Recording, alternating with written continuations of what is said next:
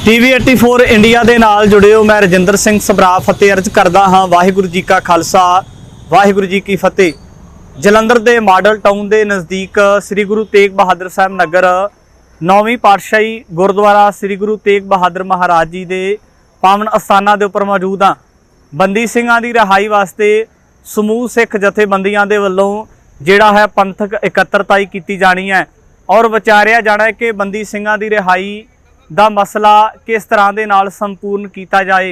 ਜਿਹੜੇ ਸਿੰਘ लंबे समय तो अपनियां सजावां पूरियां कर चुके ने पर भारत सरकार वालों अजे भी उन्होंने जेलों के विच डकिया होया है। उन्होंने रिहा किस तरह किया जाना चाहिए है। ये समूह सिख जथेबंदियां की एकत्रताई होगी, विचार चर्चा होएगी और एक समूह उलीकिया जाएगा।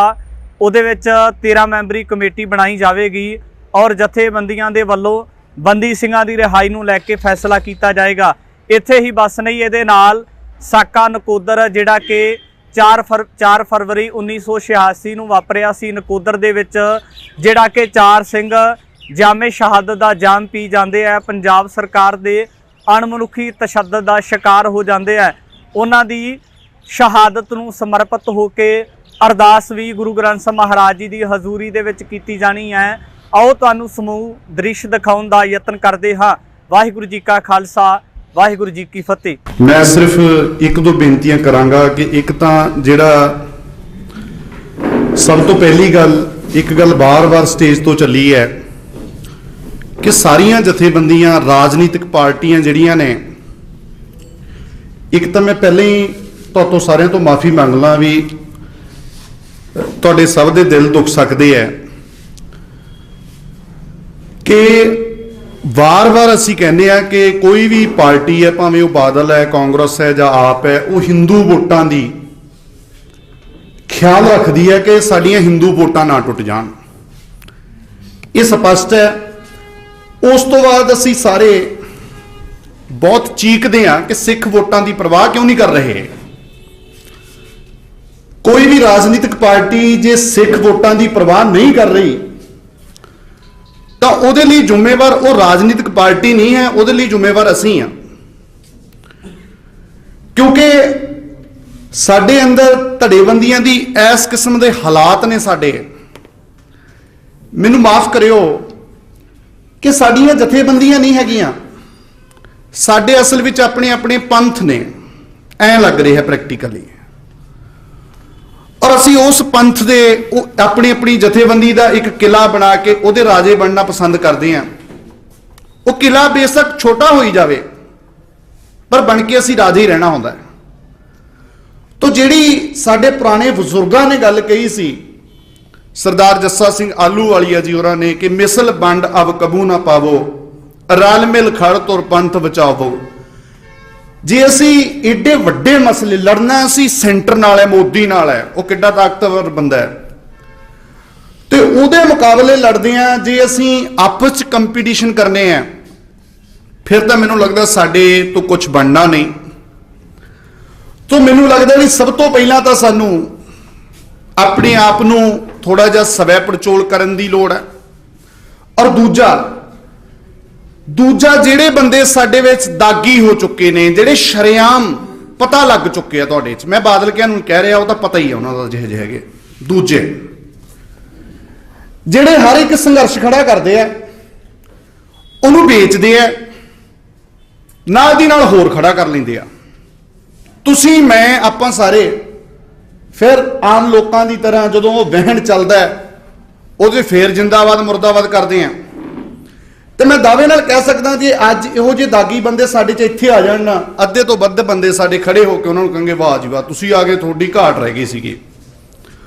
तो जे इस किस्म के दागी बंदियां नूं फिर तो कमांड देनी है, तुसीं पहले दिन ही नीहां जी बरूद फिट करन लगे हो तो फिर उहदा कोई मतलब नहीं गल्लां दा। ये दो गल्लां जिहड़ियां अपने नाल संबंधित है। तीजी जिहड़ी मेरी बेनती है भी जे असीं वाकई गुरु पातशाह नूं समर्पित हां, बंदी सिंघां दा मसला है तो साडा किसान जथेबंदियां ने भी सहयोग दिता है। आपां इस प्रोग्राम नूं इस तरीके नाल लईए कि असल विच बंदी सिंघां दा मसला मनुखता दा ही मसला है। तां ਲਖਮੀਰਪੁਰ ਜਿਹੜੀ ਘਟਨਾ ਵਾਪਰੀ ਹੈ ਜਾਂ ਸਾਡੇ ਸੂਝਵਾਨ ਕਿਸਾਨ ਆਗੂ ਦੱਸ ਦੇਣਗੇ, ਜਿਹੜੀਆਂ ਉਹਨਾਂ ਦੀਆਂ ਵੀ ਕੁਝ ਮੰਗਾਂ ਨੇ ਜਿਹੜੀਆਂ ਜਿਹਦੀ ਕਮਾਂਡ ਕਿਸਾਨ ਯੂਨੀਅਨ ਕਰਦੀ ਆ, ਉਹ ਮੰਗਾਂ ਨੂੰ ਨਾਲ ਆਪਾਂ ਐਡ ਕਰਕੇ ਬੰਦੀ ਸਿੰਘਾਂ ਦੀ ਔਰ ਜਿਹੜੇ ਕਿਸਾਨਾਂ ਦੇ ਮਸਲੇ ਹੈ, ਜਿਹੜੇ ਕਿਸਾਨਾਂ ਦੇ ਉੱਤੇ ਅਤਿਆਚਾਰ ਹੋਇਆ, ਉਹ ਦੋਨਾਂ ਨੂੰ ਇਕੱਠੀਆਂ ਕਰਕੇ ਆਪਾਂ ਕੋਈ ਇਸ ਤਰ੍ਹਾਂ ਦੀ ਰੂਪਰੇਖਾ ਉਲੀਕੀਏ ਜਿਹਦੇ ਵਿੱਚ ਜਿਵੇਂ ਧਰਨੇ ਮੁਜ਼ਾਹਰੇ ਉਹ ਪੁਰਾਣਾ ਸਟਾਈਲ ਬਹੁਤ ਹੋ ਗਿਆ, ਕੋਈ ਮਨੁੱਖੀ ਚੇਨ, ਕੋਈ ਇਸ ਕਿਸਮ ਦਾ ਜਿਵੇਂ ਮਨੁੱਖੀ ਚੇਨ ਬਣ ਸਕਦੀ ਹੈ ਜੇ ਨਰਿੰਦਰ ਮੋਦੀ ਇੱਥੇ ਆ ਰਿਹਾ। ਸਭ ਤੋਂ ਵੱਡੀ ਗੱਲ ਤਾਂ ਬੀਜੇਪੀ ਦੀ ਹੋਈ ਹੈ, ਆਪ ਨੂੰ ਵੀ ਆਪਾਂ ਕਹਿੰਦੇ ਆ ਜ਼ਿੰਮੇਵਾਰ ਵੀ ਨੇ ਉਹ, ਪਰ ਜਿਵੇਂ ਮੰਜਪੁਰ ਸਾਹਿਬ ਜਾਂ ਹੋਰ ਸਿਆਣੇ ਵਕੀਲ ਦੱਸਦੇ ਹੈ ਕਿ ਆਰਟੀਕਲ 72 ਦੇ ਤਹਿਤ ਜੇ ਸਿੱਧਾ ਛੱਡ ਸਕਦੀ ਹੈ ਹਕੂਮਤ, ਤਾਂ ਫਿਰ ਆਪਾਂ ਕਿਉਂ ਨਾ ਜੇ ਉੱਥੇ ਆਪਾਂ ਕੀ ਕਰੀਏ, ਇੱਕ ਕੰਮ ਕਰੀਏ, ਮੇਰਾ ਇਹ ਸੁਝਾਅ ਹੈ, ਮੈਂ ਗਲਤ ਹੋ ਸਕਦਾ ਕਿਤੇ, ਵੀ ਜਿੰਨੀਆਂ ਆਪਾਂ ਜਥੇਬੰਦੀਆਂ ਆਏ ਆ ਆਪਾਂ ਅੱਜ ਹੀ ਇੱਕ ਜ਼ਿੰਮੇਵਾਰੀ ਲੈ ਕੇ ਜਾਈਏ। ਮੰਨ ਲਓ ਵੀ ਮੈਂ ਤਾਂ ਜੀ 500 ਬੰਦਾ ਲਿਆ ਸਕਦਾ, ਤਾਂ ਉਹਦਾ ਮਤਲਬ 499 ਨਹੀਂ ਚਾਹੀਦੇ। ਜੇ ਕੋਈ 50 ਬੰਦੇ ਲਿਆ ਸਕਦਾ 50 ਹੀ ਲਿਖਾਵੇ, ਜਿਹੜਾ 3 ਲਿਆ ਸਕਦਾ 3 ਲਿਖਾਵੇ। ਜਿਸ ਦਿਨ ਨਰਿੰਦਰ ਮੋਦੀ ਨੇ ਆਉਣਾ ਉਸ ਦਿਨ ਅਸੀਂ ਕੋਈ ਖੱਪ ਖੋਰੂ ਨਹੀਂ ਪਾਉਣਾ, ਉਹ ਇਸ ਤਰ੍ਹਾਂ ਦਾ ਮੌਕਾ ਨਹੀਂ ਦੇਣਾ ਵੀ ਉਹ ਦੁਬਾਰਾ ਫਿਰ ਕਹਿ ਦੇਣ ਜੀ ਇੱਥੇ ਤਾਂ ਸਾਨੂੰ ਮਾਹੌਲ ਖਰਾਬ ਸੀਗਾ। ਅਸੀਂ ਬੰਦੀ ਸਿੰਘਾਂ ਦੇ ਉਹ ਮਸਲਿਆਂ ਨੂੰ ਲੈ ਕੇ ਇੱਕ ਇਸ ਕਿਸਮ ਦੀ ਆਲੇ ਦੁਆਲੇ ਉਹਨਾਂ ਦੇ ਚੇਨ ਬਣਾਈਏ, ਪੂਰਾ ਵਰਲਡ ਵਾਈਡ ਇਸ ਤਰ੍ਹਾਂ ਦਾ ਮੈਸੇਜ ਆਵੇ ਕਿ ਕਿੰਨੇ ਸਿਆਣਪ ਦੇ ਨਾਲ ਇਹ ਬੰਦੇ ਆਪਣੀ ਗੱਲ ਵੀ ਰੱਖ ਰਹੇ ਹੈ ਤੇ ਮੂੰਹੋਂ ਸਤਨਾਮ ਵਾਹਿਗੁਰੂ ਤੋਂ ਬਿਨਾਂ ਸਾਨੂੰ ਮੁਰਦਾਬਾਦ ਕਰਨ ਦੀ ਵੀ ਕੋਈ ਲੋੜ ਨਾ, ਸਾਡੇ ਲਵੇ ਮੈਸੇਜ ਸਾਰਾ ਲਿਖਿਆ ਹੋਵੇ। ਸੋ ਮੈਨੂੰ ਲੱਗਦਾ ਇਸ ਤਰੀਕੇ ਨਾਲ ਸਾਨੂੰ ਅੱਗੇ ਵਧਣ ਦੀ ਜਿਹੜੀ ਲੋੜ ਹੈ।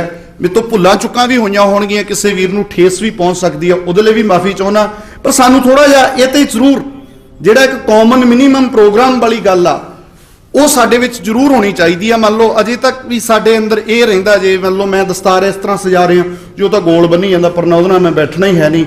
ਸੋ ਇਸ ਤਰ੍ਹਾਂ ਦੀਆਂ ਜਿਹੜੀਆਂ ਚੀਜ਼ਾਂ ਸਾਡੇ ਵਿੱਚ ਆ ਗਈਆਂ ਇਹ ਬਹੁਤ ਨੁਕਸਾਨਦਾਇਕ ਨੇ। ਇਹ ਤੇ ਖਾਸ ਧਿਆਨ ਦੇਣ ਦੀ ਲੋੜ ਹੈ ਕਿ ਅਸੀਂ ਗੁਰੂ ਗ੍ਰੰਥ ਸਾਹਿਬ ਨੂੰ ਸਮਰਪਿਤ ਹੋ ਕੇ ਔਰ ਮਨੁੱਖਤਾ ਨੂੰ ਸਮਰਪਿਤ ਹੋ ਕੇ ਇਹ ਕੰਮ ਕਰੀਏ। ਇਹਦੇ ਨਾਲ ਨਾਲ ਮੈਂ ਇੱਕ ਗੱਲ ਇਹ ਕਹਿਣੀ ਚਾਹੁੰਦਾ, ਜੇ ਹੋ ਸਕੇ, ਜੇ ਠੀਕ ਲੱਗੇ, ਪਰ ਮੈਨੂੰ ਤਾਂ ਸਭ ਤੋਂ ਜ਼ਿਆਦਾ ਜ਼ਰੂਰੀ ਲੱਗਦਾ ਕਿਉਂਕਿ ਮੈਂ ਉਸ ਮਸਲੇ ਬਹੁਤ ਜ਼ਿਆਦਾ ਸ਼ਾਮਲ ਰਿਹਾ ਕਿ ਜਿਹੜਾ ਗੁਰੂ ਗ੍ਰੰਥ ਸਾਹਿਬ ਮਹਾਰਾਜ ਦੀ ਬੇਅਦਬੀ ਦਾ ਮਸਲਾ ਵੀ ਹੈ।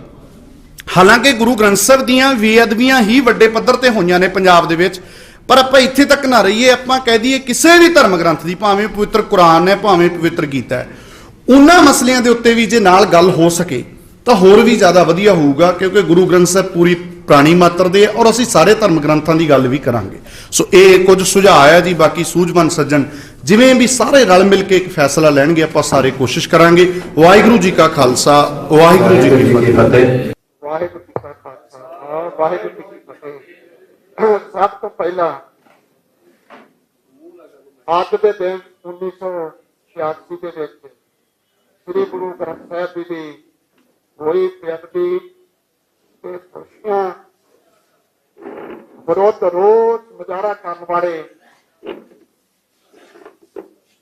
ਪਤਾਲਾ ਸਰਕਾਰ ਦੀਆਂ ਗੋਲੀਆਂ ਦਾ ਨਿਸ਼ਾਨਾ ਬਣੇ ਉਹਨਾਂ 4 ਚੀਜ਼ਾਂ ਨੂੰ ਜਿਨ੍ਹਾਂ ਦੀਆਂ ਤਸਵੀਰਾਂ ਸਭ ਦੇ ਸਾਹਮਣੇ ਭਾਈਮਾਨ ਹਨ, ਸ਼ਰਧਾਂਜਲੀ ਪੇਸ਼ ਕਰਦਾ ਹਾਂ। ਗੱਲ ਮੁੱਦੇ ਦੀ ਹੈ ਬੰਦੀ ਸਿੰਘਾਂ ਦੀ ਰਿਹਾਈ। ਇਹ ਗੱਲ ਸਮਝ ਲੈਣੀ ਚਾਹੀਦੀ ਹੈ ਕਿ ਇਹ ਮਸਲਾ ਹਿੰਦ ਸਟੇਟ ਦਾ, ਤੇ ਹਿੰਦ ਸਟੇਟ ਜੋ ਪਾਰਟੀ ਬਣਾਏਗੀ ਉਹਦੇ ਅਨੁਸਾਰ ਉਹਦੀ ਨੁਮਾਇੰਦਗੀ ਕੇਂਦਰ ਸਰਕਾਰ ਨੇ ਕਰਨੀ ਹੈ ਤੇ ਕੇਂਦਰ ਸਰਕਾਰ ਦੇ ਦੀ ਨੀਤੀ ਦੇ ਤਹਿਤ ਜਿਹੜੀਆਂ ਪ੍ਰਾਂਤਕ ਸਰਕਾਰਾਂ ਨੇ ਉਹਨਾਂ ਨੇ ਅੱਗੇ ਕਦਮ ਪੁੱਟਣਾ ਹੈ। ਮਸਲੇ ਦਾ ਹੱਲ ਕਿਤੇ ਹੁੰਦਾ ਹੈ ਤੇ ਅਸੀਂ ਜੇ ਉਹਦੇ ਹੱਲ ਦਾ ਯਤਨ ਕਿਤੇ ਹੋਰ ਕਰਦੇ ਰਵਾਂਗੇ ਤੇ ਹੱਲ ਨਹੀਂ ਹੋਣਾ। ਦੂਜੀ ਗੱਲ, ਜਿਹੜਾ ਇਹ ਅੱਜ ਰੌਲਾ ਪਿਆ ਜਾ ਰਿਹਾ ਹੈ, ਕੇਜਰੀਵਾਲ ਕਹਿੰਦਾ ਕਿ ਅਕਾਲੀ ਗੰਦੀ ਸਿਆਸਤ ਕਰ ਰਹੇ ਹਨ ਤੇ ਉਹ ਆਪਣੀ ਕਲੈਰੀਫਿਕੇਸ਼ਨ ਦੇ ਰਿਹਾ ਕਿ ਮੇਰੇ ਵੱਸ ਕੁਝ ਨਹੀਂ, ਉਹ ਸਰਾਸਰ ਝੂਠ ਬੋਲ ਰਿਹਾ। ਹੁਣ ਦੂਜੀ ਗੱਲ ਇਹ ਕਿ ਖਾਸ ਕਰਕੇ ਜਿਹੜਾ ਪ੍ਰੈਸ ਹੈ, ਮੀਡੀਆ ਹੈ, ਉਹ ਇਹ ਛਾੜਦਾ ਕਿ ਵੋਟਾਂ ਦੇ ਦਿਨਾਂ 'ਚ ਇਹ ਮਸਲਾ ਕਿਉਂ ਛਾੜਿਆ ਗਿਆ, ਜਦੋਂ ਕਿ ਵੀ ਸਰਾਸਰ ਝੂਠ ਆ। ਉਹ ਜਾਣਬੁੱਝ ਕੇ ਹੀ ਇਹ ਮਸਲਾ ਉਠਾਉਂਦੇ ਆ ਜਦੋਂ 2003 ਦੇ ਵਿੱਚ ਭੁੱਲਰ ਸਾਹਿਬ ਨੂੰ ਫਾਂਸੀ ਦੀ ਸਜ਼ਾ ਹੋਈ ਸੀ ਤੇ ਅੱਗੇ ਗੱਲ ਵਧਾਈ ਜਾ ਰਹੀ ਫਾਂਸੀ ਦਾ ਦੇਣ ਵੱਲ, ਉਸ ਦਿਨ ਤੋਂ ਇਹ ਮਸਲਾ ਸ਼ੁਰੂ ਆ ਤੇ ਜਦੋਂ ਕਿਸੇ ਸਿੰਘ ਦੀ ਗ੍ਰਿਫਤਾਰੀ ਹੁੰਦੀ ਆ ਉਦੋਂ ਇਹ ਰੋਜ਼ ਜਾਗਦਾ ਵਾ। ਇਸ ਕਰਕੇ ਇਹ ਗੱਲ ਸਾਰਿਆਂ ਨੂੰ ਸਮਝਣੀ ਚਾਹੀਦੀ ਕਿ ਵੋਟਾਂ ਦੀ ਰਾਜਨੀਤੀ ਨਹੀਂ। ਦੂਜੀ ਗੱਲ ਇਹ ਸਮਝ ਕੇ ਚੱਲਣਾ ਚਾਹੀਦਾ ਕਿ ਜਿੰਨੀਆਂ ਵੀ ਪ੍ਰੋ ਸਟੇਟ ਪਾਰਟੀਆਂ ਨੇ ਜਿਹੜੀਆਂ ਰਾਸ਼ਟਰੀ ਸੋਚ ਦੀਆਂ ਧਾਰਨੀ ਬਣ ਚੁੱਕੀਆਂ ਨੇ, ਉਹਨਾਂ ਨੇ ਅੜਚਣ ਪਾਣਾ ਹੀ ਪਾਣਾ, ਉਹਨਾਂ ਨੇ ਉਹ ਹੀ ਕੰਮ ਕਰਨਾ ਜਿਹੜਾ ਉਹਨਾਂ ਨੂੰ ਸਟੇਟ ਦਾ ਥਿੰਕ ਟੈਂਕ ਪਾਲਿਸੀ ਬਣਾ ਕੇ ਦੇਵੇਗਾ। ਇੱਕ ਗੱਲ ਆਮ ਜਿਹੜੀਆਂ ਸਰਕਾਰਾਂ ਹੁੰਦੀਆਂ ਨੇ ਜਿਨ੍ਹਾਂ ਦੇ ਵੱਸ ਹੁੰਦਾ, ਜਿਵੇਂ ਹੁਣ ਕੇਜਰੀਵਾਲ ਨੇ 161 ਆਰਟੀਕਲ ਦੇ ਤਹਿਤ ਭਾਈ ਭੁੱਲਰ ਦੀ ਰਿਹਾਈ ਕਰਨੀ ਆ, ਇਹਦੇ ਵਿੱਚ ਕੋਈ ਦੋ ਰਾਵਾਂ ਨਹੀਂ, ਉਹ ਇਸ ਨੂੰ ਮੁੱਕਰੇ ਜਾਂ ਨਾ ਮੁੱਕਰੇ। ਤੇ ਉਹ ਜੇ ਇਹ ਕਹਿ ਕੇ ਰੱਦ ਕਰਦੇ ਕਿ ਇੱਕ ਪੁਲਿਸ ਦਾ ਜਿਹੜਾ ਨੁਮਾਇੰਦਾ ਉਹਨੇ ਜਿਹੜਾ ਵਾ ਇਹ ਰੱਦ ਕਰਤੀ ਆ, ਇਸ ਕਰਕੇ ਅਸੀਂ ਲਾ ਐਂਡ ਆਰਡਰ ਦੀ ਜਿਹੜੀ ਸਿਚੁਏਸ਼ਨ ਪੈਦਾ ਹੋ ਸਕਦੀ ਹੈ ਤੇ ਉਹਨੂੰ ਇਹ ਸਾਰਾ ਇੱਕ ਘੜੀ ਕਢਾਈ ਇੱਕ ਨੀਤੀ ਆ। ਇਸ ਕਰਕੇ ਇਸ ਸਟੇਟ ਪਾਲਿਸੀ ਨੂੰ ਦੁਨੀਆ ਦੇ ਸਾਹਮਣੇ ਨੰਗਿਆ ਕਰਨਾ ਇੱਕ ਸਾਡਾ ਜਿਹੜਾ ਮੇਰਾ ਸੁਝਾਅ ਆ ਕਿ ਇੱਕ ਤੇ ਸਟੇਟ ਸਾਡੀ ਦੁਸ਼ਮਣ ਹੈ, ਉਹਨੇ ਸਿੱਖਾਂ ਨੂੰ ਦੁਸ਼ਮਣ ਡਿਕਲੇਅਰ ਕੀਤਾ ਤੇ ਦੁਸ਼ਮਣਾਂ ਵਾਲਾ ਵਰਤਾਓ ਕਰਦੀ ਹੈ ਦੁਨੀਆ ਨੂੰ ਦੱਸਣਾ। ਦੂਜਾ ਜਿਹੜੀਆਂ ਪ੍ਰਾਂਤਕ ਸਰਕਾਰਾਂ ਨੇ ਉਹ ਸਟੇਟ ਦੀ ਨੀਤੀ ਅਨੁਸਾਰ ਹੀ ਫੈਸਲੇ ਲੈਂਦੀਆਂ ਤੇ ਪੁਲਿਸ ਦੇ ਉੱਤੇ ਆਧਾਰਿਤ ਨਹੀਂ। ਅਸੀਂ ਦੁਨੀਆ ਨੂੰ ਇਹ ਦੱਸਣਾ ਵਾ ਕਿ ਬੰਦਾ ਜੇਲ੍ਹ ਵਿੱਚ ਆ 26-27 ਸਾਲ ਤੋਂ ਤੇ ਉਹਦੀ ਜੇ ਕੋਈ ਗੱਲ ਦਾ ਪਤਾ ਕਰਨਾ ਕਿ ਉਹ ਜੇਲ੍ਹ ਦੇ ਵਿੱਚ ਉਹਦਾ ਵਰਤਾਓ ਕਿਹੋ ਜਿਹਾ ਤੇ ਜੇਲ੍ਹ ਅਥਾਰਟੀ ਦੱਸ ਸਕਦੀ ਆ, ਨਾ ਕਿ ਪੁਲਿਸ ਨੇ ਕਿਸੇ ਸਟੇਟ ਦੀ ਪੁਲਿਸ ਨੇ ਦੱਸਣਾ। ਇਸ ਕਰਕੇ ਇਹ ਗੱਲ ਨੰਗੀ ਕਰਨ ਵਾਸਤੇ ਸਾਨੂੰ ਇੱਕ ਜਿਹੜੇ ਸਾਡੇ ਬਹੁਤ ਸਿਆਣੇ ਬੰਦੇ ਆ ਜਿਹੜੇ ਮੁੱਦਿਆਂ ਦੇ ਉੱਤੇ ਆਧਾਰਿਤ ਇੱਕ ਪੈਂਫਲੇਟ ਤਿਆਰ ਕਰਕੇ ਪੂਰੇ ਪੰਜਾਬ ਦੇ ਵਿੱਚ ਨਹੀਂ ਦਿੱਲੀ ਦੇ ਜਾਂ ਪਬਲਿਕ ਥਾਵਾਂ ਦੇ ਉੱਤੇ ਵੀ ਲਟਕਾ ਦਿੱਤਾ ਜਾਏ। ਜੇ ਭਾਈ ਖੈੜਾ ਦੀ ਰਿਹਾਈ ਕਰਨਾਟਕ ਸਰਕਾਰ ਨੇ ਕਰਨੀ ਤੇ ਉੱਥੇ ਵੀ ਲਟਕਾ ਦਿੱਤਾ ਜਾਵੇ। ਹਰ ਪਬਲਿਕ ਪਲੇਸ ਦੇ ਉੱਤੇ ਹਰ ਗੁਰਦੁਆਰੇ ਵਿੱਚ ਇੱਕ ਇਸ਼ਤਿਹਾਰ ਇੱਕ ਜਿਹੜਾ ਸਾਡਾ ਉਹ ਲੱਗਣਾ ਚਾਹੀਦਾ ਕਿ ਸਾਡੇ ਨਾਲ ਹੋ ਕੀ ਰਿਹਾ। ਅਗਲੀ ਗੱਲ ਇਹ ਆ ਕਿ ਵੋਟਾਂ ਦੇ ਦਿਨਾਂ ਵਿੱਚ ਦਿਨ ਰਹਿ ਗਏ 14-15 ਤੇ ਇਹ ਇੱਕ ਮੁੱਦਾ ਅਸੀਂ ਆਪਣਾ ਇੱਕ ਪੋਲੀਟੀਕਲ ਪ੍ਰੈਸ਼ਰ ਜਿਹੜਾ ਪਾ ਸਕਦੇ ਆ, ਰਿਹਾਈ ਲਈ ਮਜਬੂਰ ਕਰ ਸਕਦੇ ਆ ਤੇ ਉਹਦੇ ਵਾਸਤੇ ਉਹੋ ਜਿਹਾ ਪ੍ਰੋਗਰਾਮ ਲਿਖਣਾ ਚਾਹੀਦਾ ਵਾ। ਹੁਣ ਜੇ ਦੇਖਿਆ ਜੇ ਕਿਸੇ ਨੇ ਘਰਾਓ ਕੈਂਡੀਡੇਟਾਂ ਦੇ ਘਰਾਓ ਕਰਤਾ ਪ੍ਰੋਗਰਾਮ ਦਿੱਤਾ ਤੇ ਘਰਾਓ ਤੇ ਪੁਲਿਸ ਤਾਲੀ ਨਹੀਂ ਦਿੰਦੀ, ਵਿੱਚ ਪੁਲਿਸ ਆ ਜਾਂਦੀ ਆ ਤੇ ਪ੍ਰੈਸ ਨੂੰ ਉਹ ਸੰਬੋਧਨ ਕਰਕੇ ਤੇ ਉਹ ਲਾਂਭੇ ਨਿਕਲ ਜਾਂਦਾ। ਦੂਜੀ ਗੱਲ ਹੈ ਕਿ ਕਈ ਜਾਂਦੇ ਮੈਮੋਰੰਡਮ ਦਈਏ ਤੇ ਮੈਮੋਰੰਡਮ ਕਿਹਨੂੰ ਦੇਈਦਾ, ਮੈਮੋਰੰਡਮ ਜਿਹੜਾ ਲੈਣ ਦੇ ਯੋਗ ਆ ਉਹਨੂੰ ਦੇਈਦਾ, ਨਾ ਕਿ ਕੈਂਡੀਡੇਟਾਂ ਨੂੰ ਜਿਨ੍ਹਾਂ ਨੂੰ ਪਤਾ ਨਹੀਂ 10 ਵੋਟਾਂ ਪੈਣੀਆਂ 20 ਵੋਟਾਂ ਪੈਣੀਆਂ ਉਹਨਾਂ ਜਿੱਤਣਾ ਹਾਰਨਾ। ਇੱਕ ਪ੍ਰੋਗਰਾਮ ਇਹ ਲਿਖੀਏ ਕਿ ਜਿੰਨੇ ਵੀ ਸਿਟਿੰਗ ਐਮਐਲਏ ਨੇ ਕੇਜਰੀਵਾਲ ਸਰਕਾਰ ਦੇ ਚਾਹੇ ਭਾਜਪਾ ਦੇ, ਉਹਨਾਂ ਸਾਰਿਆਂ ਤੱਕ ਇਹ ਨਹੀਂ ਕਿ ਵੱਡਾ ਇਕੱਠ ਕਰਕੇ ਉਹਨਾਂ ਸਾਰਿਆਂ ਤੱਕ ਵੀ ਇੱਕ ਲਿਖਤੀ ਪਹੁੰਚ ਕੀਤੀ ਜਾਏ ਤੇ ਇੱਕ ਮੈਮੋਰੰਡਮ ਤਿਆਰ ਕਰਕੇ ਉਹ ਕੇਂਦਰ ਸਰਕਾਰ ਨੂੰ ਦਿੱਤਾ ਜਾਏ, ਦੂਜਾ ਕੇਜਰੀਵਾਲ ਸਰਕਾਰ ਨੂੰ ਦਿੱਤਾ ਜਾਏ ਤੇ ਉਹਦਾ ਸਮਾਂ ਨਿਸ਼ਚਿਤ ਕੀਤਾ ਜਾਏ ਕਿ ਇੰਨੇ ਦਿਨਾਂ ਦੇ ਵਿੱਚ ਸਾਨੂੰ ਜਵਾਬ ਦਿਓ। ਜਿਹੜੇ ਸਾਡੇ ਵਕੀਲ ਨੇ ਜਿਸ ਤਰ੍ਹਾਂ ਮਨਪੁਰ ਸਾਹਿਬ ਦਾ ਹੋਰ ਵੀ ਇਹਨਾਂ ਨਾਲ ਟੀਮ ਬਣਾਈ ਜਾ ਸਕਦੀ ਆ, ਉਹ ਰੋਜ਼ਾਨਾ ਹੀ ਕੋਈ ਨਾ ਕੋਈ ਲੀਗਲ ਕਾਰਵਾਈ ਕਰਦੇ ਰਹਿਣ, ਈਮੇਲ ਕਰਦੇ ਰਹਿਣ, ਉਹਦਾ ਜਵਾਬ ਦਿੰਦੇ ਆ ਕਿ ਨਹੀਂ ਉਹ ਕੌਮ ਨੂੰ ਦੱਸਦੇ ਰਹਿਣ।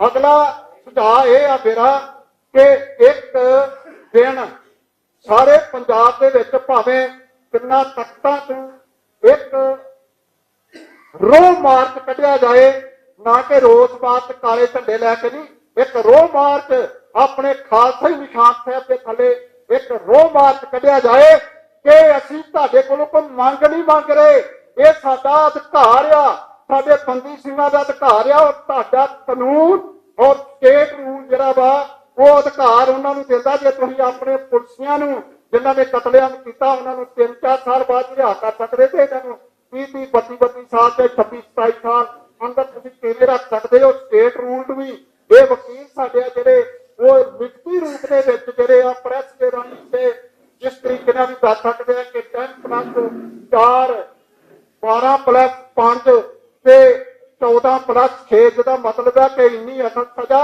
ਤੇ ਉਸ ਦਰਮਿਆਨ ਜਿਹੜੀਆਂ ਸਰਕਾਰੀ ਪਾਰਟੀਆਂ ਇਹ ਸਾਰੀਆਂ ਗੱਲਾਂ ਤੋਂ ਜਾਣੂ ਕਰਾਇਆ ਜਾਵੇ। ਇੱਕ ਸੁਝਾਅ ਜਿਹੜਾ ਇਹ ਖੁਦ ਆਪ ਹੀ ਦੱਸਣਗੇ, ਇਹਨਾਂ ਇਹ ਵੀ ਦਿੱਤਾ ਕਿ ਜੇਲ੍ਹ ਭਰੋ ਅੰਦੋਲਨ। ਮੈਂ ਬਾਅਦ ਵਿੱਚ ਸੋਚਿਆ ਕਿ ਮੁੱਦਾ ਹੈਗਾ ਵਾ ਕੇਂਦਰ ਸਰਕਾਰ ਦੇ ਨਾਲ, ਪੰਜਾਬ ਸਰਕਾਰ ਦੇ ਨਾਲ ਨਹੀਂਗਾ। ਪੰਜਾਬ ਸਰਕਾਰ ਨੇ ਰਿਹਾਈਆਂ ਨਹੀਂ ਕਰਨੀਆਂ, ਸਿਰਫ ਉਹਨਾਂ ਦੇ ਪੁਲਿਸ ਜਿਹੜਾ ਐਸਐਸਪੀ ਆ ਉਹਨੇ ਇੱਕ ਰਿਪੋਰਟ ਦੇਣੀ ਆ ਕਿ ਇਹਦੇ ਪਾਉਣ ਦੇ ਨਾਲ ਬਾਹਰ ਲਾ ਐਂਡ ਆਰਡਰ ਨੂੰ ਖਤਰਾ ਵਾ। ਉਹ ਗੱਲਾਂ ਨੂੰ ਨਜ਼ਰਅੰਦਾਜ਼ ਕਰਕੇ ਜੇ ਗ੍ਰਿਫਤਾਰੀਆਂ ਦੇਣ ਦਾ ਸਿਲਸਿਲਾ ਵੀ ਚਲਾਉਣਾ, ਭਾਵੇਂ ਕਿੰਨੇ ਚੋਣ ਦੇ ਆਖਰੀ ਦਿਨ 20 ਤਰੀਕ ਤੱਕ ਜੇ ਗ੍ਰਿਫਤਾਰੀਆਂ ਦੇਣੀਆਂ ਤੇ ਉਹ ਵੀ ਉਸ ਤਰੀਕੇ ਦੇ ਨਾਲ ਉੱਥੇ ਦਿੱਤੀਆਂ ਜਾਣ ਜਿੱਥੇ ਇਫੈਕਟਿਵ ਹੁੰਦੀਆਂ ਨੇ, ਜਿੱਥੇ ਅਸਰ ਹੋਏ ਕਿ ਇਹ ਸਿੱਖ ਜਿਹੜੇ ਨੇ ਆਪਣੇ ਬੰਦੀਆਂ ਦੀ ਰਿਹਾਈ ਵਾਸਤੇ ਜਿਹੜੇ 26 ਸਾਲ ਜਿਹੜੇ ਜੇਲ੍ਹਾਂ ਵਿੱਚ ਬੰਦ ਰਹਿ ਗਏ ਉਹਨਾਂ ਵਾਸਤੇ 20-25 ਦਿਨ ਦੀ ਜੇਲ੍ਹ ਵਿੱਚ ਨਹੀਂ ਜਾ ਸਕਦੇ। ਉਹ ਇੱਕ ਵੱਡੀ ਪੱਧਰ ਦੇ ਉੱਤੇ ਜਿਹੜਾ ਇੱਕ ਮੋਰਚਾ ਵੀ ਲਾਇਆ ਜਾ ਸਕਦਾ। ਅਗਲਾ ਇਹ ਹੈ ਕਿ ਹਰ ਜ਼ਿਲ੍ਹੇ ਦੇ ਵਿੱਚ ਵੀ ਇੱਕ ਮਾਰਚ ਇੱਕ ਦਿਨ ਕੀਤਾ ਜਾਵੇ, ਭਾਵੇਂ ਉਹ ਟਰੈਕਟਰ ਰੈਲੀ ਹੋਵੇ, ਕਾਰ ਰੈਲੀ ਹੋਵੇ ਜਾਂ ਸਕੂਟਰ ਰੈਲੀ ਹੋਵੇ। ਉਹਦੇ ਉੱਤੇ ਕਿ ਆਪਣੇ ਉਹਨਾਂ ਬੰਦੀ ਸਿੰਘਾਂ ਦੀਆਂ ਫੋਟੋ ਲਾ ਕੇ ਗੱਡੀ ਦੇ ਉੱਤੇ ਤੇ ਇੱਕ ਰੋਹ ਮਾਰਚ ਉਹ ਵੀ ਕੱਢਿਆ ਜਾਵੇ। ਤੇ ਮੇਰੇ ਤੇ ਇਹ ਸੁਝਾਅ ਨੇ, ਜੇ ਦਬਾਅ ਬਣਾ ਲਾਂਗੇ ਇਹਨਾਂ ਦਿਨਾਂ ਦੇ ਵਿੱਚ, ਜੇ ਦਬਾਅ ਬਣਾ ਲਾਂਗੇ ਤੇ ਬੰਦੀ ਸਿੰਘਾਂ ਦੀ ਰਿਹਾਈ ਹੋਵੇਗੀ। ਨਹੀਂ ਤੇ ਬੇਸ਼ੱਕ ਕਈ ਪਿੱਛੇ ਜੇ ਇੱਕ ਦੇ ਫੋਨ ਦੇ ਉੱਤੇ ਗੱਲ ਕਰਕੇ ਦੱਸਿਆ ਜੀ ਸਾਨੂੰ ਏਜੰਸੀ ਨੇ ਪੇਸ਼ਕਸ਼ ਕੀਤੀ ਆ ਕਿ ਕਮੇਟੀ ਬਣਾਓ, ਮੋਦੀ ਸਰਕਾਰ ਨਾਲ ਤੁਹਾਡੀ ਗੱਲ ਕਰੇਗੀ ਤੇ ਬੰਦੀ ਸਿੰਘ ਦੇ ਹੱਥ। ਇਹ ਸਭ ਜਿਹੜੀਆਂ ਅਫਵਾਹਾਂ ਦੇ ਜਾਂ ਖਿਲਾਵੇ ਗਏ ਹਿੰਦ ਸਟੇਟ ਸਾਡੀ ਦੁਸ਼ਮਣ ਆ, ਉਹਨੇ ਸਾਡੇ ਨਾਲ ਦੁਸ਼ਮਣਾਂ ਵਾਲਾ ਵਰਤਾਓ ਕਰਨਾ ਵਾ ਤੇ ਸਾਨੂੰ ਖਾਲਸਾ ਹੀ ਵਿਰੋਧ ਹੋਣਾ ਚਾਹੀਦਾ ਤੇ ਸਰਬੱਤ ਦੇ ਭਲੇ ਦੇ ਵਾਸਤੇ ਸਾਨੂੰ ਸਾਰਿਆਂ ਦੇ ਨਾਲ ਲੈ ਕੇ, ਬੇਸ਼ੱਕ ਜੇਲ੍ਹਾਂ ਵਿੱਚ ਹੋਰ ਵੀ ਬੰਦੀ ਕਈ ਹੈਗੇ ਜੇ ਜਿਨ੍ਹਾਂ ਦੀ ਕੋਈ ਪੈਰਵਾਈ ਕਰਨ ਵਾਲਾ ਨਹੀਂਗਾ, ਕਿਸੇ ਹੋਰ ਧਰਮ ਨਾਲ ਸੰਬੰਧਤ, ਉਹਨਾਂ ਵਿੱਚੋਂ ਵੀ ਅਸੀਂ ਕਿਸੇ ਦਾ ਨਾਮ ਲੈ ਕੇ ਉਹਦੀ ਰਿਹਾਈ ਦੀ ਮੰਗ ਕਰ ਸਕਦੇ। ਜਿਹੜਾ ਇਹ ਬੇਬਲਤ ਦੇ ਕੇ ਸਿਰਫ ਬੰਦੀ ਸਿੱਖਾਂ ਦੀ ਰਿਹਾਈ ਕਰਦੇ ਆ, ਉਹ ਸਿੱਖਾਂ ਦੀ ਰਿਹਾਈ ਸਾਡਾ ਹੱਕ ਬਣਦਾ। ਅਸੀਂ ਤਾਂ ਮਿੰਟ ਨਹੀਂ ਕਰਦੇ, ਤਰਲੇ ਨਹੀਂ ਕਰਦੇ, ਅਸੀਂ ਆਪਣਾ ਹੱਕ ਲੈਣਾ ਤੇ ਹੱਕ ਕਿਵੇਂ ਲਿਆ ਜਾਂਦਾ ਉਹ ਖਾਲਸਾ ਜਾਣਦਾ ਵਾ। ਵਾਹਿਗੁਰੂ ਜੀ ਕਾ ਖਾਲਸਾ, ਵਾਹਿਗੁਰੂ ਜੀ ਕੀ ਫਤਿਹ। ਅਸਲ ਤੇ ਮਸਲਾ ਕੀ ਹੈ? ਮਸਲਾ ਸਾਡਾ ਸਿੱਖਾਂ ਦਾ, ਸਿੱਖ ਰਿਹਾਈ, ਜਥੇਬੰਦੀਆਂ ਦੀ ਰਿਹਾਈ ਦਾ। ਅਸੀਂ ਇੱਥੇ ਕੋਈ ਟ੍ਰੇਡ ਯੂਨੀਅਨ ਮੂਵਮੈਂਟ ਨਹੀਂ ਚਲਾ ਰਹੇ ਜਿਹਦੇ ਵਿੱਚ ਕਿਸਾਨ ਜਥੇਬੰਦੀਆਂ ਵੀ ਆਈਆਂ ਨੇ, ਮੁਲਾਜ਼ਮ ਜਥੇਬੰਦੀਆਂ ਵੀ ਆਈਆਂ। ਇਹ ਸਿੱਖ ਜਥੇਬੰਦੀਆਂ ਨਹੀਂ। ਸਿੱਖ ਜਥੇਬੰਦੀਆਂ ਕੀ ਚਾਹੁੰਦੀਆਂ ਨੇ? ਸਿੱਖ ਬੰਦੀਆਂ ਦੀ ਰਿਹਾਈ ਕਿਉਂ ਚਾਹੁੰਦੀਆਂ ਨੇ? ਉਹ ਸਿੱਖ ਬੰਦੀ ਕੌਣ ਨੇ? ਉਹਨਾਂ ਦਾ ਜਿਹੜਾ ਕਾਨੂੰਨੀ ਪੱਖ ਦੱਸ ਕੇ ਤੁਹਾਨੂੰ, ਮਤਲਬ ਸਾਰਾ ਮਨਪੁਰਤਾ ਉਹ ਕਾਨੂੰਨੀ ਪੱਖ ਤੇ ਬਹੁਤ ਛੋਟਾ ਜਿਹਾ, ਬਹੁਤ ਵੱਡਾ ਪੱਖ ਕੀ ਹੈ?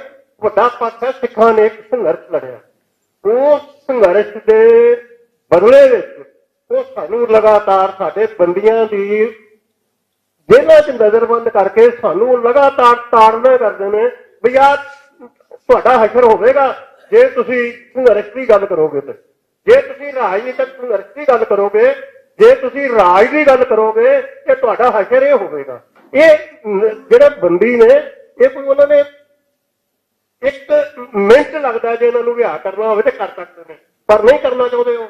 ਮੈਨੂੰ ਅੱਜ ਇੱਕ ਸੀਨੀਅਰ ਪੱਤਰਕਾਰ ਕਹਿੰਦਾ ਪਹਿਲਾਂ ਮੋਦੀ ਹਰੀ ਇਹਨਾਂ ਨੂੰ ਰਿਹਾ ਕਰਨਾ ਚਾਹੁੰਦੇ ਸਨ, ਉਹਨਾਂ ਨੇ ਸਿੱਖ ਜਥੇਬੰਦੀਆਂ ਨੂੰ ਕੁਝ ਨੂੰ ਕਿਹਾ ਤੁਸੀਂ ਇਹਨਾਂ ਦੀ ਰਿਹਾਈ ਦੀ ਮੰਗ ਕਰੋ, ਪਰ ਬਾਅਦ ਵਿੱਚ ਉਹਨਾਂ ਨੂੰ ਇਹ ਲੱਗਾ ਵੀ ਕਿਉਂਕਿ ਹਿੰਦੂ ਵੋਟ ਟੁੱਟ ਜਾਏਗੀ ਇਸ ਕਰਕੇ ਉਹ ਮੁੱਕਰ ਗਏ, ਉਹ ਇਸ ਗੱਲ ਤੋਂ ਪਿੱਛੇ ਹਟ ਗਏ। ਪਰ ਇਹਦਾ ਮਤਲਬ ਕੀ ਹੈ ਕਿ ਸਾਡੇ ਸਿੱਖ ਬੰਦੀਆਂ ਦੀ ਰਿਹਾਈ ਹਿੰਦੂਆਂ ਦੇ ਮਨੋਵਿਗਿਆਨ ਨਾਲ ਮਤਲਬ ਕਿ ਬੱਝੀ ਹੋਈ ਹੈ ਵੀ ਜੇ ਚਾਹੁਣਗੇ ਤੇ ਉਹ ਰਿਹਾ ਹੋ ਜਾਣਗੇ, ਨਹੀਂ ਤਾਂ ਨਹੀਂ ਹੋਣਗੇ। ਸਾਡੀ ਹੋਂਦ ਕੀ ਹੈ? ਮਸਲਾ ਇੱਥੇ ਜਿਹੜਾ ਸੋਚਣ ਵਾਲਾ ਅੱਜ ਜਿਹੜਾ ਸਾਰੇ ਸਿੱਖਾਂ ਲਈ ਮਸਲਾ ਇਹ ਸੋਚਣ ਵਾਲਾ ਸਾਡੀ ਸਿੱਖਾਂ ਦੀ ਹੋਂਦ ਕੀ ਹੈ? ਸਾਡੀ ਸਿੱਖਾਂ ਦੀ ਹੋਂਦ ਮਾਸਟਰ ਤਾਰਾ ਸਿੰਘ ਸਿੱਖਾਂ ਦਾ ਬੇਤਾਜ ਬਾਦਸ਼ਾਹ ਸੀ। ਸਾਰੇ ਉਹਨੂੰ ਜਾਣਦੇ ਨੇ ਲੀਡਰ। ਉਹ ਬੇਤਾਜ ਬਾਦਸ਼ਾਹ ਕਿਵੇਂ ਸੀ ਉਹਦੀ ਤੁਹਾਨੂੰ ਮੈਂ ਛੋਟੀ ਜਿਹੀ ਮਿਸਾਲ ਦਿੰਦਾ। 1967 ਦੇ ਵਿੱਚ ਜਦੋਂ ਮਾਸਟਰ ਤਾਰਾ ਸਿੰਘ ਜੀ ਪੂਰੇ ਹੋਏ ਨੇ, ਉਹ ਚੰਡੀਗੜ੍ਹ ਤੋਂ ਉਹਨਾਂ ਦੀ ਅੰਮ੍ਰਿਤਸਰ ਵਿੱਚ ਜਾਣੀ ਸੀ, ਬਾਡੀ ਸਰੀਰ ਨੂੰ ਲੈ ਕੇ ਜਾਣਾ ਸੀ ਤੇ ਸਰੀਰ ਨੂੰ ਲੈ ਕੇ ਜਾਣਾ ਸੀ ਤੇ ਉੱਥੇ ਅਸੀਂ 16-17 ਸਾਲ ਦੀ ਸਾਡੀ ਉਮਰ ਹੋਣੀ ਹੈ। ਉਹ ਅਸੀਂ ਉੱਥੇ ਖੜੇ ਸਾਂ ਖਾਲਸਾ ਕਾਲਜ ਦੇ ਬਾਹਰ। ਉਦੋਂ ਸਾਰਾ GT ਰੋਡ ਹੀ ਹੁੰਦਾ ਸੀ। ਸਵੇਰ ਦੇ ਜਾ ਕੇ 11 ਵਜੇ ਤੋਂ ਭੁੱਖੇ ਪਾਣੇ ਖੜੇ ਰਹੇ। 2:30 ਵਜੇ 3 ਵਜੇ ਬਾਡੀ ਆਈ ਤੇ ਅਸੀਂ 7 ਵਜੇ ਜਾ ਕੇ ਉੱਥੇ ਮਕਸੂਦਾਂ ਤੱਕ ਜਾ ਕੇ ਬਾਡੀ ਦੇ ਨਾਲ ਲੈ ਕੇ ਤੇ ਮਾਸਟਰ ਤਾਰਾ ਸਿੰਘ ਦੀ ਉਹ ਜਿਹੜਾ ਸਰੀਰ ਸੀ ਦੇਹ ਸੀ ਉਹਨੂੰ ਉੱਥੋਂ ਵਿਦਾ ਕਰਕੇ ਆਏ ਤੇ ਉਦੋਂ ਬਾਅਦ ਘਰ ਆ ਕੇ ਰੋਟੀ ਪੱਕੀ। ਸਿੱਖ ਘਰਾਂ 'ਚ ਰੋਟੀ ਨਹੀਂ ਪੱਕੀ। ਜਿਸ ਦਿਨ ਜਿੰਨਾ ਚਿਰ ਮਾਸਟਰ ਤਾਰਾ ਸਿੰਘ ਦੀ ਦੇਹ ਇੱਥੋਂ ਮਕਸੂਦਾਂ ਨਹੀਂ ਚਲੀ ਗਈ, ਇੱਥੋਂ ਖਾਲਸਾ ਕਾਲਜ ਤੋਂ ਲੈ ਕੇ ਅਸੀਂ 16 ਸਾਲ ਦੇ ਬੱਚੇ ਸਾਂ ਔਰ 8-9 ਭੈਣ ਭਰਾ ਸਨ। ਤੇ ਜਦੋਂ ਅਸੀਂ ਵਾਪਸ ਘਰ ਆਏ ਤਾਂ ਸਾਡੀ ਮਾਂ ਨੇ ਚੁੱਲ੍ਹਾ ਬਾਲਿਆ। ਇਹ ਸੀਗਾ ਵੀ ਮਾਸਟਰ ਤਾਰਾ ਸਿੰਘ ਦੀ ਇੰਨੀ ਕਦਰ ਸੀ ਸਿੱਖ ਮਨਾਂ 'ਚ। ਤੇ ਮਾਸਟਰ ਤਾਰਾ ਸਿੰਘ ਆਪਣੀ ਸਵੈ ਜੀਵਨੀ 'ਚ ਕੀ ਲਿਖਦਾ, ਕਹਿੰਦਾ ਇਹਨਾਂ ਨੇ ਸਾਨੂੰ ਮੰਗਤੇ ਸਮਝ ਲਿਆ।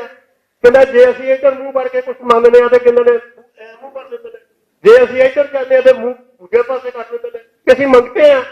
ਅਸੀਂ 1947 ਤੋਂ ਬਾਅਦ ਮੰਗਤੇ ਆ। ਸਿੱਖ ਇਹ ਪਹਿਲਾਂ ਮੰਨੂ, ਜੇ ਤੁਸੀਂ ਕੁਝ ਹੱਕ ਲੈਣੇ ਨੇ ਪਹਿਲਾਂ ਇਹ ਗੱਲ ਮੰਨ ਕੇ ਤੁਰੋ ਵੀ ਅਸੀਂ ਮੰਗਤੇ ਆ। ਅੱਜ ਹਾਲਤ ਕੀ ਹੈ ਸਿੱਖਾਂ ਦੀ? ਅੱਜ ਸਿੱਖਾਂ ਦੇ ਕੋਲ ਕੀ ਸੀ? ਇੱਕ ਸ਼੍ਰੋਮਣੀ ਅਕਾਲੀ ਦਲ ਸੀ, ਇੱਕ ਰਾਜਨੀਤਿਕ ਧਿਰ ਸੀ ਜਿਹੜੀ ਭਾਵੇਂ ਝੂਠੀ ਸੱਚੀ ਜੋ ਵੀ ਕਰਦੀ ਸੀ ਘੱਟੋ ਘੱਟ ਸਿੱਖਾਂ ਦੇ ਹੱਕਾਂ ਦੀ ਗੱਲ ਕਰਦੀ ਸੀ। ਅੱਜ ਅਸੀਂ ਇਹ ਨਾ ਕਹੀਏ ਸਾਡਾ ਕਸੂਰ ਹੈ, ਸਾਡਾ ਕੋਈ ਕਸੂਰ ਨਹੀਂ। ਉਹ ਕਸੂਰ ਉਸ ਜਿਹੜੀ ਦਿੱਲੀ ਦੀ ਕੇਂਦਰ ਸਰਕਾਰ ਹੈ, ਜਿਹੜੀ ਵਹਿਸ਼ੀ ਹੈ, ਜਿਹੜੀ ਜ਼ਾਲਮ ਹੈ, ਜਿਹੜੀ ਉਹਦਾ ਕਸੂਰ ਆ। ਉਹ ਕੀ ਕਰ ਰਹੀ ਹੈ? ਅੱਜ ਉਹ ਸੁਖਬੀਰ ਸਿੰਘ ਬਾਦਲ ਕੋਲੋਂ ਪਾਪ ਕਰਾ ਕੇ ਬੇਅਦਬੀ ਦਾ ਹੁਣ ਉਹਨੂੰ ਖਤਮ ਕਰਨਾ ਚਾਹੁੰਦੀ ਹੈ। ਅੱਜ ਉਹਦੇ ਬੰਦੇ ਤੋੜ ਕੇ ਢੀਂਗਸਾ ਤੋੜ ਲਿਆ, ਦੂਜੇ ਤੋੜ ਲਏ।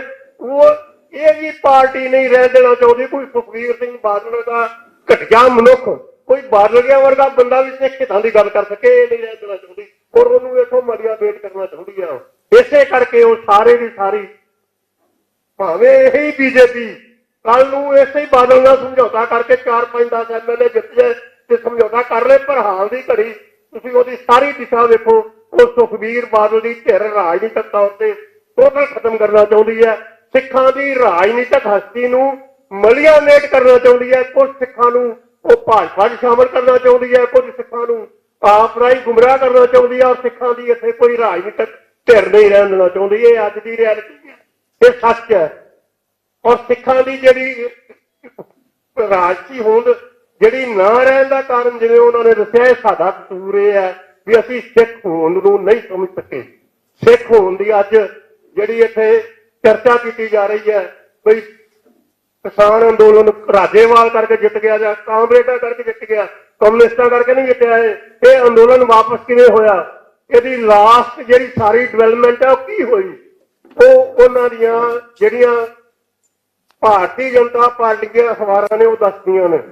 ਉਹ ਦੱਸਦੀਆਂ ਨੇ ਰਾਜਦੀਪ ਸਰਦਸਾਈ ਨੇ ਹਿੰਦੁਸਤਾਨ ਟਾਈਮ ਲੇਖ ਲਿਖਿਆ ਔਰ ਉਹ ਹੁਣ ਛਪਿਆ ਉੱਥੇ ਹੈਗਾ। ਉਹਦਾ ਪ੍ਰਿੰਟ ਕੀ ਹੈ? ਉਹ ਕਹਿੰਦਾ 15 ਨਵੰਬਰ ਨੂੰ 14-15 ਨਵੰਬਰ ਨੂੰ ਜਿਹੜਾ RSS ਤੇ ਮੋਦੀ ਸਰਕਾਰ ਦੇ ਵਿੱਚ ਤਾਲਮੇਲ ਕਰਦਾ ਉਹ ਲੀਡਰ ਜਿਹੜਾ ਉਹਦਾ ਇੰਦਰ ਮੋਹਨ ਨਾਂ ਹੈ, ਉਹ ਉਹਨੂੰ ਮਿਲਿਆ ਮੋਦੀ ਨੂੰ। ਇਹ ਉਹਨੇ ਲਿਖਿਆ, ਰਾਜਦੀਪ ਸਰਦਸਾਈ ਨੇ ਛਪਿਆ। ਉਹ ਕਹਿੰਦਾ ਉਹਨੂੰ ਮੋਦੀ ਨੂੰ ਮਿਲਿਆ। ਉਹ ਕਹਿੰਦਾ ਇਹ ਕਿਸਾਨ ਅੰਦੋਲਨ ਨੂੰ ਖਤਮ ਕਰ, ਕੀ ਤੂੰ ਸਿੱਖਾਂ ਦਾ ਸਿਆਪਾ ਪਾਏ ਆ, ਇਹਨੂੰ ਖਤਮ ਕਰ। ਉਹ ਕਹਿੰਦਾ ਮੋਦੀ ਨੇ, ਇਹ ਰਾਜਦੀਪ ਸਰਦਸਾਈ ਨੇ ਲਿਖਿਆ, ਮੋਦੀ ਨੇ ਠੋਕ ਕੇ ਜਵਾਬ ਦਿੱਤਾ ਇਹ ਅੰਦੋਲਨ ਨਹੀਂ ਵਾਪਸ ਹੋ ਸਕਦਾ। ਔਰ ਉਦੋਂ ਬਾਅਦ ਜਿਹੜੀ ਸ਼ੇਖਰ ਗੁਪਤਾ ਦੀ ਅਖਬਾਰ ਹੈ ਪ੍ਰਿੰਟ, ਉਹ ਵੀ ਭਾਰਤੀ ਜਨਤਾ ਪਾਰਟੀ ਦਾ ਤਰਜਮਾਨ ਹੈ, ਉਹਨੇ ਆਪਣੀ ਅਖਬਾਰ 'ਚ ਲਿਖਿਆ ਟ੍ਰਿਗਰਿੰਗ ਪੁਆਇੰਟ ਕੀ ਬਣਿਆ, ਕਿਉਂ ਅੰਦੋਲਨ ਵਾਪਸ ਹੋਇਆ, ਕਿੱਥੇ ਉਹਨਾਂ ਦੇ ਦਿਮਾਗ ਅੱਗ ਲੱਗੀ। ਕਹਿੰਦਾ ਜਿਸ ਦਿਨ, ਉਹਨੇ ਲਿਖਿਆ, ਮੈਂ ਨਹੀਂ ਕਹਿ ਰਿਹਾ, ਉਹ ਅਜੇ ਲਿਖਤੀ ਹੈ। ਕਹਿੰਦਾ ਜਿਸ ਦਿਨ ਗੁੜਗਾਉਂ ਦੇ ਵਿੱਚ ਜਸਵੰਤ ਸਿੰਘ ਸਿੱਧੂ ਨੇ, ਗੁਰਦੁਆਰੇ ਦੇ ਪ੍ਰਧਾਨ ਨੇ, ਇਹ ਪ੍ਰੈਸ ਕਾਨੂਨ ਕਰਕੇ ਮੁਸਲਮਾਨਾਂ ਨੂੰ ਸੱਦਾ ਦਿੱਤਾ ਵੀ ਆਓ ਇੱਥੇ ਨਮਾਜ਼ ਪੜੋ, ਕਹਿੰਦਾ ਉਦੋਂ ਅੱਗ ਲੱਗ ਗਈ ਇਹਨਾਂ ਦੇ ਫਿਰਦਿਆਂ। ਟ੍ਰਿਗਰਿੰਗ ਪੁਆਇੰਟ ਅੰਗਰੇਜ਼ੀ ਜੋ ਕਹਿੰਦਾ ਟ੍ਰਿਗਰਿੰਗ ਪੁਆਇੰਟ ਬਣਿਆ। ਜਿਸ ਦਿਨ ਉਹਨੇ ਨਮਾਜ਼ ਪੜਨ ਦੀ ਆਗਿਆ ਦਿੱਤੀ, ਉਸੇ ਦਿਨ RSS ਪਹੁੰਚ ਗਈ। ਔਰ ਉਹ RSS ਸਾਰੀ ਗੁੜਗਾਉਂ ਜਾ ਕੇ ਪਹਿਲਾਂ ਉਹਨੇ ਜਿੰਨੇ ਗੁਰਦੁਆਰੇ ਦੀ ਮੈਨੇਜਮੈਂਟ ਸੀ ਉਹਨਾਂ ਨੂੰ ਕਨਵਿੰਸ ਕੀਤਾ, ਉਹਨੂੰ ਆਈਸੋਲੇਟ ਕੀਤਾ ਸਿੱਧੂ ਨੂੰ। ਉਹਦੇ ਕੋਲੋਂ ਇਹ ਬਿਆਨ ਲਵਾਇਆ ਵੀ ਇਹ ਫੈਸਲਾ ਅਸੀਂ ਅਗਲੇ ਹਫ਼ਤੇ ਕਰਾਂਗੇ। ਉਸੇ ਦਿਨ ਕਹਿੰਦਾ ਉਹਨੇ ਅਮਿਤ ਸ਼ਾਹ ਨੇ ਉਹ ਟਵੀਟ ਜਾਰੀ ਕੀਤਾ ਵੀ ਇਹ ਕਰਤਾਰਪੁਰ ਦਾ ਲਾਂਘਾ ਖੋਲਿਆ ਜਾਏਗਾ 17 ਤਰੀਕ ਨੂੰ, 17 ਨਵੰਬਰ ਨੂੰ, 16 ਨੂੰ। ਔਰ 19 ਨਵੰਬਰ ਨੂੰ ਉਹੀ ਮੋਦੀ ਜਿਹੜਾ 4 ਦਿਨ ਪਹਿਲਾਂ ਜਵਾਬ ਦੇ ਕੇ ਹਟਿਆ, ਉਹ ਮਾਫੀ ਵੀ ਮੰਗ ਰਿਹਾ, ਇਹ ਬਿੱਲ ਵਾਪਸ ਲੈ ਰਿਹਾ। ਇਹਦਾ ਕਾਰਨ ਕੀ? ਕਾਰਨ ਇਹਦਾ ਇਹ ਸੀ, ਜਦੋਂ ਆਰਐਸਐਸ ਨੂੰ ਇਹ ਪਤਾ ਲੱਗਾ, ਇਹ ਉਹਨੇ ਲਿਖਿਆ, ਮਤਲਬ ਇਹ ਆਪਣੇ ਪ੍ਰਿੰਟ ਦੇ ਵਿੱਚ ਆਰਟੀਕਲ ਛਪਿਆ, ਉਹਦੇ ਉਹ ਦਲੀਪ ਮੰਡਲ ਨੇ ਲਿਖਿਆ, ਕਹਿੰਦਾ ਉਹ ਜਿਸ ਦਿਨ ਇਹਨਾਂ ਨੇ ਕਿਹਾ ਇੱਕਦਮ ਬੌਂਦ ਲਗਾ ਵੀ ਅਸੀਂ ਤਾਂ ਸਿੱਖਾਂ ਨੂੰ ਮੁਸਲਮਾਨਾਂ ਤੋਂ ਦੂਰ ਕਰਨਾ ਚਾਹੁੰਦੇ ਹਾਂ, ਤੇ ਇੱਕਦਮ ਨੇੜਤਾ ਬਣ ਗਈ। ਇਹ ਜਿਹੜਾ ਅੱਜ ਦੀ ਹਾਲਤ ਦੇ ਵਿੱਚ ਸਿੱਖਾਂ ਦੀ ਜਿਹੜੇ ਬਿੱਲ ਵਾਪਸ ਹੋਏ ਨੇ, ਔਰ ਅੱਜ ਵੀ ਉਹਨੇ ਲਿਖਿਆ ਵੀ ਇੰਟਰਨੈਸ਼ਨਲ ਹਾਲਤ ਇਸ ਕਿਸਮ ਦੀ ਬਣ ਗਈ ਹੈ, ਕਿਸੇ ਵੇਲੇ ਵੀ ਵਰਲਡ ਵਾਰ ਲੱਗ ਸਕਦੀ ਹੈ, ਔਰ ਵਰਲਡ ਵਾਰ ਲੱਗ ਸਕਦੀ ਹੈ ਸਿੱਖਾਂ ਦੀ ਇਸ ਖਿੱਤੇ ਦੇ ਵਿੱਚ। ਇੱਕ ਥਾਂ ਹੈ, ਪਰਸੋਂ ਰਾਹੁਲ ਗਾਂਧੀ ਨੇ ਬਿਆਨ ਦਿੱਤਾ ਪਾਰਲੀਮੈਂਟ ਦੇ ਵਿੱਚ, ਸਾਰਾ ਤੁਸੀਂ ਪੜ੍ਹਿਆ ਹੋਣਾ। ਉਹ ਕਹਿੰਦਾ ਮੋਦੀ ਨੇ ਕੀ ਬਲੰਡਰ ਮਿਸਟੇਕ ਕੀਤੀ ਹੈ, ਮੋਦੀ ਨੇ ਹਿੰਦੁਸਤਾਨ ਦੇ ਲੋਕਾਂ ਨਾਲ ਕੀ ਕ੍ਰਾਈਮ ਕੀਤਾ। ਕਹਿੰਦਾ ਇਹਨੇ ਹਿੰਦੁਸਤਾਨ ਦੇ ਮੁਲਕ ਦੇ ਵਿਰੁੱਧ ਪਾਕਿਸਤਾਨ ਤੇ ਚੀਨ ਨੂੰ ਇਕੱਠੇ ਕਰ ਦਿੱਤਾ, ਔਰ ਅੱਜ ਪਾਕਿਸਤਾਨ ਤੇ ਚੀਨ ਹਿੰਦੁਸਤਾਨ ਨਾਲ ਦੋਵੇਂ ਇਕੱਠੇ ਹੋ ਕੇ ਲੜਨ ਨੂੰ ਤਿਆਰ ਨੇ। ਔਰ ਇਹ ਬਿਆਨ ਉਹਦਾ ਕਿੰਨਾ ਅਹਿਮ ਹੈ, ਤੁਸੀਂ ਇਸ ਗੱਲ ਤੋਂ ਅੰਦਾਜ਼ਾ ਲਾਓ। ਮੈਂ ਇੱਕ ਮਿੰਟ ਬਸ ਇਹੀ ਗੱਲ ਕਰਨੀ ਹੈ, ਗੱਲ ਸਿਰਫ ਇੰਨੀ ਕਰਨੀ ਹੈ ਬਈ ਸਿੱਖਾਂ ਦੀ ਇਸ ਵੇਲੇ ਪੋਲੀਟੀਕਲ ਹਾਲਤ ਪਹਿਲੀ ਵਾਰੀ ਇਸ ਕਿਸਮ ਦੀ ਇੰਪੋਰਟੈਂਸ ਬਣੀ ਹੈ। ਤੁਸੀਂ ਆਪਣੇ ਆਪ ਨੂੰ ਵੱਡਾ ਸਮਝੋ, ਛੋਟਾ ਨਾ ਸਮਝੋ, ਸਿੱਖ ਸਮਝੋ। ਸਿੱਖਾਂ ਦੇ ਕੋਲ ਇੱਕ ਆਪਣਾ ਵਿਰਸਾ, ਇੱਕ ਸਾਨੂੰ ਗੁਰੂ ਸਾਹਿਬ ਨੇ ਜਿਹੜੀ ਗੁਰਮਤਿ ਦਿੱਤੀ ਹੈ, ਕੋਈ ਛੋਟੀ ਜਿਹੀ ਗੱਲ ਨਹੀਂ ਹੈ। ਇਹ ਇੱਕ ਬਹੁਤ ਵੱਡੀ ਫਿਲਾਸਫੀ ਹੈ, ਇਹ ਇੱਕ ਜੀਵਨ ਜਾਚ ਹੈ, ਔਰ ਇਸ ਕਿਸਮ ਦੀ ਜਿਹੜੀ ਜੀਵਨ ਜਾਚ ਹੈ ਜਿਹਦੇ ਵਾਸਤੇ ਦੁਨੀਆ ਅੱਜ ਤਰਸ ਪਈ ਹੈ, ਉਸ ਗੱਲ ਨੂੰ ਤੁਸੀਂ ਉਹਦੀ ਅਹਿਮੀਅਤ ਸਮਝਦੇ ਹੋਇਆ, ਆਪਣੀ ਅਹਿਮੀਅਤ ਸਮਝਦੇ ਹੋਇਆ, ਇਹ ਜਿਹੜੇ ਸਾਡੇ ਆਪਣੇ ਬੰਦੀ ਨੇ ਇਹ ਰਿਹਾ ਤਾਂ ਹੋਣਗੇ। ਪਹਿਲਾਂ ਤੁਸੀਂ ਉਸ ਸੰਘਰਸ਼ ਨੂੰ ਯਾਦ ਕਰੋ। ਗੁਰੂ ਸਾਹਿਬ ਨੇ ਕਿਹਾ ਸੀ, ਜਿਹੜੀ ਆਪਾਂ ਰੋਜ਼ ਕਹਿ ਦਿੰਦੇ ਹਾਂ ਰਾਜ ਬਿਨਾਂ ਨਾ ਧਰਮ ਚਲੇ ਹੈ, ਧਰਮ ਬਿਨਾਂ ਸਭ ਤਲੇ ਮਲੇ ਹੈ। ਜਿੰਨਾ ਚਿਰ ਰਾਜ ਦੀ ਗੱਲ ਨਹੀਂ ਚੱਲਦੀ, ਰਾਜਨੀਤੀ ਦੀ ਗੱਲ ਨਹੀਂ ਚੱਲਦੀ, ਰਾਜਨੀਤੀ ਹਮੇਸ਼ਾ ਹਥਿਆਰਬੰਦ ਨਹੀਂ ਹੁੰਦੀ। ਇਹ ਆਪਾਂ ਮੰਨ ਕੇ ਚੱਲੀਏ, ਰਾਜਨੀਤੀ ਹਥਿਆਰਾਂ ਤੋਂ ਬਿਨਾਂ ਵੀ ਕੀਤੀ ਜਾ ਸਕਦੀ ਹੈ, ਪਰ ਜਿੰਨਾ ਚਿਰ ਅਸੀਂ ਆਪਣੀ ਰਾਜਨੀਤੀ ਧਿਰ ਨਹੀਂ ਬਣਾਉਂਦੇ ਔਰ ਆਪਣੀ ਰਾਜਨੀਤੀ ਦੀ ਗੱਲ, ਰਾਜ ਦੀ ਗੱਲ ਨਹੀਂ ਕਰਦੇ, ਆਪਣੀ ਇਹ ਗੁਰੂ ਗ੍ਰੰਥ ਸਾਹਿਬ ਦੇ ਵਿੱਚ ਉਹਨਾਂ ਨੇ ਲਿਖਿਆ ਹੋਇਆ ਵੀ ਜਿਸ ਦਾ ਰਾਜ ਕਿਸੇ ਦਾ ਸੁਪਨਾ, ਜਿਹਦਾ ਰਾਜ ਹੈ ਸੁਪਨਾ ਉਹਦਾ ਹੋਣਾ, ਜਿਸੀ ਕੀ ਸਰਕਾਰ ਤੁਸੀਂ ਦਾ ਸਭ ਕੋਏ। ਜਿੰਨਾ ਚਿਰ ਤੁਸੀਂ ਆਪਣਾ ਇੱਥੋਂ ਨਿਸ਼ਾਨਾ ਮਿੱਥ ਕੇ ਰਾਜਨੀਤੀ ਦਾ, ਰਾਜ ਦਾ ਲੈ ਕੇ ਨਹੀਂ ਜਾਂਦੇ, ਉਸ ਨਿਸ਼ਾਨੇ ਦੇ ਨਾਲ ਇਹਨਾਂ ਬੰਦੀਆਂ ਨੂੰ ਰਿਹਾਈ ਦੀ ਗੱਲ ਨਹੀਂ ਕਰਦੇ। ਕਿਸੇ ਨੇ ਤੁਹਾਡੀ ਬੰਦੀਆਂ ਦੀ ਰਿਹਾਈ ਦੀ ਗੱਲ ਨਹੀਂ ਸੁਣਨੀ। ਮਤਲਬ ਟੁੱਕੇ ਦੀ ਸਰਕਾਰ, ਜਿੱਥੇ ਅਸੀਂ ਇੱਕ ਸਿੱਖ ਜਿੰਨੇ 500 ਸਾਲ ਦਾ ਜਿਹੜਾ ਇਤਿਹਾਸ ਹੈ, ਅਸੀਂ ਤਰਲੇ ਕਰ ਰਹੇ ਹਾਂ ਸਾਡੇ ਬੰਦਿਆਂ ਤੋਂ। ਇਹ ਕੀ ਮਜ਼ਾਕ ਹੈ? ਔਰ ਇਹਦਾ ਕਾਰਨ ਮੇਰੀ ਗੱਲ ਨਾਲ ਕੋਈ ਸਹਿਮਤ ਹੋਵੇ ਜਾਂ ਨਾ ਹੋਵੇ, ਪਰ ਮੈਂ ਇੱਕ ਗੱਲ ਦਾਅਵੇ ਨਾਲ ਕਹਿਣਾ, ਜਿੰਨੀ ਸਿੱਖਾਂ ਦੀ ਅੱਜ ਹਾਲਤ 500 ਸਾਲ ਦੇ ਵਿੱਚ ਸਿੱਖੀ ਦੀ ਤੇ ਗੁਰਮਤਿ ਦੀ ਤੇ ਸਿੱਖ ਪੰਥ ਦੀ ਜਿੰਨੀ ਅਹਿਮੀਅਤ ਬਣੀ ਹੈ, ਇੰਨੀ ਅੱਜ ਤੱਕ ਕਦੇ ਇਤਿਹਾਸ ਨਹੀਂ ਸੀ ਜਿੰਨੀ ਹੁਣ ਹੈ। ਔਰ ਤੁਹਾਡਾ ਜਿਹੜਾ ਇਤਿਹਾਸ ਹੈ ਆਉਣ ਵਾਲੇ ਕੁਝ ਸਾਲਾਂ ਵਿੱਚ ਇਹ ਲਿਖਿਆ ਜਾਣਾ, ਔਰ ਤੁਹਾਡੀ ਜਿਹੜੀ ਇਸ ਖਿੱਤੇ ਦੇ ਵਿੱਚ ਜਿਹੜੀ ਅਹਿਮੀਅਤ ਹੈ, ਤੁਹਾਡੀ ਜਿਹੜੀ ਚਮਕ ਹੈ, ਉਹ ਨਵਾਂ ਰੂਪ ਲੈ ਕੇ ਉਹਨੇ ਅੱਗੇ ਉੱਪਰ ਕੇ ਆਉਣਾ। ਔਰ ਇਹ ਮੋਦੀ ਛੋਟੀਆਂ ਦੀ ਕੋਈ ਬਾਤ ਨਹੀਂ ਹੈ।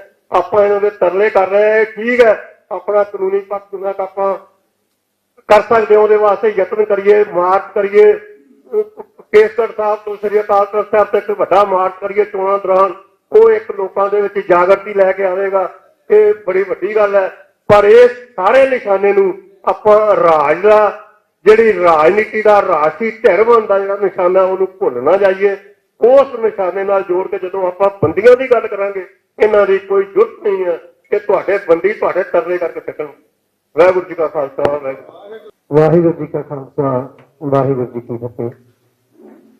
ਅੱਜ ਆਪਾਂ ਬੰਦੀ ਸਿੰਘਾਂ ਦੀ ਰਿਹਾਈ ਵਾਸਤੇ ਇੱਥੇ ਇਕੱਠੇ ਹੋਏ ਹਾਂ, ਔਰ ਇਹ ਜਿਹੜਾ ਆਪਣੇ ਛੋਟੇ ਛੋਟੇ ਔਰ ਵੱਡੇ ਵੱਡੇ ਇਕੱਠ ਜਿਹੜੇ ਰੈਗੂਲਰ ਹੋ ਰਹੇ ਨੇ, ਭਾਵੇਂ ਕਿ ਅਸੀਂ ਇਸ ਦੀ ਸ਼ੁਰੂਆਤ ਬਠਿੰਡੇ ਤੋਂ ਕੀਤੀ ਸੀ, ਤਾਲਮੇਲ ਕਮੇਟੀ ਬਣਾ ਕੇ ਕਿ ਆਪਾਂ ਭੁੱਲਰ ਦੀ ਰਿਹਾਈ ਵਾਸਤੇ ਇੱਕ ਮੂਵਮੈਂਟ ਚਲਾਉਣੀ ਹੈ, ਜੋ ਲਗਾਤਾਰ ਵੱਧਦੀ ਗਈ। ਉਹਦੇ ਵਿੱਚ ਇਹ ਫੈਸਲਾ ਸੀ ਕਿ ਆਮ ਆਦਮੀ ਪਾਰਟੀ ਦੇ ਜਿਹੜੇ ਉਮੀਦਵਾਰ ਨੇ ਉਹਨਾਂ ਨੂੰ ਇੱਕ ਚੇਤਾਵਨੀ ਪੱਤਰ ਦਿੱਤਾ ਜਾਵੇ, ਜਿਹੜਾ ਬਹੁਤ ਸਾਰੇ ਆਪਣੇ ਆਮ ਆਦਮੀ ਪਾਰਟੀ ਦੇ ਕੈਂਡੀਡੇਟ ਨੂੰ ਦਿੱਤਾ ਜਾ ਚੁੱਕਾ, ਔਰ ਹੋਰ ਵੀ ਜਿਹੜਾ ਕਿ ਰੈਗੂਲਰ ਜਿਹੜਾ ਉਹ ਆਪਾਂ ਕਰ।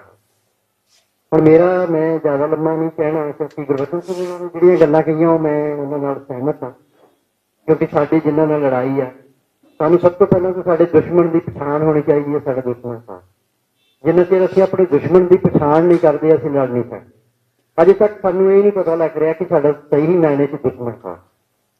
ਹੁਣ ਦੂਜੀ ਗੱਲ ਇਹ ਹੈ ਕਿ ਦੁਸ਼ਮਣ ਨੇ ਧਾਰਿਆ ਕੀ ਹੋਇਆ, ਇਹ ਵੀ ਸਾਨੂੰ ਪਤਾ ਹੋਣਾ।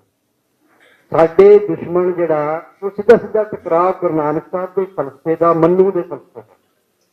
ਔਰ ਦੁਸ਼ਮਣ ਪੰਜਾਬ ਦੇ ਅੰਦਰੋਂ ਗੁਰੂ ਨਾਨਕ ਦੇ ਫਲਸਫੇ ਨੂੰ ਮੰਨਤੀ ਕਰਨਾ ਚਾਹੁੰਦਾ ਔਰ ਮੰਨੂ ਦੇ ਫਲਸਫੇ ਨੂੰ ਸਟੈਬਲਿਸ਼ ਕਰ। ਇਹ ਸਿੱਧੀ ਸਿੱਧੀ ਲੜਾਈ। ਮੈਂ ਕਿਉਂਕਿ ਜਿਹੜੀ ਸਟੇਟ ਤੋਂ ਆਉਣਾ ਉਹਦੇ ਵਿੱਚ ਬਹੁਤ ਗਿਣਤੀ ਜਿਹੜੀ ਹੈ ਘੱਟ ਗਿਣਤੀ ਜਿਹੜੀ ਮੁਸਲਮਾਨਾਂ ਦੀ ਹੈ, ਔਰ ਮੈਂ ਉਹਨਾਂ ਦੇ ਵਿੱਚ ਲੰਮੇ ਸਮੇਂ ਤੋਂ ਕੰਮ ਵੀ ਕੀਤਾ, ਹੁਣ ਵੀ ਕਰਦਾ। ਉਹਨਾਂ ਬੰਦਿਆਂ ਦਾ ਮੈਂ ਇੱਕ ਹਿਸਾਬ ਵੇਖਿਆ ਵੀ ਉਹ ਆਪਣੇ ਦੁਸ਼ਮਣ, ਉਹਨਾਂ ਨੂੰ ਪਤਾ ਹੈ ਕਿ ਸਾਡਾ ਦੁਸ਼ਮਣ RSS ਹੈ, BJP ਹੈ, ਤੇ ਫਿਰ ਉਹ ਇੱਧਰ ਉੱਧਰ ਨਹੀਂ ਵੇਖਦੇ।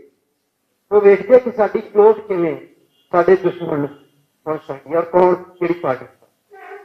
ਹੁਣ ਇਸ ਵਾਰੀ ਤੁਸੀਂ ਦੇਖ ਲਓ ਅਖਿਲੇਸ਼ ਯਾਦਵ ਨੂੰ ਜਿੱਥੇ ਪਿਛਲੀ ਵਾਰੀ ਹਰਾ ਕੇ ਉਹਨੂੰ ਘਰੇ ਬਿਠਾਇਆ ਸੀ, ਔਰ ਯੂਪੀ ਦੇ ਵਿੱਚ ਸਮੁੱਚਾ ਮੁਸਲਮਾਨ ਭਾਈਚਾਰਾ ਇੱਕ ਮੁੱਠ ਹੋ ਕੇ ਅਖਿਲੇਸ਼ ਦੇ ਨਾਲ ਖੜਾ ਹੋ ਗਿਆ।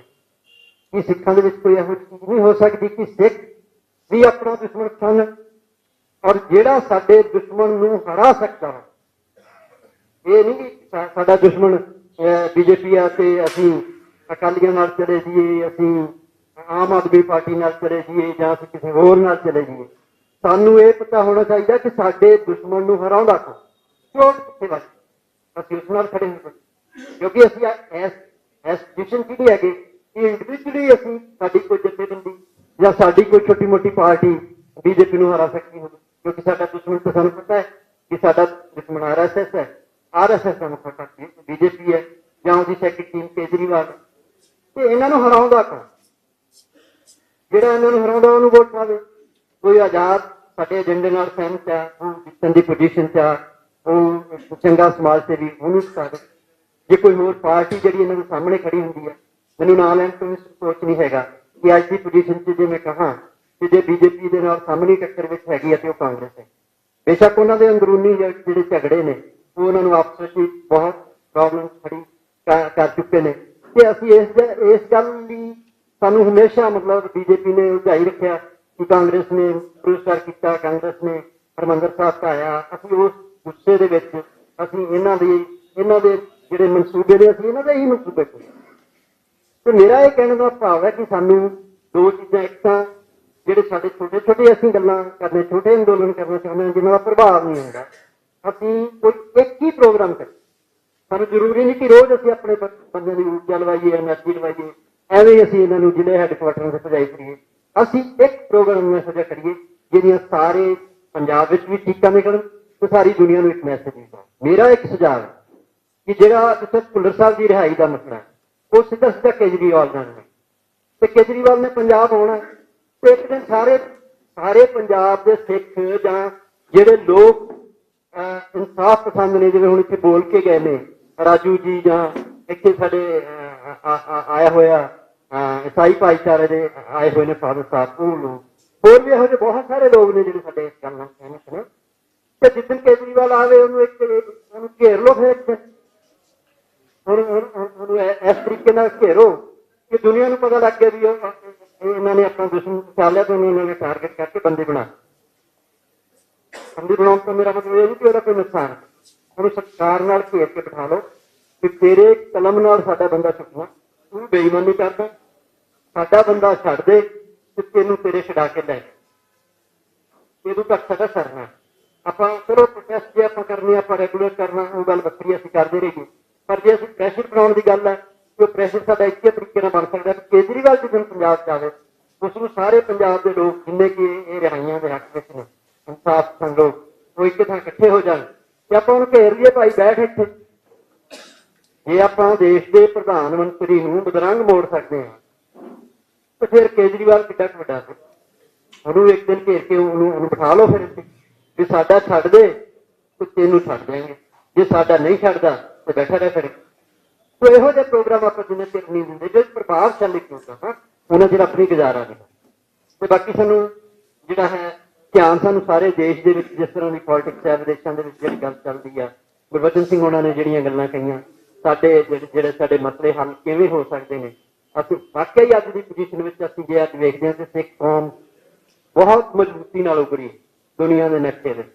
ਅੱਜ ਪੂਰਾ ਦੇਸ਼, ਮੈਂ ਜਿਹੜੇ ਸਾਡੇ ਅੰਦੋਲਨ, ਜਿਹੜਾ ਕਿਸਾਨ ਅੰਦੋਲਨ ਅਸੀਂ ਜਿੱਤ ਕੇ ਆਏ ਹਾਂ, ਮੈਂ ਸਮਝਦਾ ਕਿ ਜੇ ਸਾਡੇ ਲੀਡਰਸ਼ਿਪ ਵੱਡੇ ਸੋਚ ਵਾਲੇ ਹੁੰਦੇ, ਵੱਡੇ ਵਿਜ਼ਨ ਵਾਲੇ ਹੁੰਦੇ, ਇਸ ਤੋਂ ਜਿਹੜੀਆਂ ਵੱਡੀਆਂ ਪ੍ਰਾਪਤੀਆਂ ਹੋ ਸਕਦੀਆਂ ਸੀ ਉਹ ਨਹੀਂ ਹੋਈਆਂ। ਪੂਰਾ ਦੇਸ਼ ਸਿੱਖਾਂ ਦੀ ਅਗਵਾਈ ਕਬੂਲ ਕੀਤਾ ਸੀ, ਪੂਰਾ ਦੇਸ਼ ਉਡੀਕਦਾ ਕਿ ਸਿੱਖ ਅਗਵਾਈ ਕਰ, ਅੱਜ ਵੀ ਉਡੀਕਦਾ। ਤੇ ਸਿੱਖਾਂ ਨੂੰ ਇਕੱਲੇ ਪੰਜਾਬ ਦੀ ਨਹੀਂ, ਪੰਜਾਬ ਤੋਂ ਬਾਹਰ ਨਿਕਲ ਕੇ ਆਪਣੀ ਗੱਲ ਵੀ ਕਰਨੀ ਚਾਹੀਦੀ ਹੈ। ਤੇ ਜਿਹੜੀਆਂ ਮਿਨੋਰਟੀਜ਼ ਨੇ, ਜਿਵੇਂ ਹੁਣ ਮੁਸਲਮਾਨ ਭਾਈਚਾਰਾ ਹੈ, ਜਿਵੇਂ ਦਲਿਤ ਭਾਈਚਾਰਾ ਹੈ, ਜਿਵੇਂ ਈਸਾਈ ਭਾਈਚਾਰਾ ਹੈ, ਸਾਨੂੰ ਉਹਨਾਂ ਨਾਲ ਆਪਣੀਆਂ ਸਾਂਝਾਂ ਬਣਾਉਣੀਆਂ ਚਾਹੀਦੀਆਂ। ਤੇ ਜਦੋਂ ਅਸੀਂ ਉਹਨਾਂ ਨਾਲ ਸਾਂਝਾਂ ਬਣਾਵਾਂਗੇ ਤੇ ਜਿਹੜੇ ਇਹ ਸੁਪਨੇ ਲੈਂਦੇ ਆ, ਫਿਰ ਇਹਨਾਂ ਨੂੰ ਪਤਾ ਲੱਗੇ ਕਿ ਸਾਡੇ ਸਾਹਮਣੇ ਇਹ ਸਾਨੂੰ ਤੇ ਮੁੱਠੀ ਭਰ ਕਹਿੰਦੇ, ਫਿਰ ਇਹਨਾਂ ਨੂੰ ਪਤਾ ਲੱਗੇਗਾ ਕਿ ਮੁੱਠੀ ਭਰ ਨਹੀਂ ਹੈਗੀ। ਇਹਨਾਂ ਦੀ ਹੁਣ ਸਮਝ ਜਿਹੜੀ ਆ ਹੁਣ ਮੋਦੀ ਦੇ ਜਾਣ ਤੋਂ ਬਾਅਦ ਮੈਂ ਇੱਕ ਤਕਰੀਰ ਸੁਣ ਰਿਹਾ ਸੀ ਮੁਸਲਮਾਨ ਦੀ, ਮੌਲਾਨਾ ਸੀ ਕੋਈ, ਉਹ ਕਹਿ ਰਿਹਾ ਸੀ ਕਿ ਸਿੱਖ ਪਤਾ ਨਹੀਂ ਕਰੋੜ 2 ਕਰੋੜ ਹੈਗੇ ਆ ਕਿ ਹੈ ਨਹੀਂ, ਤੇ ਜੇ ਇਹ ਮੋਦੀ ਨੂੰ ਬਦਰੰਗ ਪੰਜਾਬ ਤੋਂ ਮੋੜ ਸਕਦੇ ਤਾਂ ਆਪਾਂ 25-30 ਕਰੋੜ ਜਿਹੜੇ ਆਪਾਂ ਕਿਉਂ ਨਹੀਂ ਕਰ ਸਕਦੇ। ਇਹਦਾ ਮਤਲਬ ਇਹ ਹੈ ਨਾ ਕਿ ਤੁਹਾਡੀ ਹਰ ਐਕਟੀਵਿਟੀ ਨੂੰ ਦੇਸ਼ ਦੇ ਵਿੱਚ ਜਿਹੜਾ ਪੀੜਿਤ ਵਰਗ ਆ ਉਹ ਵੇਖ ਰਿਹਾ, ਔਰ ਤੁਹਾਡੀ ਅਗਵਾਈ ਜਿਹੜੀ ਉਡੀਕ ਰਿਹਾ। ਤੇ ਸਾਨੂੰ ਪੰਜਾਬ ਹੀ ਨਹੀਂ, ਪੰਜਾਬ ਤੋਂ ਬਾਹਰ ਵੀ ਉਹਨਾਂ ਲੋਕਾਂ ਨਾਲ ਸਾਂਝਾਂ ਬਣਾਉਣੀਆਂ ਚਾਹੀਦੀਆਂ ਤੇ ਪ੍ਰੋਗਰਾਮ ਇੱਕ ਹੋਵੇ, ਠੋਸ ਹੋਵੇ, ਜਿਹਦਾ ਰਿਜ਼ਲਟ ਨਿਕਲੇ, ਸਾਨੂੰ ਉਹ ਦੇਣਾ ਚਾਹੀਦਾ। ਇਹਨਾਂ ਹੀ ਲਫ਼ਜ਼ਾਂ ਨਾਲ ਦੱਸ ਕੇ ਨਾਲ ਦੱਸ ਕੇ ਵਾਹਿਗੁਰੂ ਵਾਹਿਗੁਰੂ ਜੀ ਕੀ ਫਤਿਹ। ਮੈਂ ਨਾ ਤਾਂ ਕੁਝ ਲੀਡਰ ਆ, ਨਾ ਆਗੂ ਆ, ਕਿਸੇ ਜਥੇਬੰਦੀ ਦਾ ਸੇਵਾਦਾਰ ਆ। ਉਹ ਡਾਂਗ ਚੁੱਕ ਕੇ ਜਿਵੇਂ ਕਹਿੰਦੇ ਤੁਰੇ ਫਿਰਦੇ ਆ, ਗੁਰੂ ਸਾਹਿਬ ਦੀ ਕਿਰਪਾ ਦੇ ਨਾਲ ਜਿੰਨੀ ਕੁ ਸੇਵਾ ਹੁੰਦੀ ਕਰਦੇ ਆ।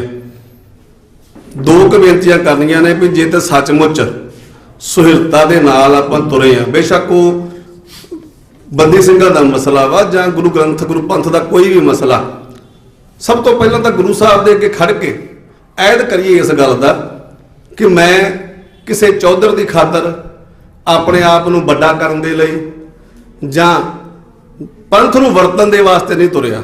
ਸੱਚੇ ਮਨੋਂ ਉਹ ਅਰਦਾਸ ਕਰਕੇ ਕੋਈ ਮੁਨਕਰ ਹੋ ਜੇ ਤੇ 100 ਵਾਰੀ ਹੋ ਜੇ, ਪਰ ਗੁਰੂ ਸਾਹਿਬ ਦੇ ਖੜ ਕੇ ਅੱਗੇ ਅਰਦਾਸ ਕਰਕੇ ਤੁਰੀਏ। ਕਿਉਂਕਿ ਬੜੀ ਵਾਰੀ ਵੇਖਿਆ, ਜਿਵੇਂ ਇੱਥੇ ਹੁਣ ਨਿੰਦਿਆ ਕਰਨ ਵਾਲੀ ਗੱਲ ਨਹੀਂ ਹੈਗੀ, ਇਹ ਸੱਚ ਆ ਵੀ ਬਹੁਤ ਵਾਰੀ ਸਾਡੇ ਨਾਲ ਹੁੰਦਾ ਵਾ ਕਿ ਮੋਰਚੇ ਲੱਗਦੇ ਨੇ, ਕੁਝ ਪ੍ਰਾਪਤੀਆਂ ਹੁੰਦੀਆਂ ਨੇ, ਕੁਝ ਨਹੀਂ ਹੁੰਦੀਆਂ, ਆਪਾਂ ਭੱਜ ਜਾਂਦੇ ਹਾਂ ਜਾਂ ਭੱਜ ਜਾਂਦੇ ਨੇ।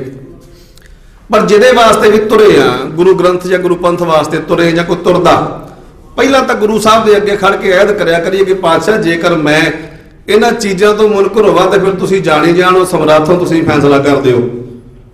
ਦੂਸਰਾ, ਇੱਥੇ ਮੈਟਰ ਹੀ ਨਹੀਂ ਕਰਦਾ ਵੀ ਕਿੰਨੇ ਪ੍ਰੋਗਰਾਮ ਦਿੱਤਾ, ਤੁਹਾਨੂੰ ਕਿਸੇ ਨੇ ਬੁਲਾਇਆ ਕਿ ਨਹੀਂ ਬੁਲਾਇਆ। ਜੇ ਗੱਲ ਗੁਰੂ ਤੇ ਗੁਰੂ ਪੰਥ ਦੀ ਆ ਤੇ ਤੁਹਾਡੇ ਮਨ 'ਚ ਦਰਦ ਆ, ਫਿਰ ਬਿਨਾਂ ਬੁਲਾਵੇ ਤੋਂ ਆਉਣਾ ਸਾਡਾ ਫਰਜ਼ ਬਣਦਾ। ਸਾਡੇ 'ਚ ਇਹ ਬੜੀ ਵੱਡੀ ਘਾਟ ਆ ਵੀ ਦਲ ਖਾਲਸਾ ਨੇ ਪ੍ਰੋਗਰਾਮ ਰੱਖਿਆ ਮੈਂ ਨਹੀਂ ਜਾਣਾ, ਜਾਂ ਮਾਨਦਾਲ ਨੇ ਰੱਖਿਆ ਮੈਂ ਨਹੀਂ ਜਾਣਾ। ਇਹ ਸੱਚ ਜੇ, ਤੇ ਅਸੀਂ ਦੇਖਦੇ ਹਾਂ ਗਰਾਊਂਡ ਦੇ ਉੱਤੇ। ਇਹ ਨਾ ਮੈਟਰ ਕਰਦਾ ਸਾਡੇ ਵਾਸਤੇ ਵੀ ਪ੍ਰੋਗਰਾਮ ਕਿਹਨੇ ਦਿੱਤਾ, ਮੈਟਰ ਇਹ ਕਰਦਾ ਵੀ ਜਿਹੜਾ ਪ੍ਰੋਗਰਾਮ ਦਿੱਤਾ ਗਿਆ ਉਹ ਗੁਰੂ ਗ੍ਰੰਥ ਦੇ ਗੁਰੂ ਪੰਥ ਦੇ ਹੱਕ ਦਾ ਵਾ ਤੇ ਅਸੀਂ ਉਹਦੇ ਵਾਸਤੇ ਤੁਰਨਾ।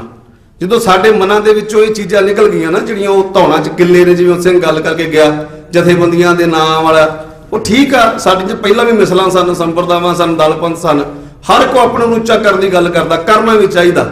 ਪਰ ਜਦੋਂ ਗੱਲ ਸਾਡੇ ਗੁਰੂ ਗ੍ਰੰਥ ਗੁਰੂ ਪੰਥ ਸਾਡੇ ਪੰਥਕ ਮਸਲਿਆਂ ਦੀ ਆਉਂਦੀ ਆ ਨਾ, ਉਦੋਂ ਮੇਰੀ ਬੇਨਤੀ ਇਹੀ ਆ ਕਿ ਆਪਾਂ ਇਕਮੁੱਠ ਹੋਇਆ ਕਰੀਏ, ਇਕਮੁੱਠ ਹੋ ਕਰਕੇ ਸਾਥ ਲਿਆ ਕਰੀਏ। ਹਰ ਇੱਕ ਦੇ ਹਿੱਸੇ ਸੇਵਾ ਆਈ ਹੈ ਜੀ, ਕੋਈ ਕਿਸ ਤਰ੍ਹਾਂ ਦੀ ਸੇਵਾ ਕਰਦਾ, ਕੋਈ ਕਿਸ ਤਰ੍ਹਾਂ ਦੀ ਕਰਦਾ, ਕੋਈ ਚੰਗਾ ਪ੍ਰਚਾਰਕ ਆ, ਕੋਈ ਚੰਗਾ ਬੁਲਾਰਾ, ਕੋਈ ਮਾਇਆ ਨਾਲ ਮਦਦ ਕਰ ਸਕਦਾ, ਕੋਈ ਸੀਰਤ ਕਰਦਾ, ਕੋਈ ਡਾਂਗ ਸੋਟੇ ਵਾਲਾ ਹੁੰਦਾ।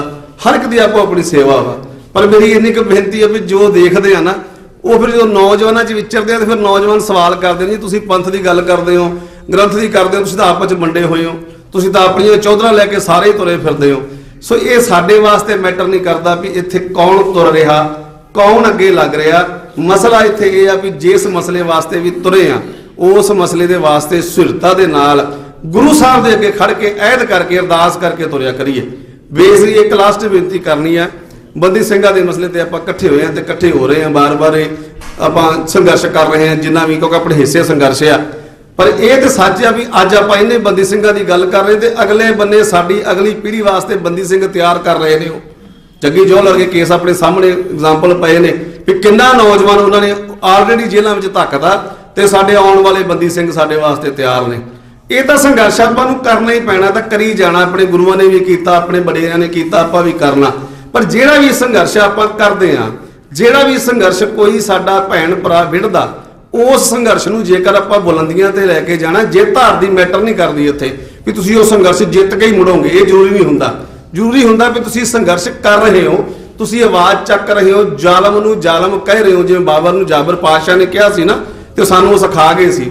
ਬਸ ਬਾਬਰ ਨੂੰ ਜਾਬਰ ਕਹਿ ਰਹੇ ਹੋ, ਇਹ ਬਹੁਤ ਵੱਡੀ ਗੱਲ ਆ। ਪਰ ਜਿਹੜਾ ਵੀ ਕੋਈ ਬਾਬਰ ਨੂੰ ਜਾਬਰ ਕਹਿਣ ਵਾਸਤੇ ਤੁਰਦਾ ਨਾ, ਮੇਰੀ ਚਰਨਾਂ 'ਚ ਬੇਨਤੀ ਆ, ਜਿੰਨੀਆਂ ਆਈਆਂ ਜਥੇਬੰਦੀਆਂ ਜਾਂ ਜਿਹੜੀਆਂ ਨਹੀਂ ਵੀ ਆ ਸਕੀਆਂ ਜਾਂ ਆ ਜਾਣਗੀਆਂ, ਉਹਨਾਂ ਦੇ ਚਰਨਾਂ 'ਚ ਵੀ, ਗੁਰੂ ਸਾਹਿਬ ਦੇ ਚਰਨਾਂ 'ਚ ਅਰਦਾਸ ਬੇਨਤੀ ਕਰਕੇ ਇਹ ਐਦ ਕਰਕੇ ਤੁਰੀਏ ਵੀ ਜਿਹੜਾ ਵੀ ਕੋਈ ਪਾਤਸ਼ਾਹ ਤੁਰਿਆ, ਅਸੀਂ ਉਹਦੇ ਨਾਲ ਦਿਲੋਂ ਹੋ ਕੇ ਤੁਰ ਰਹੇ ਹਾਂ। ਸਾਡੇ ਵਿਚਾਰਕ ਮਤਭੇਦ 100 ਹੋਣਗੇ, ਸਾਡਾ ਕਿਸੇ ਤਰ੍ਹਾਂ ਦਾ ਕਿਸੇ ਨਾਲ ਕੋਈ ਮਤਭੇਦ ਹੋ ਸਕਦਾ, ਪਰ ਜੇ ਗੱਲ ਗੁਰੂ ਗ੍ਰੰਥ ਤੇ ਗੁਰੂ ਪੰਥ ਦੀ ਚੜ੍ਹਦੀ ਕਲਾ ਦੀ ਆ, ਫਿਰ ਅਸੀਂ ਨਾਲ ਆ। ਬਾਕੀ ਸਿਆਸੀ ਪਾਰਟੀਆਂ ਦੀ ਮੈਂ ਬੇਨਤੀ ਕਰਾਂ, ਕੋਈ ਆ ਜੇ ਜੀ, ਇੱਥੇ ਬਾਦਲ ਕੇ ਸਨ, ਇੱਥੇ ਆਮ ਆਦਮੀ ਆ ਜੇ, ਕਾਂਗਰਸ ਆਸੇ, ਨਾ ਉਹਨਾਂ ਨੇ ਭਲਾ ਕਰਨਾ ਜੇ, ਨਾ ਉਹ ਕਰ ਸਕਦੇ ਆ। ਉਹ ਤਾਂ ਆਪਾਂ ਨੂੰ ਭਿਖਾਰੀ ਬਣ ਕੇ ਪੇਸ਼ ਕਰ ਰਹੇ ਨੇ, ਕੋਈ 1000 ਦੇ ਰਿਹਾ, ਕੋਈ 2000 ਦੇ ਰਿਹਾ। ਫੈਸਲਾ ਤੁਸੀਂ ਕਰਨਾ। ਜੇ ਭਾਣੇ ਵੀਰ ਨੇ ਗੱਲ ਕੀਤੀ ਸੀ ਕਿ ਸਾਨੂੰ ਚੁਣਨਾ ਪੈਣਾ, ਸਾਨੂੰ ਇੱਕ ਧਿਰ ਖੜੀ ਕਰਨੀ ਪੈਣੀ ਆ ਆਪਣੀ, ਉਹ ਜਿਹੜੀ ਧਿਰ ਸਾਡੀ ਗੱਲ ਕਰੇ ਤੇ ਸਾਨੂੰ ਭਰੋਸਾ ਹੋਵੇ ਕਿ ਇਹ ਧਿਰ ਸਾਡੇ ਨਾਲ ਖੜੀ ਹੋਊਗੀ। ਧੰਨਵਾਦ ਆਇਆ ਹੋਇਆ ਸਾਰੇ ਵੀਰਾਂ ਭੈਣਾਂ ਦਾ, ਭਰਾਵਾਂ ਦਾ। ਬੇਨਤੀ ਇੰਨੀ ਕੁ ਸੀਗੀ ਵੀ ਜਿਹੜਾ ਵੀ ਸੰਘਰਸ਼ ਹੋਣ ਵੀਰਾਂ ਨੇ ਅੱਜ ਪ੍ਰੋਗਰਾਮ ਉਹ ਲਿਖਿਆ ਵਾ, ਸਾਡੇ ਵੱਲੋਂ ਸੇਵਾਦਾਰ ਦੇ ਤੌਰ ਦੇ ਉੱਤੇ ਜਿੱਥੇ ਵੀ ਸਾਨੂੰ ਇਹ ਆਵਾਜ਼ ਨਾ ਵੀ ਮਾਰਨਗੇ, ਅਸੀਂ ਜ਼ਰੂਰ ਹਾਜ਼ਰ ਹੋਵਾਂਗੇ। ਵਾਹਿਗੁਰੂ ਜੀ ਕਾ ਖਾਲਸਾ, ਵਾਹਿਗੁਰੂ ਜੀ ਕੀ ਫਤਿਹ।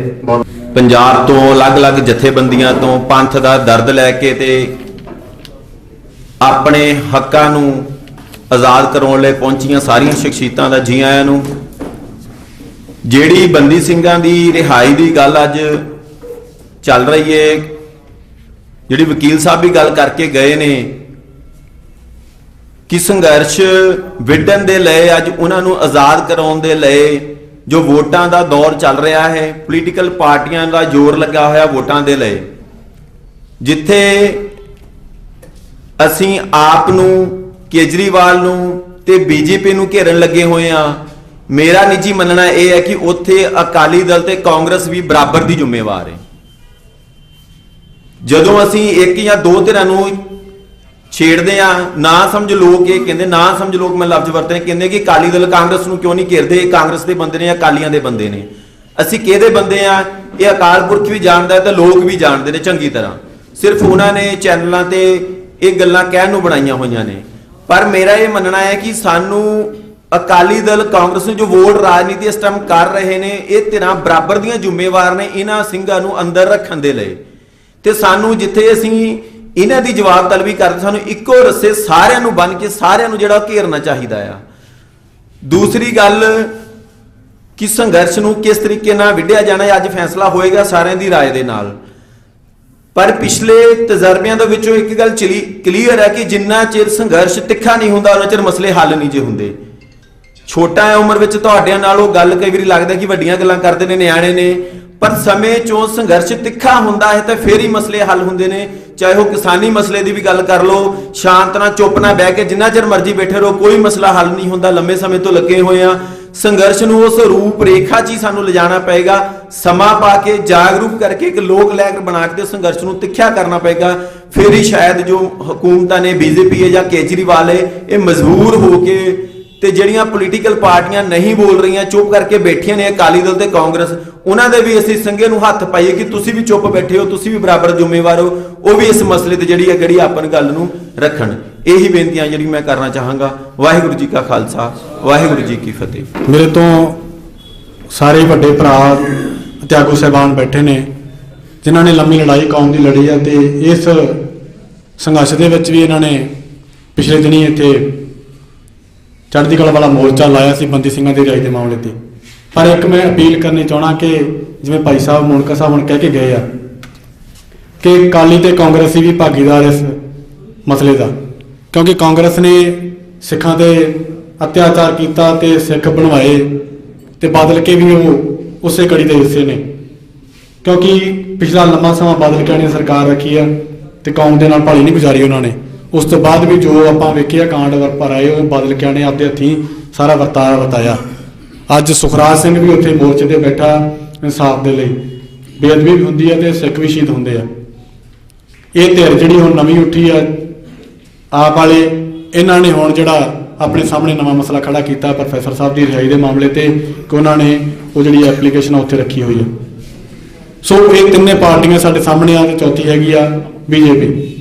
ਇਹ ਸਾਰੀਆਂ ਪਾਰਟੀਆਂ ਸਥਾਪਤ ਧਿਰਾਂ ਕੀ ਕਹਿੰਦੀਆਂ ਕਿ ਜੇਕਰ ਅਸੀਂ ਸਿੱਖਾਂ ਨੂੰ ਰਿਹਾ ਕਰਦੇ ਹਾਂ, ਜਿਹਨਾਂ ਦੇ ਸਿੱਖਾਂ ਦੇ ਪੱਖ 'ਚ ਬੋਲਦੇ ਆ ਤੇ ਸਾਡੀ ਹਿੰਦੂ ਵੋਟ ਟੁੱਟਦੀ ਆ।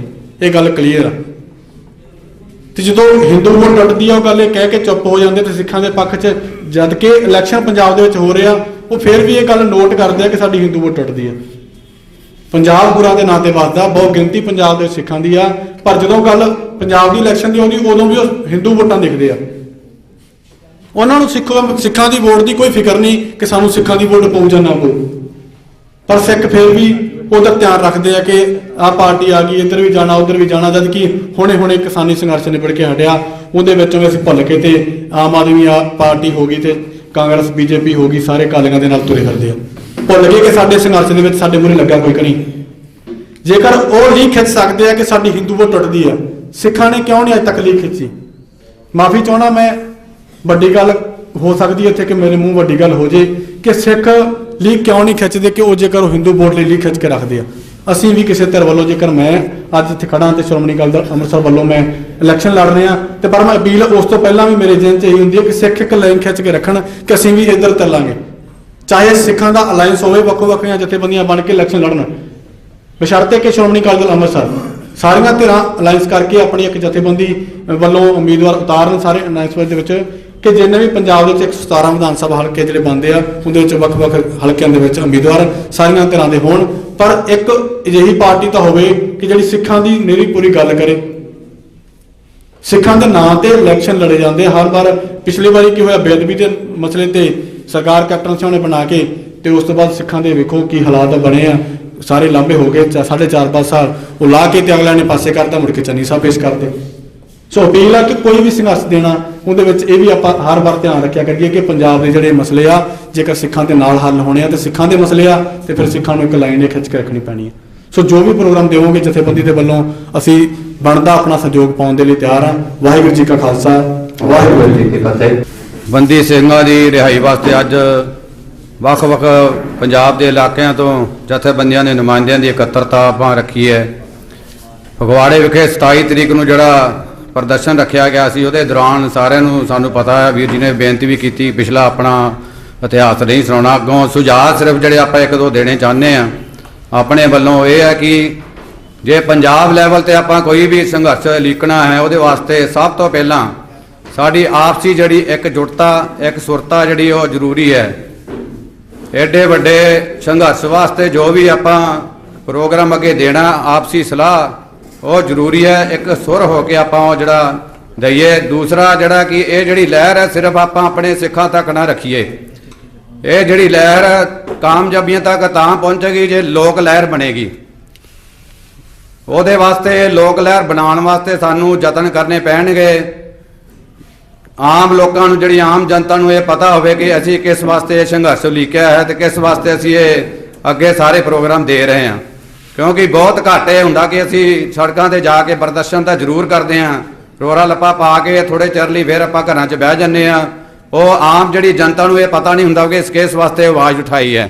ਤੋ ਇਹਦੇ ਵਾਸਤੇ ਮੈਂ ਬੇਨਤੀ ਕਰਨਾ ਚਾਹੁੰਦਾ ਕਿ ਕੁਝ ਲਿਟਰੇਚਰ ਛਪਵਾ ਕੇ ਜਿਹੜਾ ਆਮ ਜਨਤਾ ਦੇ ਵਿੱਚ ਜਿਹੜਾ ਵੰਡਿਆ ਜਾਵੇ, ਤਾਂ ਕਿ ਆਮ ਜਨਤਾ ਨੂੰ ਇਹ ਪਤਾ ਲੱਗ ਸਕੇ ਕਿ ਅਸੀਂ ਇਹ ਕਿਸ ਵਾਸਤੇ ਆਵਾਜ਼ ਉਠਾਈ ਹੈ, ਤਾਂ ਕਿ ਜਿਹੜਾ ਸਾਡਾ ਸੰਘਰਸ਼ ਕੀਤਾ, ਜਿਹੜਾ ਮਿਹਨਤ ਕੀਤੀ, ਉਹ ਸਾਡੀ ਜਿਹੜੀ ਹੈ ਰਾਸ ਆਵੇ ਤੇ ਅਸੀਂ ਕਾਮਯਾਬੀ ਤੱਕ ਪਹੁੰਚ ਸਕੀਏ। ਇਸ ਤੋਂ ਇਲਾਵਾ ਜਿਹੜੀ ਹੈ ਜਿਹੜਾ ਗੱਲ ਹੋ ਰਹੀ ਹੈ ਕਿ ਆਪਾਂ ਪ੍ਰਦਰਸ਼ਨ ਕਰਕੇ ਜਾਂ ਕਿਸ ਤਰ੍ਹਾਂ ਕਰਨਾ ਜਾਂ ਹੋਰ ਹਰ ਤਰ੍ਹਾਂ ਕਰਨਾ, ਉਹਦੇ ਵਾਸਤੇ ਵੀ ਅਸੀਂ ਇਹ ਚਾਹੁੰਦੇ ਹਾਂ ਕਿ ਜਿਹੜਾ ਆਮ ਜਨਤਾ ਨੂੰ ਇਹਦੇ ਵਿੱਚ ਬਹੁਤ ਘੱਟ ਪਰੇਸ਼ਾਨੀਆਂ ਦਾ ਜਿਹੜਾ ਉਹ ਸਾਹਮਣਾ ਕਰਨਾ ਪਵੇ।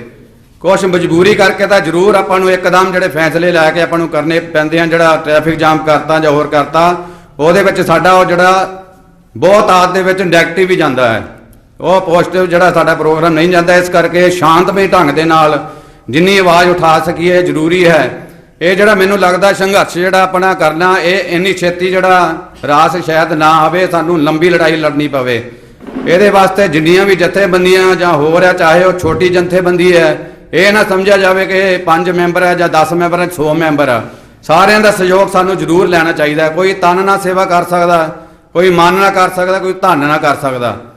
ਹਰ ਇਲਾਕੇ ਦੇ ਵਿੱਚ 117 ਵਿਧਾਨ ਸਭਾ ਜਿਹੜੇ ਇਲਾਕੇ ਜੇ ਆਪਣੇ ਹਲਕੇ ਹੈਗੇ ਆ, ਉਹਨਾਂ ਦੇ ਵਿੱਚ ਕੋਈ ਵੀ ਆਪਾਂ ਪ੍ਰੋਗਰਾਮ ਲਿਖਣਾ, ਉੱਥੋਂ ਦੀ ਜਿੱਥੇ ਜਿਹੜੇ ਇਲਾਕੇ ਵਿੱਚ ਪ੍ਰੋਗਰਾਮ ਲਿਖਣਾ, ਉੱਥੋਂ ਦੀਆਂ 4-5 ਜਥੇਬੰਦੀਆਂ ਘੱਟੋ ਘੱਟ ਜਿਹੜਾ ਅਸੀਂ ਜ਼ਿੰਮੇਵਾਰੀ ਉਹਨਾਂ ਨੂੰ ਦਈਏ ਉੱਥੇ ਕਰਨ। ਅਸੀਂ ਸਾਰੇ ਆਪਣਾ ਉੱਥੇ ਇਕੱਠੇ ਹੋਈਏ ਤੇ ਉਹਨਾਂ ਦੇ ਨਾਲ ਸਾਨੂੰ ਜਿਹੜੇ 2 ਕਾਰਜ ਜਿਹੜੇ ਉਹ ਸਾਡੇ ਹੋ ਜਾਣਗੇ, ਇੱਕ ਪੰਥ 2 ਕਾਜ, ਅਸੀਂ ਸਾਰਿਆਂ ਨੂੰ ਇਕੱਠੇ ਕਰਨ ਦੇ ਵਿੱਚ ਵੀ ਥੋੜੀ ਕਾਮਯਾਬੀ ਹਾਸਲ ਕਰ ਸਕਾਂਗੇ ਤੇ ਅੱਗੇ ਜਿਹੜਾ ਪ੍ਰੋਗਰਾਮ ਹੈ ਉਹ ਸਿਰੇ ਚੜ੍ਹ ਸਕੇਗਾ। ਬਹੁਤ ਸੰਘਰਸ਼ ਦੇਖੇ ਪਿਛਲੇ ਸਮੇਂ ਦੇ ਵਿੱਚ, ਚਾਹੇ ਤੁਸੀਂ 1978 ਤੋਂ ਲੈ ਕੇ ਦੇਖ ਲਓ, 1984 ਤੋਂ ਬਾਅਦ ਬੜੇ ਵੱਡੇ ਸੰਘਰਸ਼ ਹੋਏ। ਬਰਗਾੜੀ ਕਾਂਡ ਦੇਖ ਲਓ, ਬਰਗਾੜੀ ਤੋਂ ਬਾਅਦ ਐਡਾ ਵੱਡਾ ਮੋਰਚਾ ਲੱਗਾ ਕਿ ਸਿਖਰਾਂ ਤੇ ਪਹੁੰਚਿਆ, ਸਿਖਰਾਂ ਤੇ ਸੰਘਰਸ਼ ਪਹੁੰਚਿਆ ਜਿਹੜਾ ਮਿੰਟਾਂ ਦੇ ਵਿੱਚ ਉਹ ਤੈਸ-ਨੈਸ ਹੋ ਕੇ ਰਹਿ ਗਿਆ। ਹੁਣ ਕੋਈ ਗੱਲ ਕਰਦਾ, ਕੋਈ ਜਥੇਬੰਦੀ ਦੇ ਬੁਲਾਰੇ ਜਾਂ ਹੋਰ ਕੋਈ ਗੱਲ ਕਰਦੇ ਹਨ, ਬਸ ਉਹ ਸਿਰਫ ਉੱਥੇ ਤੱਕ ਸਿਮਟ ਕੇ ਰਹਿ ਗਿਆ। ਬਸ ਇੰਨੀਆਂ ਬੇਨਤੀਆਂ ਮੈਂ ਕਰਦਾ ਕਿ ਜਿਹੜਾ ਜੋ ਵੀ ਸੰਘਰਸ਼ ਲਿਖਣਾ ਇੱਕ ਸੁਰਤਾ ਦੇ ਨਾਲ, ਕਿਸੇ ਨੂੰ ਛੋਟਾ ਨਾ ਸਮਝਿਆ ਜਾਵੇ, ਕਿਸੇ ਨੂੰ ਵੱਡਾ ਨਾ ਸਮਝਿਆ ਜਾਵੇ, ਕਿ ਸਾਰਿਆਂ ਦਾ ਸਹਿਯੋਗ ਲੈ ਕੇ ਇਹ ਅੱਗੇ ਤੁਰੀਏ ਤਾਂ ਕਿ ਅਸੀਂ ਇਹ ਆਪਣੇ ਬੰਦੀ ਸਿੰਘਾਂ ਦੀ ਰਿਹਾਈ ਦੇ ਵਿੱਚ ਆਪਣਾ ਜੋ ਬਣਦਾ ਯੋਗਦਾਨ ਉਹ ਪਾ ਸਕੀਏ ਤੇ ਉਹਨਾਂ ਦੀ ਰਿਹਾਈ ਹੋ ਸਕੇ। ਵਾਹਿਗੁਰੂ ਜੀ ਕਾ ਖਾਲਸਾ, ਵਾਹਿਗੁਰੂ ਜੀ ਕੀ ਫਤਿਹ। ਵਾਹਿਗੁਰੂ ਜੀ ਕਾ ਖਾਲਸਾ, ਵਾਹਿਗੁਰੂ ਜੀ ਕੀ ਫਤਿਹ। ਪਿਛਲੀ ਜਿਹੜਾ ਦਿਨਾਂ ਦੇ ਵਿੱਚ ਫਗਵਾੜੇ ਪ੍ਰੋਟੈਸਟ ਹੋਇਆ ਸੀ, 4 ਪੰਜ ਜਥੇਬੰਦੀਆਂ ਵੱਲੋਂ ਸਾਂਝੇ ਰੂਪ ਦੇ ਵਿੱਚ ਉਹਦਾ ਜਿਹੜਾ ਸੱਦਾ ਦਿੱਤਾ ਗਿਆ ਸੀ। ਪਰ ਉਸ ਤੋਂ ਬਾਅਦ ਵੀ ਅਸੀਂ ਇਹ ਦੇਖਿਆ ਕਿ ਸਿੱਖ ਨੌਜਵਾਨੀ ਦੇ ਵਿੱਚ ਇਸ ਮਸਲੇ ਨੂੰ ਲੈ ਕੇ ਜਾਗਰੂਕਤਾ ਤੇ ਤਾਂਘ ਪੂਰੀ ਹੈ, ਪਰ ਉਸ એનર્ਜੀ ਨੂੰ ਕੋਈ ਸਹੀ ਦਿਸ਼ਾ ਵੱਲ ਜਾ ਕੇ ਕੋਈ ਨਤੀਜੇ ਕੱਢਣ ਵਾਲੀ ਇੱਕ ਸਾਂਝੀ ਰਣਨੀਤੀ ਦੀ ਕਮੀ ਹੈ। ਇਸ ਕਰਕੇ ਉੱਥੇ ਕੋਈ ਪ੍ਰੋਗਰਾਮ ਦੇਣ ਦੀ ਬਜਾਏ ਫੈਸਲਾ ਹੋਇਆ ਸੀ ਕਿ ਇਹ ਕੌਮ ਦਾ ਸਾਂਝਾ ਮਸਲਾ ਹੈ ਤੇ ਸਮੁੱਚੀ ਕੌਮ ਦੀਆਂ ਜਥੇਬੰਦੀਆਂ ਚ ਜਿੰਨਿਆਂ ਨੂੰ ਘੱਟੋ ਘੱਟ ਅਸੀਂ ਜਾਣਦੇ ਹਾਂ, ਜਿਨ੍ਹਾਂ ਦੇ ਨਾਲ ਸਿੱਧਾ ਜਾਂ ਸਿੱਧਾ ਰਾਬਤਾ ਹੈਗਾ, ਉਹਨਾਂ ਨੂੰ ਇੱਕ ਵਾਰੀ ਇਕੱਠੇ ਹੋ ਕੇ ਬੈਠ ਕੇ ਕੋਈ ਸਾਂਝੀ ਰਣਨੀਤੀ ਉਲੀਕਣ ਲਈ ਸੱਦਾ ਜ਼ਰੂਰ ਦੇ। ਉਸੇ ਵਿੱਚੋਂ ਜਿਹੜੀ ਅੱਜ ਦੀ ਮੀਟਿੰਗ ਬੁਲਾਈ ਗਈ ਹੈ, ਮਸਲੇ ਦੇ ਬਾਰੇ ਡਿਸਕਸ਼ਨ ਨਾ ਕਰੀਏ ਕਿਉਂਕਿ ਹੁਣ ਮਸਲਾ ਸਾਰਾ ਹੀ ਮੰਤਪੁਰ ਸਾਹਿਬ ਨੇ ਸੰਕੇਤ ਦੱਸ ਦਿੱਤਾ। ਹੁਣ ਆਇਆ ਵੀ ਅਗਲੀ ਰਣਨੀਤੀ ਕੀ ਹੋਵੇ। ਰਣਨੀਤੀ ਵੀ ਇਹ ਵੀ ਅਸੀਂ ਸਿਰਫ ਹਾਜ਼ਰੀ ਨਾ ਨੋਟ ਕਰਾਈਏ। ਕਈ ਵਾਰੀ ਸਾਡੇ ਪੰਥਕ ਪ੍ਰੋਗਰਾਮਾਂ ਦੇ ਵਿੱਚ ਜਥੇਬੰਦੀਆਂ ਦਾ ਸਾਡੀ ਸਮਰੱਥਾ ਮੁਤਾਬਕ ਇੰਨਾ ਕੁ ਹੁੰਦਾ ਵੀ ਅਸੀਂ ਇਹ ਕਹਿਣ ਜੋਗੇ ਹੋਈਏ ਵੀ ਭਾਈ ਅਸੀਂ ਇਸ ਮੁੱਦੇ ਤੇ ਬੋਲੇ ਸੀ ਜਾਂ ਸਾਡਾ ਇਸ ਵਿਸ਼ੇ ਦੇ ਉੱਤੇ ਅਸੀਂ ਕੋਈ ਕੰਮ ਕੀਤਾ। ਉਹ ਆਪੋ ਆਪਣੀ ਨਿੱਜੀ ਹਾਜ਼ਰੀਆਂ ਜਥੇਬੰਦੀਆਂ ਲਵਾਉਣ ਦੀ ਬਜਾਏ ਹੁਣ ਇਹ ਦੇਖੀਏ ਵੀ ਇਸ ਦਿਸ਼ਾ ਦੇ ਵਿੱਚ, ਕਿਉਂਕਿ ਇਹ ਸਮਾਂ ਇਸ ਕਰਕੇ ਇੰਪੋਰਟੈਂਟ ਹੈ ਕਿ ਇਲੈਕਸ਼ਨ ਸਿਰ ਤੇ ਹੈ, ਕਿ ਇਸ ਇਲੈਕਸ਼ਨ ਦੇ ਫਾਇਦੇ ਦੇ ਰੂਪ ਦੇ ਵਿੱਚ ਬਦਲਦਿਆਂ ਕਿ ਇਸ ਸਾਂਝੀ ਰਣਨੀਤੀ ਦੇ ਨਾਲ ਕੋਈ ਨਤੀਜਾ ਮਿਲ ਸਕਦਾ ਤੇ ਸਾਡੀ ਰਣਨੀਤੀ ਸਿਰਫ ਤੇ ਸਿਰਫ ਨਤੀਜੇ ਉੱਤੇ ਫੋਕਸ ਹੋਣੀ ਚਾਹੀਦੀ। ਜਿਸ ਤਰੀਕੇ ਨਾਲ ਨਤੀਜਾ ਮਿਲ ਸਕਦਾ ਉਸ ਤਰੀਕੇ ਦੀ ਰਣਨੀਤੀ ਘੜਨੀ, ਔਰ ਬਿਲਕੁਲ ਵੀ ਏਦਾਂ ਵੀ ਨਾ ਹੋਵੇ ਕਿ ਇਲੈਕਸ਼ਨ ਦੇ ਦਬਾਅ ਦੇ ਵਿੱਚ ਕੋਈ ਕਾਹਲਪੁਣੇ ਵਾਲਾ ਫੈਸਲਾ ਲੈ, ਕਿਉਂਕਿ ਇਲੈਕਸ਼ਨ ਨੂੰ 12 ਕੇ 15 ਦਿਨ, 18 ਦਿਨ ਰਹਿ ਗਏ ਨੇ। ਕੋਈ ਇਹੋ ਜਿਹੀ ਰਣਨੀਤੀ ਉਲੀਕਣ ਦੀ ਕੋਸ਼ਿਸ਼ ਨਾ ਕਰੀਏ ਵੀ ਸਿਰਫ ਇਹਨਾਂ 18 ਦਿਨਾਂ ਦੇ ਵਿੱਚ ਹੀ ਮਸਲਾ ਹੱਲ ਹੋ ਸਕਦਾ, ਸ਼ਾਇਦ ਉਸ ਤੋਂ ਬਾਅਦ ਕਦੀ ਹੋਣਾ ਹੀ ਨਹੀਂ। ਇਹ ਵੀ ਇੱਕ ਪੱਖ ਹੈ, ਸਿਰਫ ਇੱਕ ਪੱਖ ਹੈ ਵੀ ਰਣਨੀਤੀ ਕਿਹੋ ਜਿਹੀ ਹੋਵੇ ਜਿਹਦੇ ਨਾਲ ਨਤੀਜੇ ਮਿਲ ਸਕਣ, ਚਾਹੇ ਇਲੈਕਸ਼ਨ ਤੋਂ ਪਹਿਲਾਂ, ਇਲੈਕਸ਼ਨ ਤੋਂ ਬਾਅਦ, ਜਿੱਧਰ ਵੱਧ ਨਤੀਜਾ ਮਿਲਣ ਦੀ ਸੰਭਾਵਨਾ ਉਧਰ ਨੂੰ ਤੁਰਦੇ। ਦੂਸਰਾ ਕਿ ਇਹਦੇ ਵਿੱਚ ਜਿਹੜੀ ਨੀਤੀ ਹੈ, ਜਿਵੇਂ ਫਗਵਾੜੇ ਵਾਲਾ ਜਿਹੜਾ ਉੱਥੇ ਇੱਕ ਤਰੀਕੇ ਨਾਲ ਜਿਹੜਾ ਕਨਫਰਟੇਸ਼ਨ ਵਾਲਾ ਮਾਹੌਲ ਬਣਿਆ, ਉਹ ਪਹਿਲਾਂ ਤੋਂ ਡਿਸਾਈਡਡ ਨਹੀਂ ਸੀ। ਉਹ ਸਿਚੁਏਸ਼ਨ ਦੇ ਵਿੱਚੋਂ ਨਿਕਲਿਆ, ਜੋ ਗਿਵਿੰਗ ਸਿਚੁਏਸ਼ਨ ਸਾਨੂੰ ਠੀਕ ਲੱਗਾ ਉਹੋ ਜਿਹਾ ਫੈਸਲਾ ਮੌਕੇ ਤੇ ਲੈਣਾ ਪਿਆ। ਹੁਣ ਇੱਥੇ ਕਿਉਂਕਿ ਅਸੀਂ ਸਾਡੇ ਕੋਲ ਸਮਾਂ ਆ ਅਗਲੀ ਰਣਨੀਤੀ ਉਲੀਕਣ ਦਾ, ਕਿ ਅਸੀਂ ਇਸ ਸੰਘਰਸ਼ ਦੀ ਦਿਸ਼ਾ ਧਰਮਯੁੱਧ ਮੋਰਚੇ ਵਰਗੀ ਰੱਖਣੀ ਹੈ ਜਾਂ ਜੈਤੋ ਕੇ ਮੋਰਚੇ ਵਰਗੀ ਰੱਖਣੀ।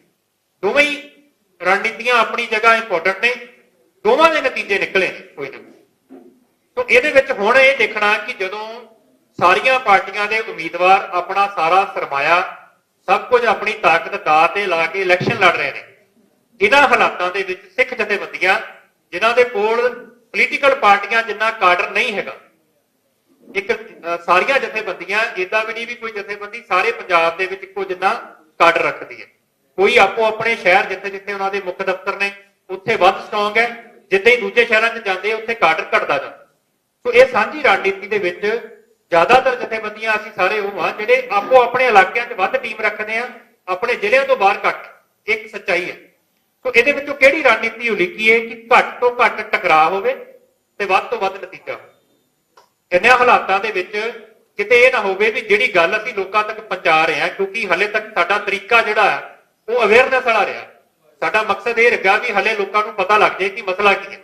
ਜਦੋਂ ਲੋਕ ਮਸਲਾ ਸਮਝ ਗਏ ਫਿਰ ਜ਼ਰੂਰੀ ਨਹੀਂ ਸਾਰਾ ਭਾਰਤ ਜਥੇਬੰਦੀਆਂ ਸਰੀ ਆਉਣਾ। ਆਪ ਮੁਹਾਰੇ ਜਦੋਂ ਉਮੀਦਵਾਰ ਪਿੰਡਾਂ 'ਚ ਕੈਂਪੇਨ ਕਰਨ ਜਾਂਦੇ ਆ, ਲੋਕੀ ਖੜਾ ਹੋ ਕੇ ਸਵਾਲ ਕਰਨ ਲੱਗ ਪੈਂਦੇ। ਬਰਗਾੜੀ ਵੇਲੇ ਜਿਨ੍ਹਾਂ ਨੇ ਉਮੀਦਵਾਰਾਂ ਨੂੰ ਘੇਰਿਆ ਸੀ ਉਹ ਕੋਈ ਜਥੇਬੰਦੀਆਂ ਦੇ ਮੈਂਬਰ ਨਹੀਂ ਸੀ। ਆਪ ਮੁਹਾਰੇ ਲੋਕਾਂ ਨੇ ਸਵਾਲ ਕਰਨੇ ਸ਼ੁਰੂ ਕਰਤੇ, ਜਿਹਦੇ ਕਰਕੇ ਇੱਕ ਨੈਰੇਟਿਵ ਸੱਜਿਆ। ਸੋ ਇਹਦੇ ਵਿੱਚ ਪਹਿਲਾਂ ਆਪਣੀ ਰਣਨੀਤੀ ਘੜੀਏ ਕਿ ਕੀ ਅਸੀਂ ਟਕਰਾਅ ਤੇ ਜਿਹੜਾ ਅਵੇਅਰਨੈਸ ਇਹਦਾ ਕੋਈ ਬੈਲੈਂਸ ਰੱਖਣਾ। ਇੱਕ ਹੈਗਾ ਤਰੀਕਾ ਵੀ ਇੱਕ ਟਕਰਾਅ ਤੇ ਇੱਕ ਗੱਲਬਾਤ। ਅਕਸਰ ਜਦੋਂ ਇਹੋ ਜਿਹੇ ਵਿਸ਼ਿਆਂ 'ਚ ਇਹ ਮਸਲੇ ਨਰੋਲ ਰਾਜਨੀਤਿਕ ਇੱਛਾ ਦੇ ਕਰਕੇ ਰੁਕੇ ਹੋਏ ਨੇ ਤੇ ਹੱਲ ਵੀ ਰਾਜਨੀਤਿਕ ਲੋਕਾਂ ਨੇ ਕਰਨੇ ਆ ਤੇ ਉਹਦੇ ਲਈ ਗੱਲ ਵੀ ਰਾਜਨੀਤਿਕ ਲੋਕਾਂ ਨਾਲ ਹੀ ਕਰਨੀ ਪੈਣੀ। ਔਰ ਕਿਤੇ ਹੁੰਦਾ ਵੀ 100 ਚੋਂ 1% ਹੁੰਦਾ ਕਿ ਇਹਨਾਂ ਰਾਜਨੀਤਿਕ ਲੋਕਾਂ ਨਾਲ ਤੁਹਾਡੀ ਗੱਲਬਾਤ ਸੜਕਾਂ ਤੇ ਹੁੰਦੀ, ਅਦਰਵਾਈਜ਼ ਬੰਦ ਦਫ਼ਤਰਾਂ 'ਚ ਵੀ ਹੁੰਦੀ ਹੈ ਗੱਲ। ਸੋ ਇਹ ਕੋਈ ਇੱਕ ਦੂਜੇ ਨੂੰ ਮੁੜ ਕੇ ਗੱਦਾਰਾਂ ਵਾਲੇ ਮਿਲ ਗਏ, ਇਲੈਕਸ਼ਨ ਦਾ ਮਾਹੌਲ ਹੈ, ਸਿਆਸੀ ਪਾਰਟੀਆਂ ਦੇ ਨਾਲ ਗੱਲਬਾਤ ਕਿਉਂ ਹੋ ਰਹੀ ਹੈ, ਇੱਕ ਦੂਜੇ ਤੇ ਕੱਲ ਨੂੰ ਕੋਈ ਖਾਨਾ ਜੰਗੀ ਕਰਨ ਨਾਲੋਂ ਅੱਜ ਹੀ ਇਹ ਫੈਸਲਾ ਲੈ ਲਈਏ ਕਿ ਇਹ ਮਸਲਾ ਗੱਲਬਾਤ ਨਾਲ ਹੱਲ ਕਰਨਾ, ਟਕਰਾਅ ਨਾ ਕਰਨਾ, ਜਾਂ ਅਸੀਂ ਸਿਰਫ ਲੋਕਾਂ ਨੂੰ ਜਾਗਰੂਕ ਕਰਨਾ। ਤਿੰਨੇ ਕੰਮ ਕਰਨੇ ਨੇ, ਤਿੰਨਾਂ ਚੋਂ 2 ਕਰਨੇ ਆ, ਤਿੰਨਾਂ ਚੋਂ ਸਿਰਫ 1 ਕਰਨਾ। ਕਿਉਂਕਿ ਅਲੱਗ-ਅਲੱਗ ਜਥੇਬੰਦੀਆਂ ਨੇ, ਕੋਈ ਸਾਂਝੀ ਕਮੇਟੀ ਵੀ ਤੇ ਬਣ ਜਾਂਦੀ ਹੈ ਤੇ ਇਹ ਤਿੰਨਾਂ ਨੀਤੀਆਂ ਦੇ ਉੱਤੇ ਸਾਡਾ ਕੀ ਪਲਾਨ ਹੈ।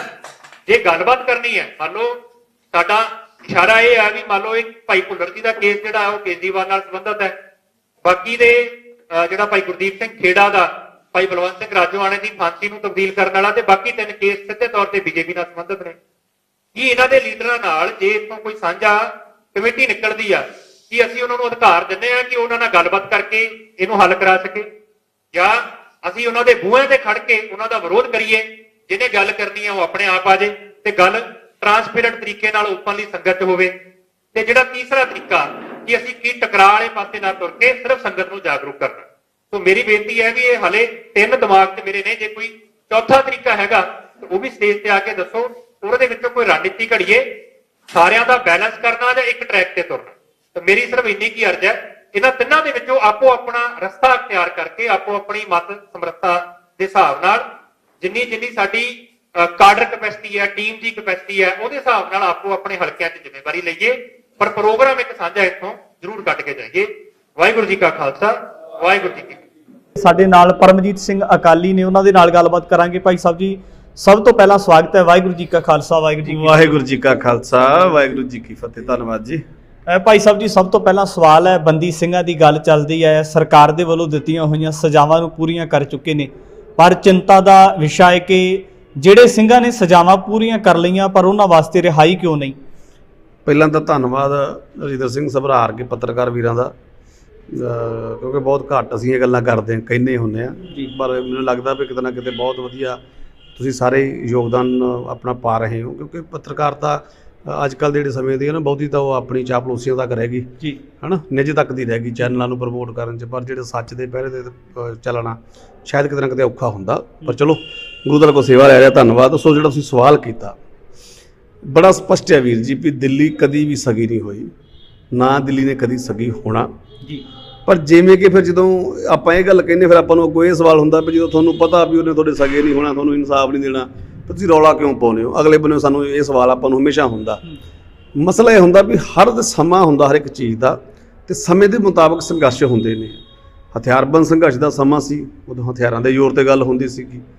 ਹੁਣ ਜਿਹੜਾ ਸਮਾਂ ਇਸ ਵੇਲੇ ਚੱਲ ਰਿਹਾ ਵਾ, ਬੇਸ਼ੱਕ ਸੰਘਰਸ਼ ਚੱਲ ਰਿਹਾ ਹੋਊਗਾ, ਕੋਈ ਸ਼ੱਕ ਨਹੀਂ, ਦੋ ਰਾਵਾਂ ਨੇ ਸੰਘਰਸ਼ ਨਹੀਂ ਬੰਦ ਹੁੰਦੇ, ਸੰਘਰਸ਼ ਚੱਲਦੇ ਹੁੰਦੇ ਨੇ, ਰੂਪ ਰੇਖਾਵਾਂ ਬਦਲ ਜਾਂਦੀਆਂ ਨੇ। ਪਰ ਇਸ ਵੇਲੇ ਜਿਹੜੀ ਚੀਜ਼ ਚੱਲ ਰਹੀ ਹੈ ਸਾਡੇ ਸਾਹਮਣੇ, ਜੋ ਸਾਡੇ ਬੰਦੀ ਸਿੰਘ ਨੇ, ਸਜ਼ਾਵਾਂ ਪੂਰੀਆਂ ਹੋ ਗਈਆਂ ਉਹਨਾਂ ਦੀਆਂ, ਜਾਂ ਸਾਡੇ ਹੋਰ ਪੰਥਕ ਮਸਲੇ ਨੇ, ਪੰਥ ਦੇ ਮਸਲੇ ਨੇ, ਬੇਅਦਬੀ ਦਾ ਮਸਲਾ ਵਾ, ਜਿਹੜੀਆਂ ਸਰਕਾਰਾਂ ਨੇ, ਦਿੱਲੀ ਹਕੂਮਤ ਕਿਸੇ ਵੀ ਰੂਪ ਦੇ ਵਿੱਚ ਆ, ਉਹ ਮੈਟਰ ਨਹੀਂ ਕਰਦਾ ਵੀ ਉੱਥੇ ਕੌਣ ਰਾਜ ਕਰ ਰਿਹਾ ਇਸ ਵੇਲੇ। ਉਹ ਬੀਜੇਪੀ ਕਰ ਰਹੀ ਹੈ, ਕਾਂਗਰਸ ਆ, ਜਾਂ ਕੱਲ੍ਹ ਨੂੰ ਆਮ ਆਦਮੀ ਆ ਜਾਊਗੀ, ਜਾਂ ਕੋਈ ਵੀ ਆ ਜਾਊਗਾ, ਉੱਥੇ ਇਹ ਨਹੀਂ ਮੈਟਰ ਕਰਦਾ। ਉੱਥੇ ਮੈਟਰ ਕਰਦਾ ਸੋਚ, ਜਿਹੜੀ ਸੋਚ ਕੰਮ ਕਰ ਰਹੀ ਆ।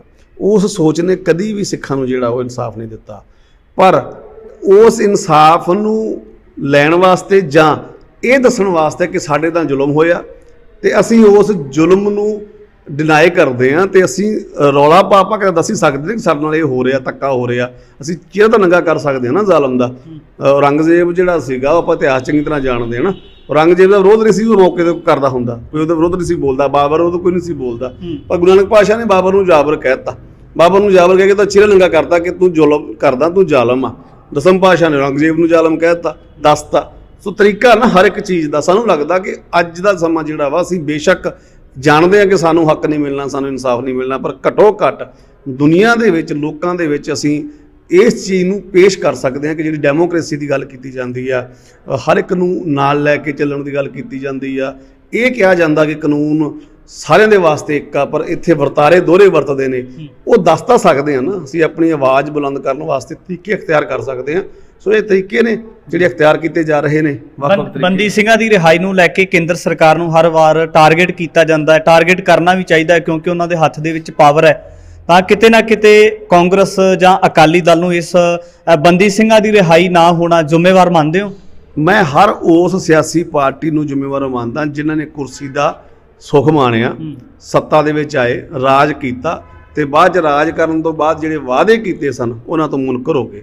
ਬੇਸ਼ੱਕ ਉਹ ਬੰਦੀ ਸਿੰਘਾਂ ਦਾ ਮਸਲਾ ਹੋਵੇ, ਬੇਅਦਬੀ ਦਾ ਹੋਵੇ, ਪੰਜਾਬ ਦਾ ਮਸਲਾ ਹੋਵੇ, ਪਾਣੀਆਂ ਦੀ ਗੱਲ ਹੋਵੇ, ਬੇਰੁਜ਼ਗਾਰੀ ਦੀ ਹੋਵੇ, ਨਸ਼ੇ ਦੀ ਹੋਵੇ, ਖੁਦ ਮੁਖਤਿਆਰੀ ਦੀ ਗੱਲ ਹੋਵੇ, ਪੰਜਾਬ ਦੀ ਕੋਈ ਵੀ ਮਸਲਾ ਸੀਗਾ, ਕੋਈ ਦੋ ਰਾਵਾਂ ਨਹੀਂ। ਅਕਾਲੀ ਦਲ ਨੇ, ਬਾਦਲ ਐਂਡ ਪਾਰਟੀ ਨੇ ਰਾਜ ਕੀਤਾ ਇੰਨੀ ਵਾਰੀ, ਤੇ ਉਹਨਾਂ ਨੇ ਈਵਨ ਬੰਦੀ ਸਿੰਘ ਛਡਾਉਣੇ ਦਾ ਕੀ ਸੀ, ਸਗੋਂ ਬੜੇ ਬੰਦੀ ਸਿੰਘ ਵਸਾਏ, ਬੜੇ ਬੰਦੀ ਸਿੰਘ ਪੈਦਾ ਕਰਤੇ। ਕਾਂਗਰਸ ਨੇ ਤਾਂ ਆਪਾਂ ਨੂੰ ਜਾਣਦੇ ਚੰਗੀ ਤਰ੍ਹਾਂ ਕਿ ਆਪਣੇ ਨਾਲ ਕੀ ਕੀਤਾ ਤੇ ਕੀ ਉਹ ਕਰੂਗੀ ਤੇ ਕੀ ਕਰ ਸਕਦੀ ਆ। ਕਦੇ ਸ਼੍ਰੋਮਣੀ ਅਕਾਲੀ ਦਲ ਦੀ ਗੱਲ ਚੱਲਦੀ ਕਿ ਪੰਜਾਬ ਦੀਆਂ ਪੰਥ ਦੀਆਂ ਹਤੈਸ਼ੀ ਮੰਗਾਂ ਵਾਸਤੇ ਜਿਹੜਾ ਸੀ ਉਹ ਲਗਾਤਾਰ ਸੰਘਰਸ਼ ਕਰਦਾ ਰਿਹਾ। ਅੱਜ ਸ਼੍ਰੋਮਣੀ ਅਕਾਲੀ ਦਲ ਦੇ ਵਿੱਚ ਇੱਕ ਪਰਿਵਾਰਵਾਦ ਦਾ ਕਾਬਜ਼ ਹੋਣਾ, ਵੱਡੀਆਂ ਗਿਰਾਵਟਾਂ ਆ ਜਾਣੀਆਂ, ਇਹਦਾ ਕਾਰਨ ਕੀ ਮੰਨਦੇ ਹੋ? ਮੈਂ ਵੇਖੋ ਜੀ ਬੜਾ ਸਪਸ਼ਟ ਹੈ ਇਸ ਮਾਮਲੇ ਦੇ ਵਿੱਚ। ਸ਼ਾਇਦ ਕਈਆਂ ਨੂੰ ਲੱਗਦਾ ਹੋ ਵੀ ਅਕਾਲੀ ਦਲ ਦੀ ਭਾਸ਼ਾ ਬੋਲਦਾ, ਪਰ ਅਕਾਲੀ ਦਲ ਬਾਦਲਾਂ ਦੇ ਪਿਓ ਦੀ ਪਾਰਟੀ ਨਹੀਂ ਹੈਗੀ। ਅਕਾਲੀ ਦਲ ਸਾਡੇ ਵਡੇਰਿਆਂ ਦੀ ਪਾਰਟੀ ਆ।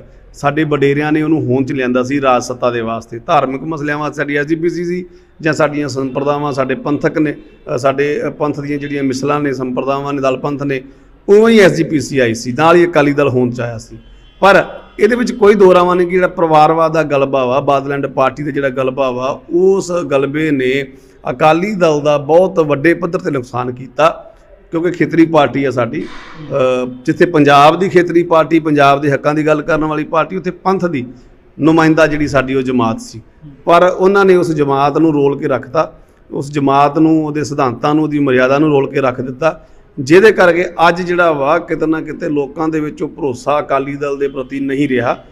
ਅਕਾਲੀ ਦਲ ਦਾ ਵਿਰੋਧ ਕਰਨਾ ਪੈ ਰਿਹਾ ਜਾਂ ਅਕਾਲੀ ਦਲ ਨੂੰ ਕੋਸਣਾ ਪੈ ਰਿਹਾ ਸਾਨੂੰ। ਉਹਦੇ ਪਿੱਛੇ ਕਾਰਨ ਬਾਦਲ ਐਂਡ ਪਾਰਟੀ ਹੈ, ਕੋਈ ਦੋ ਰਾਵਾਂ ਨਹੀਂ ਹੈਗੀਆਂ ਕਿ ਉਹਨਾਂ ਨੇ ਰਾਜਨੀਤਿਕ ਪ੍ਰਾਪਤੀ ਦੇ ਵਾਸਤੇ ਸਿਧਾਂਤਾਂ ਦੇ ਨਾਲ ਸਮਝੌਤਾ ਕਰਕੇ ਪੰਥ ਨੂੰ ਜਿਹੜਾ ਸੀਗਾ ਉਹ ਨੀਵਾਂ ਕਰਤਾ। ਕਿਉਂਕਿ ਪਾਤਸ਼ਾਹ ਨੇ ਜਿਹੜਾ ਸਾਨੂੰ ਹੁਕਮ ਕੀਤਾ ਸੀ, ਤੇ ਜੇ ਇਸ ਹੁਕਮ ਦੇ ਮੱਦੇਨਜ਼ਰ ਇਹ ਅਕਾਲੀ ਦਲ ਹੋਂਦ 'ਚ ਆਇਆ ਸੀ, ਉਹ ਸੀ ਧਰਮ ਦਾ ਜਿਹੜਾ ਕੁੰਡਾ ਵਾ ਉਹ ਉੱਪਰ ਰਹੂਗਾ ਤੇ ਰਾਜਨੀਤੀ ਦਾ ਨੀਵਾਂ। ਪਰ ਇਹਨਾਂ ਨੇ ਧਰਮ ਦਾ ਕੁੰਡਾ ਜਿਹੜਾ ਸੀ ਉਹ ਨੀਵਾਂ ਕਰਕੇ ਰਾਜਨੀਤੀ ਦਾ ਉੱਪਰ ਕਰ ਲਿਆ, ਤੇ ਜਿਹਦੇ ਕਰਕੇ ਅੱਜ ਜਿਹੜੇ ਸਾਨੂੰ ਖਮਿਆਜ਼ੇ ਨੇ ਉਹ ਵੀ ਭੁਗਤਣੇ ਪੈ ਰਹੇ ਨੇ। ਅਕਾਲੀ ਦਲ ਦੀਆਂ ਜਿਹੜੀਆਂ ਕਹਿ ਸਕਦੇ ਆ ਕਿ ਧਰੋਹ ਵਾਲੀਆਂ ਨੀਤੀਆਂ ਸੀ, ਉਹਨਾਂ ਨੂੰ ਛਪਾਉਣ ਵਾਸਤੇ ਮੰਜੀ ਸਾਹਿਬ ਦੇ ਦੀਵਾਨ ਹਾਲ ਦੇ ਵਿੱਚੋਂ ਜਥੇਦਾਰ ਦੇ ਵੱਲੋਂ ਤਕਰੀਰਾਂ ਹੁੰਦੀਆਂ। ਕਿਤੇ ਨਾ ਕਿਤੇ ਇਸ ਘਟਨਾ ਦੇ ਵਿੱਚ ਇਸ ਪੂਰੇ ਪੈਂਤੜੇ ਨੂੰ ਲੈ ਕੇ ਜਥੇਦਾਰ ਨੂੰ ਵੀ ਦੋਸ਼ੀ ਮੰਨਦੇ ਹੋ? ਅਕਾਲੀ ਫੂਲਾ ਸਿੰਘ ਦਾ ਜਿਹੜਾ ਕਨਸੈਪਟ ਆ ਨਾ ਜੀ, ਉਹ ਬਹੁਤ ਵੱਡਾ ਵਾ।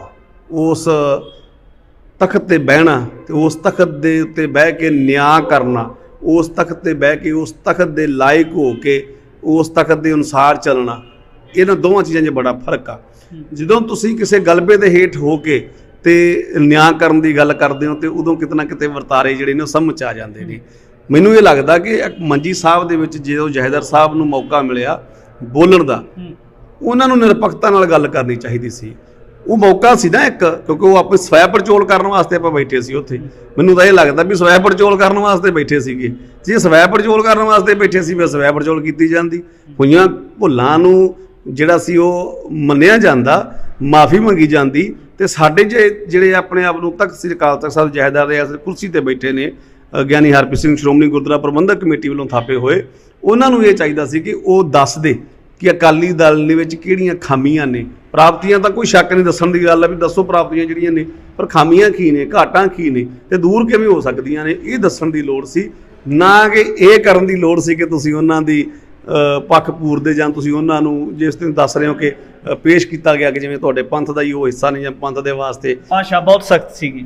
ਨਹੀਂ, ਭਾਸ਼ਾ ਅਕਾਲੀ ਦਲ ਦੇ ਵਾਸਤੇ ਮੈਨੂੰ ਤਾਂ ਕੋਈ ਸਖਤ ਨਹੀਂ ਲੱਗੀ ਉਹਨਾਂ ਦੀ। ਆਮ ਜਿਹੜੇ ਕਿਰਤੀ ਸਿੱਖ ਨੇ ਜਿਹੜੇ ਅਕਾਲੀ ਦਲ ਦੇ ਉੱਪਰ ਸਵਾਲ ਸਾਧਦੇ ਨੇ ਉਹਨਾਂ ਵਾਸਤੇ ਭਾਸ਼ਾ ਬਹੁਤ ਸਖਤ ਜਥੇਦਾਰ ਸਾਹਿਬ ਵਰਤੋਂ ਕਰਦੇ ਨੇ ਉਹਦੀ। ਹਾਂ, ਉਹਨਾਂ ਦੇ ਵਾਸਤੇ ਸੀਗੀ ਨਾ, ਮੈਂ ਉਹੀ ਤਾਂ ਕਹਿ ਰਿਹਾ ਨਾ ਵੀ ਜਿਹੜੇ ਲੋਕਾਂ ਦੇ ਵਾਸਤੇ ਲੋੜ ਸੀ ਉਹਨਾਂ ਵਾਸਤੇ ਭਾਸ਼ਾ ਸਖਤ ਨਹੀਂ ਸੀ ਨਾ, ਹੋਣੀ ਉਹਨਾਂ ਵਾਸਤੇ ਚਾਹੀਦੀ ਸੀ। ਜਿਹੜੇ ਆਪਣੇ ਵਰਗੇ ਨੇ, ਆਪਾਂ ਤਾਂ ਆਪਣੇ ਜਿਹੜਾ ਆਪਣਾ ਹਾਕਮ ਆ ਜਾਂ ਆਪਣਾ ਜਿਹੜਾ ਰਾਜਾ ਵਾ ਜਾਂ ਆਪਣਾ ਜਿਹੜਾ ਸਰਪ੍ਰਸਤ ਉਹਨੂੰ ਸਵਾਲ ਤਾਂ ਕਰਾਂਗੇ ਨਾ, ਆਪਾਂ ਨੂੰ ਸਵਾਲ ਤਾਂ ਕਰਾਂਗੇ ਨਾ। ਜੇ ਉਹ ਕਿਤੇ ਗਲਤ ਹੋਊਗਾ, ਜੇ ਪੁੱਛਾਂਗੇ ਤਾਂ ਸਹੀ ਨਾ।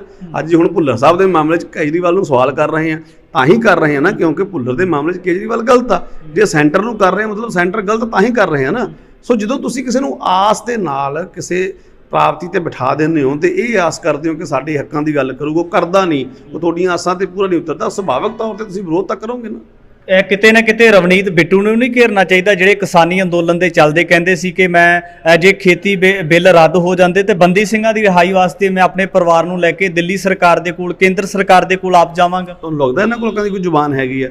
ਤੁਹਾਨੂੰ ਲੱਗਦਾ ਵੀ ਜੋ ਇਹ ਗੱਲਾਂ ਕਰਦੇ ਨੇ ਉਹਦੇ ਪੂਰੇ ਉਤਰਨਗੇ? ਮੈਨੂੰ ਤਾਂ ਨਹੀਂ ਲੱਗਦਾ। ਮੈਂ ਤਾਂ ਜਦੋਂ ਬਿੱਲ ਮਾਫ ਹੋ ਗਏ ਸੀਗੇ, ਮਸਲਾ ਸ਼ਾਂਤ ਹੋ ਗਿਆ ਸੀ ਕਿਸਾਨੀ ਸੰਘਰਸ਼, ਤੇ ਉਸ ਤੋਂ ਚੰਦ ਦਿਨ ਬਾਅਦ ਹੀ ਇੱਕ ਇੰਟਰਵਿਊ ਦੇ ਕੇ ਤੁਹਾਨੂੰ ਯਾਦ ਕਰਾਇਆ ਸੀਗਾ ਵੀ ਭਾਈ ਤੂੰ ਆ, ਹੁਣ ਮੌਕਾ ਵਾ, ਹੁਣ ਤੂੰ ਲਿਆ ਕੇ ਤੇ ਜਿਹੜੀ ਤੂੰ ਗੱਲ ਕੀਤੀ ਸੀ ਉਹਦੇ ਤੇ ਸਾਹਮਣੇ ਆ ਕੇ ਪਾ।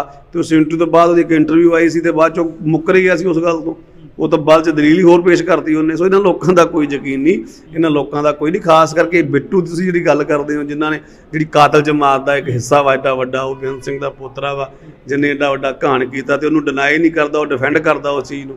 ਸੋ ਮੈਨੂੰ ਲੱਗਦਾ ਨਹੀਂ ਕਿ ਉਹਨਾਂ ਲੋਕਾਂ ਕੋਲ ਇਹ ਆਸ ਰੱਖਣੀ ਵੀ ਜਿਹੜੀ ਆ ਉਹ ਸਾਨੂੰ ਚਾਹੀਦੀ ਹੈ ਜੀ। ਫਿਰ ਪੰਜਾਬ ਦੇ ਲੋਕਾਂ ਦੇ ਉੱਪਰ ਵੱਡਾ ਸਵਾਲੀਆ ਚਿੰਨ੍ਹ ਲੱਗਦਾ ਕਿ ਜਿਹੜੇ ਲੋਕ ਸਿੱਖੀ ਵਾਸਤੇ, ਜਿਹੜੇ ਲੋਕ ਪੰਜਾਬ ਵਾਸਤੇ ਜਿਹੜੇ ਆਪਣੀਆਂ ਜਾਨਾਂ ਵਾਰ ਗਏ, ਜਿਹੜੇ ਸਿੱਖਾਂ ਦੀ ਦਸਤਾਰ, ਸਿੱਖਾਂ ਦੇ ਕਿਰਦਾਰ ਨੂੰ ਬਚਾਉਣ ਦੀ ਖਾਤਰ ਕੌਮ ਦੇ ਉੱਪਰੋਂ ਆਪਾਂ ਨਿਸ਼ਾਵਰ ਕਰਦੇ ਰਹੇ, ਤਾਂ ਅੱਜ ਅਕਾਲੀਆਂ ਦੇ ਜਾਂ ਕਾਂਗਰਸੀਆਂ ਦੇ ਝੰਡੇ ਚੁੱਕ ਕੇ ਪਿੰਡਾਂ ਦੇ ਵਿੱਚ ਜਿਹੜਾ ਹੈ ਵੱਖ-ਵੱਖ ਧੜੇ ਬਣ ਗਏ ਨੇ। ਕੋਈ ਕਹਿੰਦਾ ਮੈਂ ਪੱਕਾ ਆਪ ਦਾ ਸਮਰਥਕ ਹੈ, ਕੋਈ ਕਹਿੰਦਾ ਅਕਾਲੀ ਦਲ ਦਾ ਮੈਂ ਸਮਰਥਕ ਹੈ, ਕੋਈ ਕਹਿੰਦਾ ਕਾਂਗਰਸ ਦਾ ਹੈ। ਤਾਂ ਫਿਰ ਉਹਨਾਂ ਲੋਕਾਂ ਨੂੰ ਕੀ ਕਹਿਣਾ ਚਾਹੋਗੇ? ਤਰਾਸਦੀ ਹੈ ਜੀ ਸਾਡੀ, ਇਹ ਬਹੁਤ ਵੱਡੀ ਤਰਾਸਦੀ ਹੈ, ਕੋਈ ਦੋ ਰਾਵਾਂ ਨਹੀਂ ਹੈਗੀਆਂ ਕਿ ਸਾਡੇ ਲੋਕਾਂ ਦੀ ਸੋਚ ਇੰਨੀ ਗਰਕ ਗਈ ਆ। ਅਸੀਂ ਲੋਕਾਂ 'ਚ ਇੰਨਾ ਨਿਘਾਰ ਆ ਗਿਆ ਸਾਡਿਆਂ 'ਚ ਵੀ ਪੰਜਾਬ ਦੇ ਮਾਲਕਾਂ ਤੇ ਸਾਨੂੰ ਮੰਗਤੇ ਬਣਾ ਕੇ ਰਾਜਨੀਤਿਕ ਪਾਰਟੀਆਂ ਪੇਸ਼ ਕਰਦੀਆਂ ਨੇ ਤੇ ਅਸੀਂ ਮੰਗਤੇ ਬਣ ਜਾਂਦੇ ਹਾਂ। ਕੋਈ 1000 ਰੁਪਈਏ ਦੇ ਪਿੱਛੇ ਤੁਰ ਪੈਂਦਾ, ਕੋਈ 2000 ਦੇ ਪਿੱਛੇ, ਕੋਈ ਆਟੇ ਦਾਲ ਦੇ ਮਗਰ, ਕੋਈ ਆਪਣੀਆਂ ਹੋਰ ਲੋੜਾਂ ਦੇ ਵਾਸਤੇ ਤੁਰ ਪੈਂਦਾ। ਪਰ ਇੱਥੇ ਜਦੋਂ ਗੱਲ ਆਉਂਦੀ ਆ ਨਿਰਪੱਖ ਹੋ ਕੇ ਉਹਨਾਂ ਨੂੰ ਗੁੱਟੋਂ ਫੜਨ ਦੀ, ਉਦੋਂ ਕਿਸੇ 'ਚ ਹੀਆ ਨਹੀਂ ਪੈਂਦਾ, ਕਿਉਂਕਿ ਕਿਤੇ ਨਾ ਕਿਤੇ ਹਰ ਕੋਈ ਦੁਨਿਆਵੀ ਲੋੜਾਂ ਦੇ ਨਾਲ ਜੁੜਿਆ ਹੋਇਆ। ਉਹਦੇ ਪਿੱਛੇ ਕਾਰਨ ਇਹ ਆ ਵੀ ਜੋ ਗੁਰੂ ਦਾ ਹੁਕਮ ਆ, ਉਸ ਹੁਕਮ ਤੋਂ ਅਸੀਂ ਮੁਨਕਰ ਆ, ਸਾਡੇ ਜੀਵਨਾਂ ਦੇ ਵਿੱਚ ਨਿਘਾਰ ਆ, ਅਸੀਂ ਬਾਣੀ ਤੇ ਬਾਣੇ ਤੋਂ ਦੂਰ ਆ। ਜੇ ਸੱਚਮੁੱਚ ਸਾਡੇ ਅੰਦਰ ਬਾਣੀ ਤੇ ਬਾਣਾ ਹੋਵੇ, ਸਾਡੇ ਅੰਦਰ ਸਿਧਾਂਤ, ਸਾਡੇ ਅੰਦਰ ਮਰਿਆਦਾ ਹੋਵੇ, ਸਾਨੂੰ ਕਾਹਦੀ ਕਾਣੋ ਆ? ਸਿਆਸਤ ਤਾਂ ਪੰਥ ਦੀ ਜੁੱਤੀ ਦੇ ਨੋਕ ਦੇ ਉੱਤੇ ਸੀ, ਜੁੱਤੀ ਦੇ ਨੋਕ ਤੇ ਰਹੀ ਆ। ਹੁਣ ਅਸੀਂ ਸਿਆਸਤ ਨੂੰ ਸਿਰ ਦੇ ਉੱਤੇ ਬਿਠਾ ਲਿਆ ਤਾਂ ਸਾਨੂੰ ਕੁੱਟ ਪੈ ਰਹੀ ਆ। ਭਾਈ ਹਰਜਿੰਦਰ ਸਿੰਘ ਮਾਝੀ ਨੇ, ਉਹਨਾਂ ਦੇ ਨਾਲ ਗੱਲਬਾਤ ਕਰਾਂਗੇ। ਭਾਈ ਸਾਹਿਬ ਜੀ, ਵਾਹਿਗੁਰੂ ਜੀ ਕਾ ਖਾਲਸਾ, ਵਾਹਿਗੁਰੂ ਜੀ ਕਾ ਖਾਲਸਾ, ਵਾਹਿਗੁਰੂ ਜੀ ਕੀ ਫਤਿਹ। ਵੀਰ ਜੀ, ਭਾਈ ਸਾਹਿਬ ਜੀ, ਆਉਣ ਵਾਲੇ ਦਿਨਾਂ ਦੇ ਵਿੱਚ ਬੰਦੀ ਸਿੰਘਾਂ ਦੀ ਰਿਹਾਈ ਨੂੰ ਲੈ ਕੇ ਕਿਸ ਤਰ੍ਹਾਂ ਦਾ ਪੈਂਤੜਾ ਉਲੀਕਿਆ ਗਿਆ ਆ, ਪੂਰੀ ਰੂਪਰੇਖਾ ਕੀ ਰਹਿ ਸਕਦੀ ਹੈ? ਅੱਜ ਜਲੰਧਰ ਦੇ ਗੁਰਦੁਆਰਾ ਸਾਹਿਬ ਪਾਤਸ਼ਾਹੀ 9ਵੀਂ ਵਿਖੇ ਪੰਜਾਬ ਭਰ ਤੋਂ ਸਿੱਖ ਜਥੇਬੰਦੀਆਂ ਤੇ ਕਿਸਾਨ ਜਥੇਬੰਦੀਆਂ ਦੀ ਮੀਟਿੰਗ ਸੀ। ਵੱਖਰੇ ਵੱਖਰੇ ਸੁਝਾਅ ਸਾਰੇ ਸੂਝਵਾਨ ਸੱਜਣਾਂ ਨੇ ਦਿੱਤੇ। ਆਖਰ ਨਿਰਣਾ ਇਹ ਹੋਇਆ ਹੈ ਕਿ ਇੱਕ 13 ਮੈਂਬਰੀ ਕਮੇਟੀ ਹੈ ਜਿਹੜੀ ਉਹ ਗਠਿਤ ਕੀਤੀ ਹੈ, ਜਿਹੜੀ ਕਿ ਅਗਲਾ ਜਿਵੇਂ ਵੀ ਪ੍ਰੋਗਰਾਮ ਉਲੀਕਣਾ ਹੈ ਉਹਦੇ ਪੂਰੇ ਜਿਹੜੇ ਅਧਿਕਾਰ ਨੇ ਉਸ ਕਮੇਟੀ ਨੂੰ ਹੋਣਗੇ। ਕਿਉਂਕਿ ਇਸ ਕਿਸਮ ਦੇ ਹਾਲਾਤ ਨੇ, ਇਲੈਕਸ਼ਨ ਦਾ ਟਾਈਮ ਹੈ, ਕਿ ਰੋਸ ਮੁਜ਼ਾਹਰੇ ਰੱਖਣੇ ਨੇ ਜਾਂ ਕਿਸ ਤਰ੍ਹਾਂ ਵੀ ਰੱਖਣਾ ਹੈ, ਉਹ ਸਾਰਾ ਰੂਪਰੇਖਾ 72 ਘੰਟੇ ਪਹਿਲਾਂ ਉਲੀਕ ਕੇ ਤੁਰੰਤ ਜਿਹੜਾ ਸੰਗਤ ਤੱਕ ਸੁਨੇਹਾ ਦਿੱਤਾ ਜਾਊਗਾ। ਔਰ ਇਹਦੇ ਨਾਲ ਜਿਹੜਾ ਹੈਗਾ ਇਹ ਵੀ ਹੈ ਕਿ ਹੋਰ ਕੌਮਾਂ ਜਿਵੇਂ ਮੁਸਲਮਾਨ ਭਾਈਚਾਰਾ ਹੈ, ਈਸਾਈ ਭਾਈਚਾਰਾ ਹੈ, ਸਾਡੇ ਸੁਹਿਰਦ ਹਿੰਦੂ ਵੀਰ ਨੇ ਜਾਂ ਹੋਰ ਜਿੰਨੇ ਵੀ ਨੇ, ਕ੍ਰਿਸਚਨ ਨੇ, ਸਾਰੀਆਂ ਸੂਬੇਵਾਰ ਸ਼ਖਸੀਅਤਾਂ ਦੇ ਨਾਲ ਰਾਬਤਾ ਬਣਾਇਆ ਜਾਊਗਾ। ਜਥੇਬੰਦੀਆਂ ਦੇ ਨਾਲ, ਹੋਰ ਸਿੱਖ ਜਥੇਬੰਦੀਆਂ ਵੀ ਨੇ, ਕਿਸਾਨ ਜਥੇਬੰਦੀਆਂ ਜਿਹੜੇ ਨਹੀਂ ਆ ਸਕੀਆਂ, ਤਾਂ ਜੋ ਇਹ ਬੰਦੀ ਸਿੰਘਾਂ ਦੀ ਰਿਹਾਈ ਦਾ ਜਿਹੜਾ ਮਸਲਾ ਹੈ ਪੂਰੇ ਵਿਸ਼ਵ ਪੱਧਰ ਦੇ ਉੱਤੇ, ਵੱਡੇ ਪੱਧਰ ਤੇ ਲਿਜਾਇਆ ਜਾ ਸਕੇ, ਕਿਉਂਕਿ ਇਹ ਇਕੱਲੇ ਧਰਮ ਦਾ ਮਸਲਾ ਵੀ ਨਹੀਂ, ਇਹ ਮਨੁੱਖਤਾ ਦਾ ਮਸਲਾ ਹੈ। ਸੋ ਲੰਮਾ ਸਮੇਂ ਤੋਂ ਜਿਹੜੇ ਸਿੰਘ ਜੇਲ੍ਹਾਂ ਦੇ ਵਿੱਚ ਨੇ ਉਹਨਾਂ ਦੀ ਰਿਹਾਈ ਦੇ ਲਈ ਅਸੀਂ ਸਾਰੇ ਇਕਮੁੱਠ ਹੋ ਕੇ ਲੜਾਈ ਲੜ ਸਕੀਏ। 6 ਫਰਵਰੀ ਨੂੰ ਗੁਰਦੁਆਰਾ ਅੰਬ ਸਾਹਿਬ ਮੋਹਾਲੀ ਦੇ ਵਿੱਚ ਵੀ ਇੱਕ ਪੰਥਕ ਇਕੱਤਰਤਾ ਹੀ ਬੁਲਾਈ ਗਈ ਹੈ, ਕਿ ਉਹ ਵੀ ਇਸੇ ਕੜੀ ਦਾ ਹਿੱਸਾ ਹੈ ਜਾਂ ਇਹੀ ਜਥੇਬੰਦੀਆਂ ਸਮਰਥਨ ਕਰਨਗੀਆਂ ਜਾਂ ਬਿਲਕੁਲ ਜੀ, ਸਾਨੂੰ ਇਹਦੇ ਵਿੱਚ ਕੋਈ ਇੱਕ ਦੂਜੇ ਪ੍ਰਤੀ ਇਸ ਤਰ੍ਹਾਂ ਨਹੀਂ ਰੱਖਣਾ ਚਾਹੀਦਾ। ਜੇ ਉਹ 6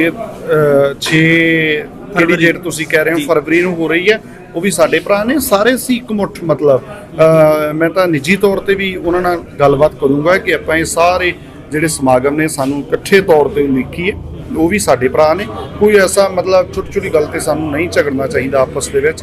ਸੋ ਕਿੰਨਾ ਚੰਗਾ ਮੈਸੇਜ ਆਊਗਾ ਜੇ ਸਾਰੇ ਇਕਮੁੱਠਤਾ ਦੇ ਨਾਲ ਸਾਰਾ ਸੁਨੇਹਾ ਦੇਵਾਂਗੇ, ਕਿਉਂਕਿ ਬੰਦੀ ਸਿੰਘਾਂ ਦਾ ਜਿਹੜਾ ਮਸਲਾ ਹੈ ਇਹ ਹੁਣ ਸਿੱਧੇ ਤੌਰ ਤੇ ਇੱਕ ਤਾਂ ਬੀਜੇਪੀ ਹੈ ਜਿਹੜੀ ਆਰਟੀਕਲ 72 ਦੇ ਤਹਿਤ ਸਾਰੇ ਬੰਦੀ ਸਿੰਘਾਂ ਨੂੰ ਵੀ ਰਿਹਾ ਕਰ ਸਕਦੀ ਆ, ਔਰ ਇਹ ਤੋਂ ਇਲਾਵਾ ਜਿਹੜਾ ਗੁਰਦੀਪ ਸਿੰਘ ਖੈੜਾ ਜੀ ਦਾ ਮਸਲਾ ਹੈ ਭਾਈ ਸਾਹਿਬ ਦਾ, ਉਹ ਕਰਨਾਟਕਾ ਸਰਕਾਰ ਨਾਲ ਸੰਬੰਧਿਤ ਹੈ, ਉੱਥੇ ਬੀਜੇਪੀ ਦੀ ਸਰਕਾਰ ਹੈ, ਤਾਂ ਫਿਰ ਉਹਨਾਂ ਨੂੰ ਵੀ ਜਿਹੜਾ ਕਰਨਾ ਚਾਹੀਦਾ, ਉਹਦੀ ਰਿਹਾਈ ਕਰਨੀ ਚਾਹੀਦੀ ਹੈ। ਤੇ ਦੂਜਾ ਜਿਹੜਾ ਜਿੱਥੋਂ ਤੱਕ ਕੇਜਰੀਵਾਲ ਸਰਕਾਰ ਦਾ ਮਸਲਾ ਹੈ, ਇਹ ਪ੍ਰੋਫੈਸਰ ਦਵਿੰਦਰਪਾਲ ਸਿੰਘ ਭੁੱਲਰ ਦੀ ਰਿਹਾਈ ਜਿਹੜੀ ਕਿ ਸੈਂਟੈਂਸ ਰਿਵਿਊ ਬੋਰਡ ਕੋਲ ਪਈ ਹੈ ਫਾਈਲ, ਔਰ ਇਹਦੇ ਨਾਲ ਜਿਹੜਾ ਭਾਈ ਜਗਤਾਰ ਸਿੰਘ ਹਵਾਰਾ ਦੀ ਜਿਹੜੀ ਜੇਲ੍ਹ ਟ੍ਰਾਂਸਫਰ ਹੋਣੀ ਹੈ ਪੰਜਾਬ ਦੇ ਵਿੱਚ, ਇਹ ਕੇਜਰੀਵਾਲ ਨਾਲ ਸੰਬੰਧਿਤ ਹੈ।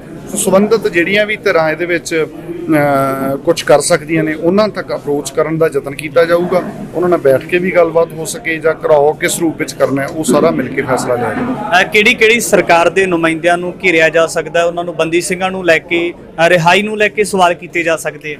ਦੇਖੋ, ਇਹਦੇ ਵਿੱਚ ਵੈਸੇ ਤਾਂ ਸਾਡੇ ਨਾਲ ਘੱਟ ਕਿਸੇ ਨੇ ਨਹੀਂ ਕੀਤੀ। ਮੈਂ ਸਭ ਤੋਂ ਪਹਿਲਾਂ ਜ਼ਿਕਰ ਕਰਾਂ ਪ੍ਰਕਾਸ਼ ਸਿੰਘ ਬਾਦਲ, ਜਿਹੜਾ ਆਪਣੇ ਆਪ ਨੂੰ ਪੰਥ ਦਾ ਬਹੁਤ ਵੱਡਾ ਠੇਕੇਦਾਰ ਰਖਾਉਂਦਾ ਹੈ।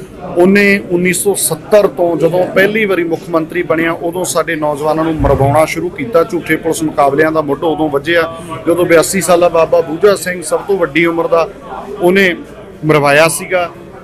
ਇੱਥੋਂ ਆਪਣਾ ਚੁੱਕਿਆ ਸੀ ਫਲੌਰ ਦੇ ਨੇੜੇ ਪਿੰਡ ਨਗਰ ਤੋਂ ਚੁੱਕ ਕੇ ਉਹਨੂੰ ਲੈ ਕੇ ਗਏ।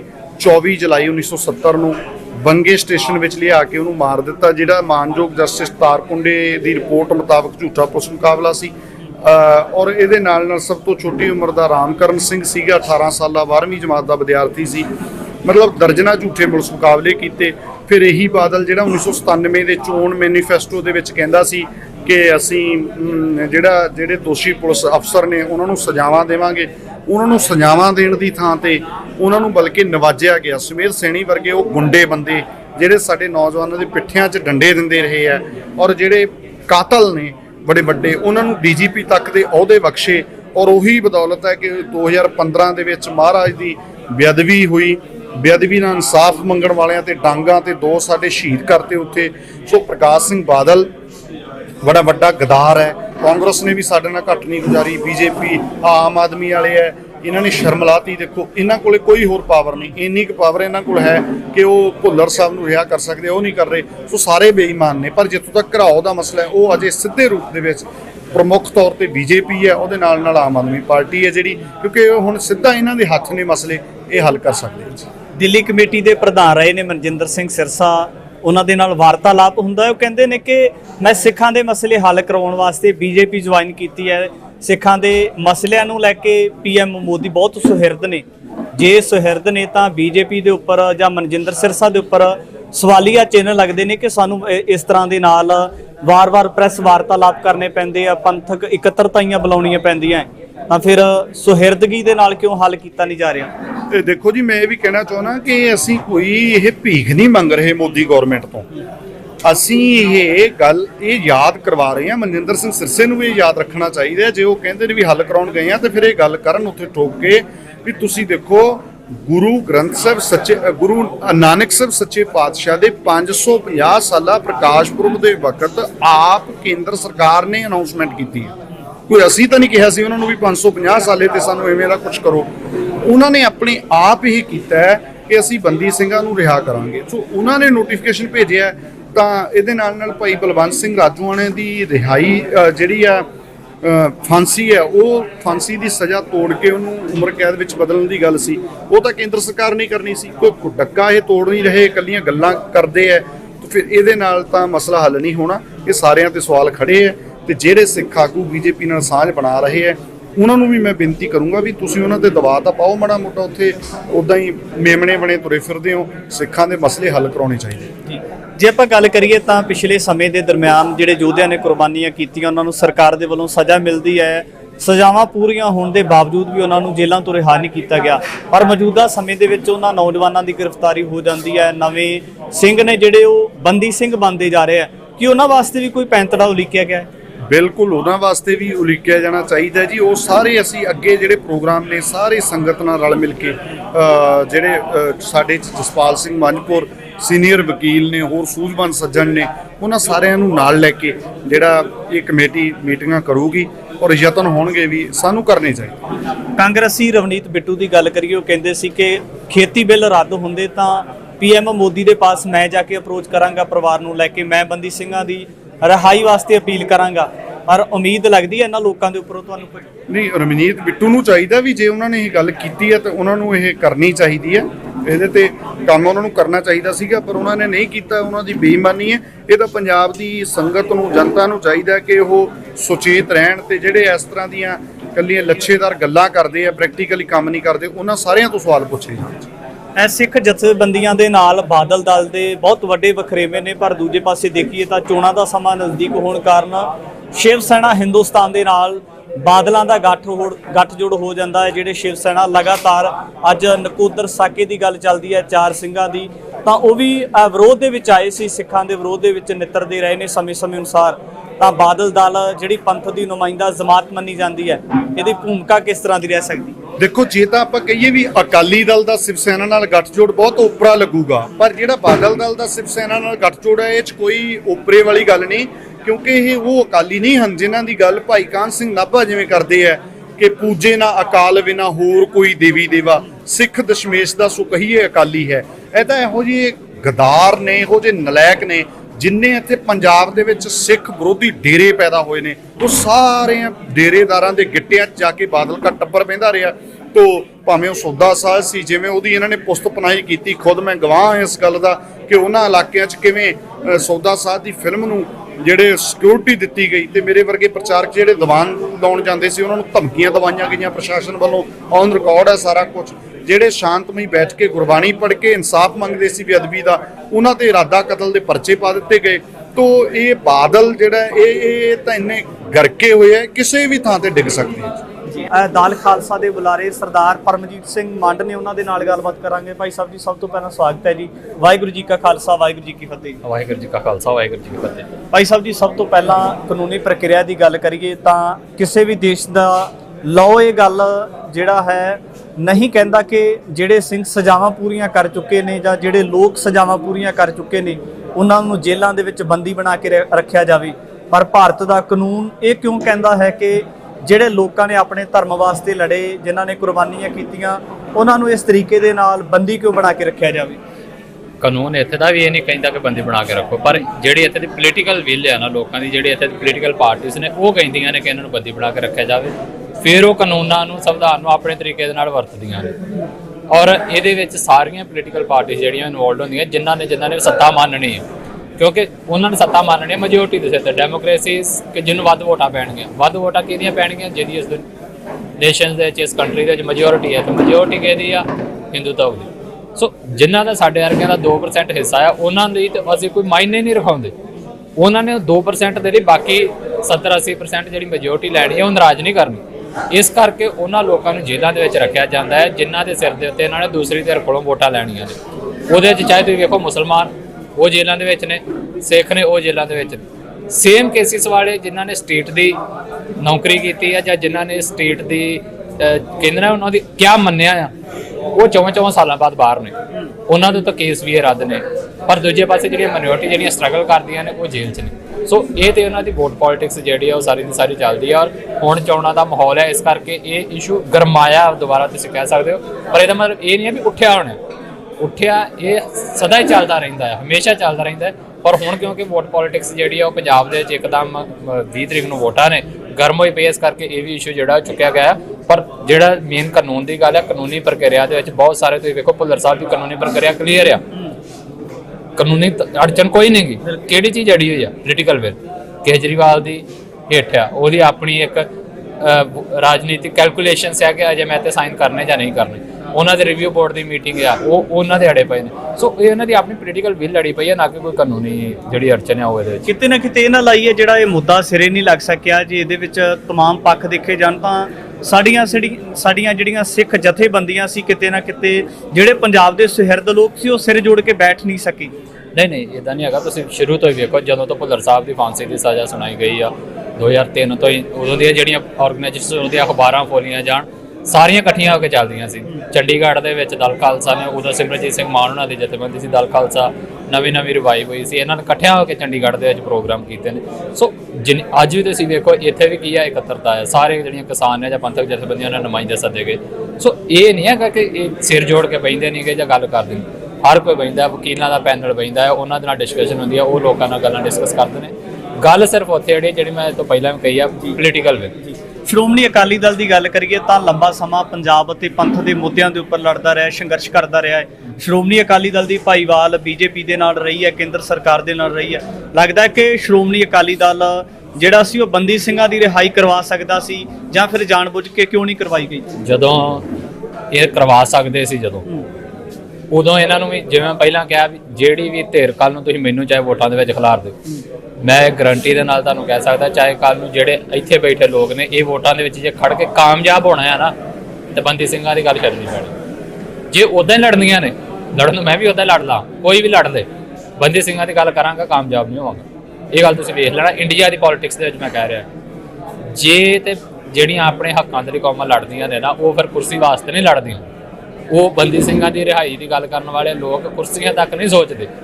ਅਸੀਂ ਜਿਹੜੇ ਇੱਥੇ ਇਕੱਤਰ ਹੋਏ ਹਾਂ, ਜਿਹੜੀਆਂ ਗੱਲਾਂ ਕਰਦੇ ਨੇ, ਉਹ ਲੋਕ ਨੇ ਜਿਨ੍ਹਾਂ ਨੂੰ ਪਤਾ ਹੈ ਕਿ ਅਸੀਂ ਕਿਸੇ ਕੁਰਸੀ ਦੇ ਉੱਤੇ ਇਲੈਕਟੋਰਲ ਸਿਸਟਮ 'ਚ ਨਿਕਲ ਕੇ ਨਹੀਂ ਬਹਿਣਾ।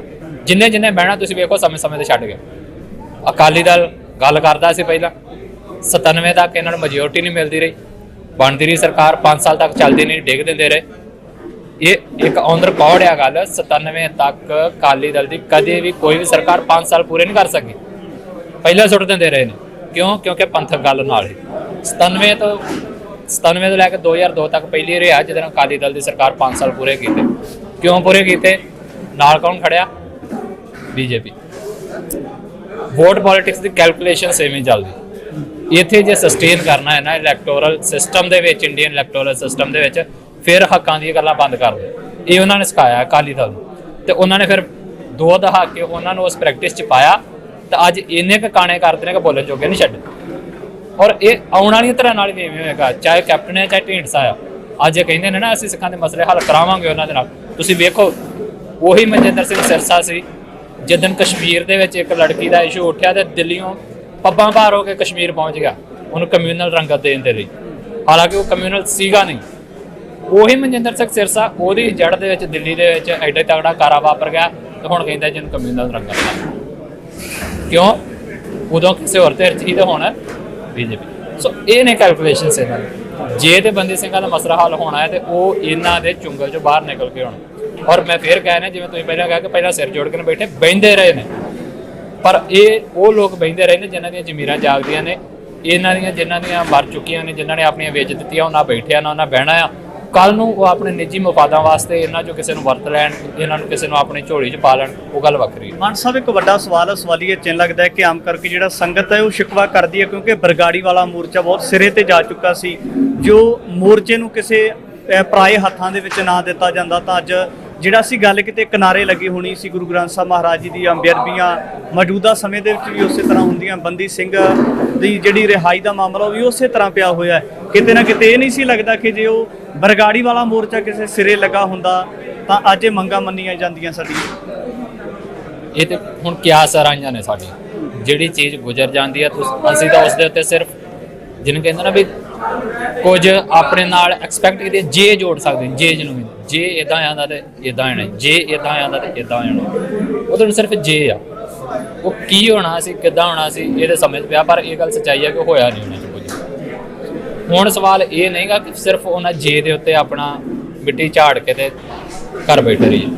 ਗੱਲ ਤੇ ਇਹ ਹੈ, ਤੁਸੀਂ ਪਿਛਲਾ 70 ਸਾਲ ਦਾ ਸਮਾਂ ਵੇਖੋ, ਕਿੱਥੇ ਕਿੱਥੇ ਕੀ ਨਹੀਂ ਹੋਇਆ। ਜਿਹੜੀ ਕਾਂਗਰਸ ਕਦੇ ਪੂਰੇ ਪੁਰਜੋਰ ਪੰਜਾਬ ਦੇ ਵਿਰੋਧ ਵਿੱਚ ਭੁਗਤੀ ਹੋਵੇ, ਕਿ ਉਹਨੂੰ ਦੁਬਾਰਾ ਲੋਕਾਂ ਨੇ ਸੱਤਾ ਨਹੀਂ ਦਿੱਤੀ? ਪੰਜਾਬ ਦੇ ਵਿੱਚ ਉਹਨਾਂ ਨੇ ਸੱਤਾ ਦਿੱਤੀ ਆ ਨਾ। ਕਿਉਂ ਦਿੱਤੀ ਆ? ਇੱਕ ਸਵਾਲ ਹੈ ਲੋਕਾਂ ਦੇ ਉੱਤੇ। ਜੇ ਲੋਕ ਇਹੋ ਹੀ ਕਹਿੰਦੇ ਨੇ ਕਿ ਉਹ ਮੋਰਚਾ ਫੇਲ ਹੋ ਗਿਆ ਇਸ ਕਰਕੇ ਅਸੀਂ ਹੁਣ ਕਿਸੇ ਹੋਰ ਨਾਲ ਨਹੀਂ ਤੁਰਨਾ, ਫਿਰ ਉਹ ਲੋਕਾਂ ਦੇ ਉੱਤੇ ਵੀ ਇਹ ਸਵਾਲੀਆ ਚਿੰਨ੍ਹ ਹੈ ਕਿ ਜਿਹੜੀ ਕਾਂਗਰਸ ਨੂੰ ਤੁਸੀਂ ਸਿੱਖ ਤੇ ਪੰਜਾਬ ਵਿਰੋਧੀ ਦੱਸਦੇ ਹੋ, ਉਹਨਾਂ ਨੂੰ ਸੱਤਾ 'ਚ ਕਿੰਨੇ ਬਾਲਿਆ। ਸੋ ਮਤਲਬ ਵੋਟ ਪੋਲੀਟਿਕਸ ਤੇ ਆਮ ਪੋਲੀਟਿਕਸ ਜਿਹੜੀ ਹੈ ਇਹਨੂੰ ਅਲੱਗ ਵੇਖ ਕਰਕੇ ਜ਼ਰੂਰ ਸਾਡੇ ਲੋਕਾਂ ਨੂੰ ਵੇਖਣਾ ਚਾਹੀਦਾ ਹੈ। ਜਿੱਥੇ ਲੋਕ ਸਵਾਲ ਕਰਦੇ ਨੇ ਕਿ ਜੀ ਪੰਥ ਵਾਲਿਆਂ ਨੇ ਇੱਥੇ ਇਦਾਂ ਕਰਤਾ, ਇਹਨਾਂ ਨੇ ਇਦਾਂ ਕਰਤਾ, ਏਕਾ ਨਹੀਂ ਹੁੰਦਾ, ਇਹਨਾਂ ਚਾਹ ਨਹੀਂ ਹੁੰਦਾ, ਉਹ ਮੈਨੂੰ ਦੱਸਣ ਕੀ ਸਾਰਾ ਅਕਾਲੀ ਦਲ ਜਾਂ ਕਾਂਗਰਸ ਇੱਕ ਆ? ਕਿੰਨੀ ਪੱਟ ਧਾੜਿਆ ਆਪਸ 20 ਤਰੀਕ ਨੂੰ ਵੋਟਾਂ ਪਾਉਣੀਆਂ ਨਾ, ਕਿਉਂ ਪਾਉਂਦੇ ਹੋ? ਪੰਥ ਦੇ ਤੁਸੀਂ ਇਹ ਸਵਾਲ ਲਾਉਂਦੇ ਹੋ ਪੰਥਕ ਜਥੇਬੰਦੀਆਂ ਤੇ ਕਿ ਏਕਾ ਨਹੀਂ ਹੈਗਾ ਇਸ ਕਰਕੇ ਇਹਨਾਂ ਨਾਲ ਨਹੀਂ ਤੁਰਨਾ। ਜਿਨ੍ਹਾਂ ਨੂੰ ਤੁਸੀਂ ਵੋਟ ਪਾਉਣੀ ਕੀ ਉਹ ਇੱਕ ਨੇ, ਉਹ ਪਾਰਟੀ ਨੇ, ਪਰ ਤੁਸੀਂ ਉੱਥੇ ਉਹਨਾਂ ਦੇ ਨਾਲ। ਪਰ ਇੱਥੇ ਥੋੜੇ ਬਹੁਤੇ ਨਿੱਜੀ ਇੱਧਰ ਉੱਧਰ ਹੋ ਸਕਦੇ ਨੇ, ਉਹਨਾਂ ਨੂੰ ਲੜਦੇ ਤਾਂ ਨਹੀਂ ਨਾ ਆਪਸ ਦੇ, ਪਰ ਇੱਥੇ ਤੁਹਾਡੇ ਕੋਲ ਸਿਰਫ ਇੱਕ ਐਕਸਕਿਊਜ਼ ਆ ਕਿ ਜੀ ਇੱਕ ਨਹੀਂਗੇ। ਸੋ ਇਹ ਐਕਸਕਿਊਜ਼ ਲੋਕਾਂ ਨੂੰ ਆਪਣੇ ਆਪ ਤੇ ਲਗਾ ਕੇ ਵੇਖਣੇ ਚਾਹੀਦੇ। ਜੇ ਤੇ ਮਸਲੇ ਹੱਲ ਕਰਾਉਣੇ ਨੇ, ਮਸਲੇ ਦੋ ਤਰ੍ਹਾਂ ਦੇ। ਪਹਿਲਾ ਮਸਲਾ ਗਲੀਆਂ ਨਾਲੀਆਂ ਦਾ, ਦੂਸਰਾ ਮਸਲਾ ਆਪਣੀ ਕੌਮੀਅਤ ਦਾ। ਗਲੀਆਂ ਨਾਲੀਆਂ ਤੁਹਾਡੀ ਕਾਂਗਰਸ ਅਕਾਲੀ ਬਣਾ ਸਕਦੀ, ਉਹ ਵੀ ਜਿਹੜੀ ਪਾਰਟੀ ਦੀਆਂ ਉਹਦੀਆਂ ਬਣਦੀਆਂ, ਠੀਕ ਹੈ ਜੀ। ਦੂਸਰਿਆਂ ਨੂੰ ਤਾਂ ਮੂੰਹ ਨਹੀਂ ਕਰਦੇ 5 ਸਾਲ। ਜਿਹੜਾ ਕੌਮੀਅਤ ਦਾ ਮਸਲਾ ਆ ਉਹ ਵੋਟਾਂ 'ਚੋਂ ਹੱਲ ਨਹੀਂ ਹੋਣਾ। ਇਹ ਚਾਹੇ ਕੋਈ ਅੱਜ ਵਹਿਮ ਪਾਲ ਕੇ ਬੈਠਾ ਰਹੇ, ਚਾਹੇ ਜੋ ਮਰਜ਼ੀ ਕਰ ਲੇ, ਜੇ ਮਸਲਾ ਹੱਲ ਹੋਣਾ ਹੁੰਦਾ ਨਾ ਤੇ ਅਕਾਲੀ ਦਲ ਨੇ ਕਰ ਦੇਣਾ ਸੀ। ਉਹਨਾਂ ਨੂੰ ਨਹੀਂ ਚਾਹੀਦੀਆਂ ਵੋਟਾਂ ਬਾਕੀਆਂ ਦੀਆਂ, ਪਰ ਉਹਨਾਂ ਨੂੰ ਪਤਾ ਆ ਜੇ ਉਹ ਮਸਲੇ ਚੁੱਕੇ ਤੇ ਵੋਟਾਂ ਨਹੀਂ ਪੈਣੀਆਂ ਦੂਜੇ ਪਾਸੇ। ਮਾਨ ਸਾਹਿਬ, ਅਖੀਰ ਦੇ ਵਿੱਚ ਮੈਂ ਜਲਦੀ ਦੇ ਨਾਲ ਸਵਾਲ ਕਰ ਜਾਵਾਂ ਕਿ ਬੰਦੀ ਸਿੰਘਾਂ ਦੀ ਰਿਹਾਈ ਵਾਸਤੇ ਹੁਣ ਕਿਸ ਤਰੀਕੇ ਦਾ ਐਜੀਟੇਸ਼ਨ ਉਲੀਕਿਆ ਜਾਣਾ ਚਾਹੀਦਾ ਹੈ? ਕਿਉਂਕਿ ਫਾਰਮਰ ਐਜੀਟੇਸ਼ਨ ਦੀ ਗੱਲ ਅਜੇ ਵੀ ਚੱਲਦੀ ਹੈ ਕਿ ਸਰਕਾਰ ਦੇ ਉੱਪਰ ਇੱਕ ਪ੍ਰੈਸ਼ਰ ਬਣਿਆ ਸੀ, ਸਰਕਾਰ ਮਜਬੂਰ ਹੋਈ ਕਿਉਂਕਿ ਪੂਰੇ ਵਰਲਡ ਦੇ ਵਿੱਚ ਜਿਹੜਾ ਸੀ ਭਾਰਤ ਸਰਕਾਰ ਦੀ ਤੋਹੀਦ ਹੋਈ। ਤਾਂ ਹੁਣ ਕਿਸ ਤਰੀਕੇ ਦੇ ਨਾਲ ਜਿਹੜਾ ਭਵਿੱਖ ਦੇ ਵਿੱਚ ਉਲੀਕਿਆ ਜਾਣਾ ਚਾਹੀਦਾ ਹੈ? ਇਹਦੇ 'ਚ ਇੱਕ ਤਾਂ ਹੈਗਾ ਜਿਹੜਾ ਹਾਲ ਦੀ ਘੜੀ ਤੱਕ ਇਲੈਕਸ਼ਨ ਤੱਕ ਹੈ, ਉਹਦੇ ਵਿੱਚ ਇਹ ਹੈ ਕਿ ਜਿਹੜੀਆਂ ਮੇਨ ਧਿਰਾਂ ਦੋ ਡਾਇਰੈਕਟਲੀ ਇਹਨਾਂ ਦੇ ਨਾਲ ਐਸੋਸੀਏਟਡ ਨੇ ਬੰਦੀ ਸਿੰਘਾਂ ਦੀ ਰਿਹਾਈ ਦੇ ਵਿੱਚ, ਕੇਜਰੀਵਾਲ ਸਰਕਾਰ ਤੇ ਭਾਜਪਾ ਸਰਕਾਰ। ਔਰ ਭੁੱਲਰ ਸਾਹਿਬ ਦੀ ਰਿਹਾਈ ਦੇ ਵਿੱਚ ਮੈਂ ਕਹਾਂ ਦੋਵੇਂ ਇਨਵੋਲਡ ਨੇ। ਅਸੀਂ ਇਹ ਭੁਲੇਖਾ ਹੈ ਸਾਨੂੰ ਸਿੱਖਾਂ ਨੂੰ ਕਿ ਉਹਦੇ ਇਕੱਲਾ ਕੇਜਰੀਵਾਲ ਇਨਵੋਲਡ ਹੈ। ਜਿਹੜੀ ਸੈਂਟੈਂਸ ਰਿਵਿਊ ਬੋਰਡ ਦੀ ਮੀਟਿੰਗ ਦੇ ਵਿੱਚ 2 ਵਾਰ ਭੁੱਲਰ ਸਾਹਿਬ ਦੀ ਫਾਈਲ ਰਿਜੈਕਟ ਹੋਈ ਹੈ ਨਾ, ਉਹ 2 ਬੰਦਿਆਂ ਦੇ ਆਬਜੈਕਸ਼ਨ ਦੇ ਨਾਲ ਰਿਜੈਕਟ ਹੋਈ ਹੈ। ਪਹਿਲਾ ਦਿੱਲੀ ਪੁਲਿਸ ਦਾ ਅਧਿਕਾਰੀ ਜਿਹੜਾ ਉਹਦੇ 'ਚ, ਔਰ ਦੂਸਰਾ ਜਿਹੜਾ ਆਮ ਆਦਮੀ ਪਾਰਟੀ ਦਾ ਇਹਨਾਂ ਦਾ ਬੋਰਡ ਦਾ ਇੱਕ ਮੈਂਬਰ ਸੀ। ਮਤਲਬ ਭੁੱਲਰ ਸਾਹਿਬ ਦੀ ਰਿਹਾਈ ਦੇ ਵਿੱਚ ਵੀ ਦੋਵੇਂ ਤਰ੍ਹਾਂ ਇਕੱਠੀਆਂ ਖੜੀਆਂ ਨੇ, ਕੱਲਾ ਕੇਜਰੀਵਾਲ ਨਹੀਂਗਾ, ਉਹਦੇ 'ਚ ਕੇਂਦਰ ਦੀ ਸਰਕਾਰ ਵੀ, ਪੁਲਿਸ ਅਧਿਕਾਰੀ ਨੇ ਜਿਹੜਾ ਆਬਜੈਕਸ਼ਨ ਕੀਤਾ ਤੇ ਉਹ 2 ਵਾਰ ਫਾਈਲ ਰੱਦ ਹੋਈ। ਸੋ ਦੂਸਰੇ ਜਿਹੜੀਆਂ ਸਿੰਘਾਂ ਨੇ ਉਹਨਾਂ ਨੇ ਤਾਂ ਡਾਇਰੈਕਟਲੀ ਕੇਂਦਰ ਸਰਕਾਰ ਦੇ ਨਾਲ ਐਸੋਸੀਏਸ਼ਨ। ਸੋ ਇਹਨਾਂ ਦੋਵਾਂ ਤਰ੍ਹਾਂ ਨੂੰ ਇਹ ਸਵਾਲੀਆ ਚਿੰਨ੍ਹ ਦੇ ਘੇਰੇ ਦੇ ਵਿੱਚ ਰੱਖਣਾ ਚਾਹੀਦਾ। ਭਾਜਪਾ ਨੂੰ ਸਾਫ਼ ਦੇਖਦਾ ਪਿਆ ਕਿ ਪੰਜਾਬ ਦੇ ਵਿੱਚ ਸਾਡੀ ਸੱਤਾ ਐਸਾ 'ਚ ਨਹੀਂ ਆ ਰਹੀ, ਉਹ ਇਸ ਇਸ਼ੂ ਨੂੰ ਅਜੇ ਉਸ ਤਰੀਕੇ ਨਾਲ ਨਹੀਂ ਲੈ ਰਹੀ। ਕੇਜਰੀਵਾਲ ਨੇ ਇੱਕ ਚਾਂਸ ਲੱਗਦੇ ਪਏ ਤੇ ਇਸ ਕਰਕੇ ਉਹਨੂੰ ਲੋਕਾਂ ਨੇ ਬੋਲਣ ਦੇ ਲਈ ਮਜਬੂਰ ਕੀਤਾ, ਪਹਿਲਾਂ ਤਾਂ ਬੋਲਦਾ ਹੀ ਨਹੀਂ ਸੀ।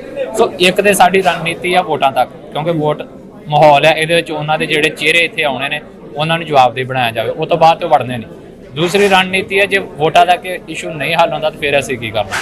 ਉਹਦੇ ਲਈ ਫਿਰ ਜਿਵੇਂ ਅੱਜ ਇੱਥੇ ਸਿਰ ਜੋੜ ਕੇ ਬੈਠੇ ਨੇ, ਕੱਲ ਨੂੰ ਪਰਸੋਂ ਨੂੰ ਹੋਰ ਲੋਕ ਵੀ ਬਹਿਣਗੇ, ਹੋਰ ਵੀ ਜੁੜਨਗੇ, ਸਾਰਿਆਂ ਨੂੰ ਜੁੜਨਾ ਪਊਗਾ, ਇੱਕ ਸਾਂਝੇ ਤੌਰ ਤੇ ਰਣਨੀਤੀ ਘੜਨੀ ਪਊ। ਪਰ ਵੋਟਾਂ ਤੱਕ ਦੀ ਰਣਨੀਤੀ ਇਹੋ ਹੀ ਹੋਣੀ ਚਾਹੀਦੀ ਹੈ ਕਿ ਇਹਨਾਂ ਨੂੰ ਸਵਾਲਾਂ ਦੇ ਘੇਰੇ ਦੇ ਵਿੱਚ ਖੜਾ ਕੀਤਾ ਜਾਵੇ।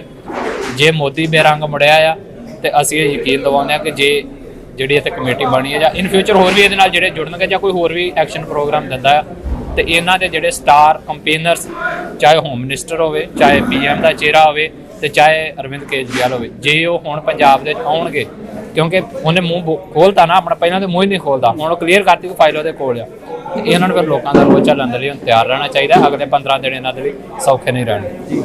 ਇਹ ਸਨ ਦਲ ਖਾਲਸਾ ਦੇ ਬੁਲਾਰੇ ਸਰਦਾਰ ਪਰਮਜੀਤ ਸਿੰਘ ਮੰਡ, ਇਹਨਾਂ ਦੇ ਨਾਲ ਗੱਲਬਾਤ ਕੀਤੀ। ਉਹਨਾਂ ਨੇ ਆਪਣੇ ਸੁਝਾਅ ਦੇ ਕੇ ਸੰਗਤ ਦੇ ਨਾਲ, ਸਰੋਤਿਆਂ ਦੇ ਨਾਲ ਜਾਣਕਾਰੀ ਸਾਂਝੀ ਕੀਤੀ ਹੈ। ਆਉਣ ਵਾਲੇ ਸਮੇਂ ਦੇ ਵਿੱਚ ਇਸ ਤਰ੍ਹਾਂ ਦੀਆਂ ਤਮਾਮ ਸ਼ਖਸੀਅਤਾਂ ਦੇ ਨਾਲ ਗੱਲਬਾਤ ਲੈ ਕੇ ਹਾਜ਼ਰ ਹੋਵਾਂਗੇ। ਧੰਨਵਾਦ। ਵਾਹਿਗੁਰੂ ਜੀ ਕਾ ਖਾਲਸਾ, ਵਾਹਿਗੁਰੂ ਜੀ ਕੀ ਫਤਿਹ। TV 84 ਇੰਡੀਆ ਦੇ ਨਾਲ ਜੁੜਿਓ। ਮੈਂ ਰਜਿੰਦਰ ਸਿੰਘ ਸਭਰਾ ਫਤਿਹ ਅਰਜ਼ ਕਰਦਾ ਹਾਂ। ਵਾਹਿਗੁਰੂ ਜੀ ਕਾ ਖਾਲਸਾ, ਵਾਹਿਗੁਰੂ ਜੀ ਕੀ ਫਤਿਹ। ਜਲੰਧਰ ਦੇ ਮਾਡਲ ਟਾਊਨ ਦੇ ਨਜ਼ਦੀਕ ਸ੍ਰੀ ਗੁਰੂ ਤੇਗ ਬਹਾਦਰ ਸਾਹਿਬ ਨਗਰ 9ਵੀਂ ਪਾਤਸ਼ਾਹੀ ਗੁਰਦੁਆਰਾ ਸ੍ਰੀ ਗੁਰੂ ਤੇਗ ਬਹਾਦਰ ਮਹਾਰਾਜ ਜੀ ਦੇ ਪਾਵਨ ਅਸਥਾਨਾਂ ਦੇ ਉੱਪਰ ਮੌਜੂਦ ਹਾਂ। ਬੰਦੀ ਸਿੰਘਾਂ ਦੀ ਰਿਹਾਈ ਵਾਸਤੇ ਸਮੂਹ ਸਿੱਖ ਜਥੇਬੰਦੀਆਂ ਦੇ ਵੱਲੋਂ ਜਿਹੜਾ ਹੈ ਪੰਥਕ ਇਕੱਤਰਤਾ ਕੀਤੀ ਜਾਣੀ ਹੈ ਔਰ ਵਿਚਾਰਿਆ ਜਾਣਾ ਹੈ ਕਿ ਬੰਦੀ ਸਿੰਘਾਂ ਦੀ ਰਿਹਾਈ ਦਾ ਮਸਲਾ ਕਿਸ ਤਰ੍ਹਾਂ ਦੇ ਨਾਲ ਸੰਪੂਰਨ ਕੀਤਾ ਜਾਏ। ਜਿਹੜੇ ਸਿੰਘ ਲੰਮੇ ਸਮੇਂ ਤੋਂ ਆਪਣੀਆਂ ਸਜ਼ਾਵਾਂ ਪੂਰੀਆਂ ਕਰ ਚੁੱਕੇ ਨੇ, ਪਰ ਭਾਰਤ ਸਰਕਾਰ ਵੱਲੋਂ